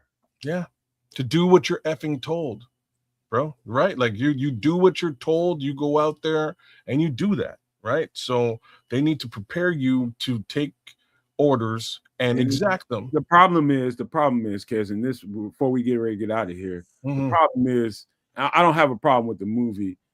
The premise I don't have a problem with because it was just telling the truth. It's a great movie. I'm talking about the in-depth details of it and the discretion that humans ought to use. I don't give a shit how old you are or who you are in this life. The discretion. You don't just take what people tell you. This is what these people are, and just go take weapons and aim them at people and just destroy folks. You just don't. Yeah, that's just the real. But That's that's just war, my friend. that's war, but that's also human life. The war is Yeah. human life. It's human life taken. But that is what war is. And Yeah, that's the that's why purpose of this they have movie, been right? drafted and sent over there. The You know, purpose of this they're movie. not carrying books, they're not carrying flowers or Bibles. Why You do know, you what do they have? They're why do you loaded up. why do you think so many of these people that I've treated came back with so much mental anguish? Yeah, because war is fucked up. Bro, That's No, it's why. not. it's Yeah. not that. It's not that. It's more of what did I do? Why did I do that? That's more of what it is. I shouldn't have done that. That's what it is. Well, yeah, but at the time, I There's mean, no it's not like they can say, well, they can. No, I rephrase that. This They choice. can say, I am not following this order, and they will have to deal with the repercussions and consequences of not following that order, up to Yeah. which they could be, on the field executed. Yeah. Yeah. Up to that. You can get So you a can be lot of them are court-martialed. just trying to get their paycheck, trying to send money home, follow their orders, hope they don't get into nothing, and they think they want to get into something, then they do, and then they really change their mind. And then it's like they have the physical repercussions, the mental repercussions, and then they come home and then they're treated, by society. They're shunned for doing the bad stuff that they, had to do. And then the whole system that's supposed to support them with the Veterans Administration, they don't have mental health services like they should. They don't have the physical health services and rehabilitation and the Yeah. staff like they should. Yeah. So basically, they draft and recruit these young kids. They send them off to war, put them in the grinder, and then when they get back home, if they get back home, it's like they can live on the street. Fuck them, and then we'll just move on to the next generation and the next war. And that's not the soldiers' fault per se. Now, That's yes, there are soldiers that have their own a responsibility for things that they may have done above and below, their orders while they were doing stuff over there all grimy. That's one thing. But I look at a soldier and say, yo, thanks for doing what you do. Cause I swear to God, like kids, you catch me on the wrong day and you yelling at me, it's like, oh Lord, I'm about to be court martial because I'm gonna hit this motherfucker in his lips. you know what I'm saying? This is why But they have that think discipline. You know what I I mean? think They I learn. think that's at the I'm glad you pointed that out, Trish, because that's a very important part of everything that we're talking about here. I'm glad this came up because it's great, even though it's a great movie and it's great acting, everything about this movie is great. That aspect of it, the other side of it, how people come back, how they're treated, what the military did to them, and you turn them into this unaliver, and I got to go back and deal with regular society. How Get am a I job at supposed to Home cope? Depot. Yeah, how am I supposed to cope with what I have inside of me? And so you got trained unalivers walking around on the streets looking to me for help. I'm one of those people that tried to help people like that. You know what I mean? And I did, but it's a very real part of all any kind of movie like this that should come up in a conversation should be spoken to on every level of it, and that's part of it. What Trip just got through said, what I It's just funny got you through say saying, that. It's funny you say that. It's just you're bringing up exactly like the movie ends before that. You know what I mean? Before all of that sort of comes into play, and it's unfortunately so it's only a couple hours, but it is heavy AF as William is saying out there in the chat. It is a lot to take in and understand, and they give you a good, like I'm saying, they give you a good full spectrum of the front end of it. The back end is what you're describing again, is what happens when you go get home, right? And unfortunately, there's no true infrastructure for that, and that's terrible from front to back. But what they're showing here, what they show here is, again, how does that look to a guy who's actually a lifer in the Army? How does that look to a guy who was flipping burgers a week before and just wound up here, and now he's fighting for his life? So I can't, for all intents and purposes, I can't, through this film, I can't sort of sit down and go, okay, well, you're wrong for fighting for your life in a war-torn situation, in a war zone. You have to stay living, and I think that. Well, let me ask you this: all. there was a scene in a movie. It's not really a giveaway, but kind of. But Francis, they're out there, black dude, and it's like he lives through this huge battle. And so he comes out, he is shook because there's people, blood and guts everywhere. And he's like, I'm alive. He immediately picked up a bayonet, a knife, and he stabbed himself in the leg. All right. So because he would now be injured for the second time, so he gets to go home. So technically he cowered and punked out and hurt himself to get out of war, but he did it to get out of war. This is the lengths they'll go to. All right. Let's do this. Because let me take this off. The thing is this, man. I think I have a certain amount of sensibilities to it because of the people that I've run into in my life and had to get to know, and some of them I loved. And the stories I can never forget, the situations I'll never forget. And just watching them as they go through life now, I have a certain amount of sensibility to it that is different, man. I don't know that everybody runs into somebody that went to war in Vietnam, and people in your family knows who they are, knew who they were before they went to that war and came back the way they came back. And that's a lot of where my energy comes from, and the discretion part of what I'd said earlier in the show about, choosing, that's important, because in the future, or presently and in the future, there will be options for people to go and do things like that because some billionaire, some rich person said that this is who we should be doing things to. Use discretion.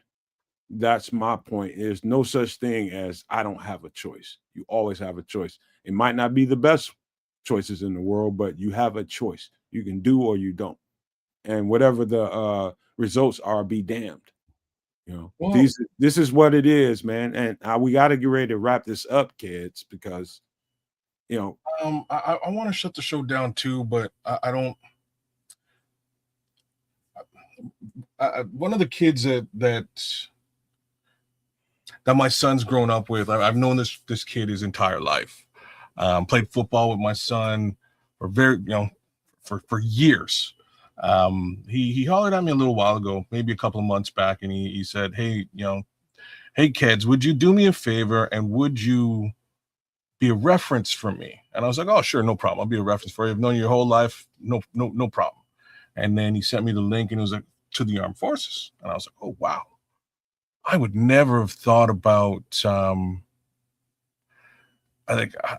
I would never have thought about you as somebody who would be in the armed forces before. Like, I just never. And again, I thought about my son immediately, and I was like, you know what? Like, I don't think I would really suggest that my son do it. And my friend's son is in the armed forces. He's there training right now. And I had to look at this kid and really think about who he was as a person. And I was like, man, like, I have to also say, like, my son would probably do a great job. There's a lot of value shared for a football player in the armed forces, right? Like, I have to say there's a lot of traits that are shared traits to be a soldier, in similar capacity. And I had to look at this kid, and I was like, wow, man, out of all the people I know, I think you'd be an amazing soldier. And I went through his frame of reference for the armed forces, and I totally gave him a stellar recommendation with his potential to join up and do that. And the structure case scenario is just something that he would fall right into as a player. He's already fallen into that type of disciplinary situation. You do the same thing for your son? If he asked me, I had to stop for a minute and really consider that, man. And I was like, you know what? I don't want my son. I don't want this for my son. And then I recognized, but hold on. But then I recognized that he would also be a perfect soldier, right? Like he is a disciplined. Football has provided both him and this other young man I'm talking about with a lot of discipline, the ability to follow orders and exact what you're being asked to do in situations that are adverse. And I believe that he could take that to the Army and perform very well. I think there's a lot of shared values there, shared traits, shared talents, if you will, between the two things. The other thing that really got to me at the end of the day was, again, if you know what hits the fan down the road, it's probably best if you are fully prepared for that to hit the fan. And Yeah, that military training comes you in. know what I'm saying? And in those situations, those kids are going to come out better off and be leaders in those situations. And that was part of what I was writing about. And I was like, this kid in these weird adverse situations would become a leader with this type of training. And I think it would work out very well for him. Before we get out of here, I got to say this. In the amount of kids, young people that I've dealt with over the years, and the many options that either they explored themselves or I presented to them or other people presented to them. One of the things that I will never, ever, ever, and this is just some black man shit right here. I'm about to tell you. This is some black man shit that was told to me by my black man uncle. Coming from, I think he did 4 years in the military, and he came home, and I remember I was a little bitty boy, and I was brought to the airport with my grandparents that came to receive him from the airport. He came back from overseas. I think he was in Germany or somewhere. And he came back, and I had a whole legion of my family there to receive him at O'Hare Airport. I'll never forget it. And all those family that was around, all of them, you know what he did when he first got off that plane? He beeline right to me. And he came and he grabbed me by my scruff. He just scruffed me up. He said, "Hey, boy, let me tell you something. Don't you ever join the military. The military ain't no place for no black man." That's what he told me. And Styles. over the years, with all the things that's happened in my life, those options were on the table. These are things that happened when I left college and football was no longer an option. Those things were on the table. And I took those things to heart. And as I progressed in my life and started to move and do things the way I needed to do, I had to come in contact. And some of those messages were, I had to give them to the next young black man. And because that's the truth. That's the truth. Black people in this country have gotten the royal treatment when it comes to combat, wherever it was, and coming back here and being treated like a goddamn stepchild. And so I Well, know I yeah, told them the truth. that's it. Yep. I told them the truth, and I'm just talking Yep. from that perspective. And I'm gonna leave it there, man. It's just certain something for me, and all the stuff that I did with the Vietnam veterans, to all those guys that I had come in contact with. All of that stuff means something to me, and what they went through is sacred to me. So I'm just speaking from my heart, man. And Mel, before we go, there's one more comment. Or what about the combat vets? Like myself, Minister Charles, that are listening. We've been addressing, the kids and the youngsters going. But for those that have been through and came out, first of all, thanks for your service. Because y'all went and did the damn thing. But there are contemporaries of mine that are still mad at their parents for not, loving them enough or loving them too much, whatever the case may be. And like these are people pushing 50, 60 years old, and their parents are long gone and can never apologize or explain, or there will never be any closure. Things that have soldiers have had to endure, had to do, had to witness, had happened to them in theater of combat. When you're in the line of fire, it sucks. It's fucked up, and there is no changing it. There is no going back. So those physical burns, wounds, those mental burns and wounds, they're gonna be with you. But there has to be a time where you can become at peace. You may not ever forget, you won't ever forget, but you have to be able to deal with and be at peace and be able to move forward. We're talking about movies, Forrest Gump, Lieutenant Dan. When he lost his legs, he was pissed at the world, but he finally found some level of peace and acceptance and was able to move on in a productive life. And there are examples of many soldiers that can do that. But you do need support, you do need help, you do need to go to places where like not what do you call it? The military support groups where people have gone through similar things, so they know what you're going through, what they're going through. For And a sure. lot of times just getting it out, talking it out, no matter how painful it may be, can alleviate some of that pain. So my message to any vet that might be listening is, don't close off, don't isolate, don't self-medicate, but reach out to people who are like-minded. And it's a lot easier with the internet nowadays, but don't continue to battle your struggles alone. Yeah, don't isolate. For sure. For sure. For sure. I love what Scrolls is saying. He says our front line ain't abroad. I believe that. Like I believe, like some people believe in Jesus, man. You got to know that the enemy ain't all over the place. The enemy is right here around you. So the struggle ain't in all these other countries. The struggle is right here with around you. I believe that. So we're gonna close this off because this can turn into a whole 2 hour conversation as well. I appreciate you guys, man. This is the first time we did movies, and maybe we should end it like this so that we signify that we just got out of the movie part of it.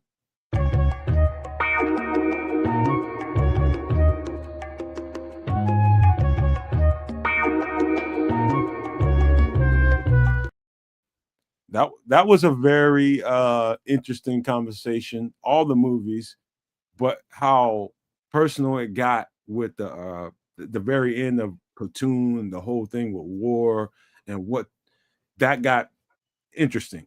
It's gonna end up being a whole lot more conversations with other stuff we talked about because Oliver Stone's made other movies. Steven Spielberg's made great movies. I've seen a few of them recently. So there's a lot to talk about there, man. And we all have personal opinions about everything. And that was what you just witnessed. Everybody's personal opinion about everything. But that's that. Let's give some pleasantries before we get out of here. Triple R, you are the first on deck. Yeah. Big up to all the Nomaniacs, all the Super Nomaniacs. Whether you have been tuning in on the Nomad Network, on at Kedzakanik or at Sports Chicago Style, also known as at Triple RSCS.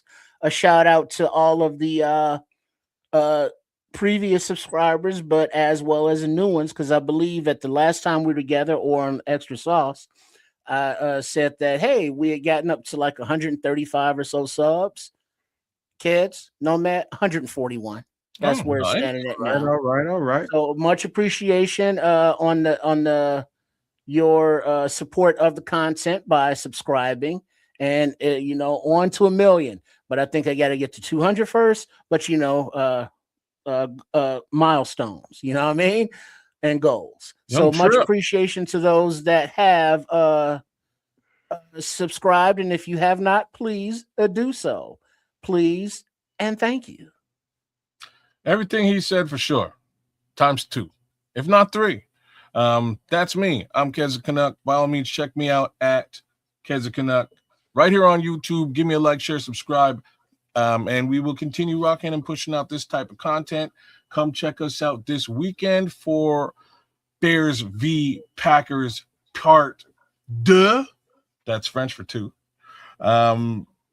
Yeah, this is the episode of the season where we kick the living shit out of the Packers. My personal favorite episode of the year. So by all means, join us. We will feed them Bears and definitely feed them Packers. Well, get Look those at baby Herberts. kids there. Get those baby kids Herberts. Oh, look at Those. that guy. He's a cute little guy. That guy. But look, um, big shout outs to the whole chat for being with us. Things are a little bit splintered. As stated, we are pushing out 6 different versions of this show, not necessarily by purpose, but nonetheless, that's what's happening. So if you don't see your stuff in the overall chat, it means you might be in the wrong chat, and you should try one of the other chats. But what's important to me is the chat's been strong all night long. Shout out to Quatu, to Minister Charles, to Scrolls, AC Adam, Notorious, William Gaza, Paul Rodriguez, AC Adam was in there. The Bishop dropped by, Crooked Commish. We had a pretty full house across the board. So again, thank you for all of your love. And Bertruth 9 was with us as well. Thanks for being active and making it a community conversation. Regardless as to what we were talking about, we got into all sorts of different comments. I will end my fun stuff on a Wednesday night with this. Again, thank you to our community that is in the armed forces and in the military. I appreciate you and thank you again for the service that you provide. Again, whether you're on the Canadian side of the border or on the US side of the border, once again, thank you very much. You guys do stuff that that people like me don't have the balls to do. I wish I could say it a different way. And for that, once again, we appreciate you. Indeed. For sure. I agree with that. Ditto. I just want to reflect on what we just did tonight. And first I want to apologize to the people that came here for the Buga Sphere conversation. I definitely apologize for that. We'll double down and make sure we give you guys extra content when we get the chance to, probably on the next show. I feel bad about that because it's advertised on the thumbnail that we were going to be talking about that. But as a producer of the content, you have to read the room. You have to see what you can and can't do. With the show this long, you have to pay attention. And I felt like we did what we could tonight. And where we ended up in the conversation about all the movies, and Platoon in particular, about people that have been in the army or whatever part of the military, whatever branch it was, it turned into a personal conversation that I'm still proud of. And based on the things I've done in life, I stand by those things. And I still respect everybody that's going through the military. And just based off conversation, I feel good about what I just said, man. I co-sign my own conversation, but I appreciate you guys for being here, man. It was one hell of a time. Hopefully you guys had a good time. I like the drinks. I like the food. I enjoyed the Bears conversation, which you should probably rewind because there was some nuggets in there that we got to talking about during that part of the show that was really, really good. You have to probably go back to that before we get to this Packer game to really understand what we're about to deal with, how they can deal with the Packers, and how it could be different this time around. The different players that we just brought into the building, Dominique Hampton, we got DeMarco Jackson being the defensive player of the week. There's a whole lot of nuggets in regards to that conversation. I'm just telling you guys who could be signed, who could not be re-signed. There's a lot of gold in that conversation. I'm just being honest with you. Go back and watch that stuff. But every part of this show, every layer of this show was worth it. It was great. I had a good time. Hopefully you guys did too.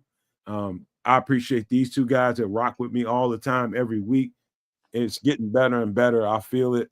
Trips and Kids, man. Thank you guys for being good soldiers about this stuff, man. This was cool, man. First time doing the movie thing. I thought that was cool. We definitely gonna have to do some more of it, but we have to figure out a way to fit it into everything that we do. So it was all good, man. I enjoyed it. Hope you all did. I'm gonna leave you guys with these famous words. If you can think it and you can see it, there's no reason in the world why you cannot absolutely manifest it. Do not, and I repeat, do not be a prisoner of your own mind. But with that being said, we are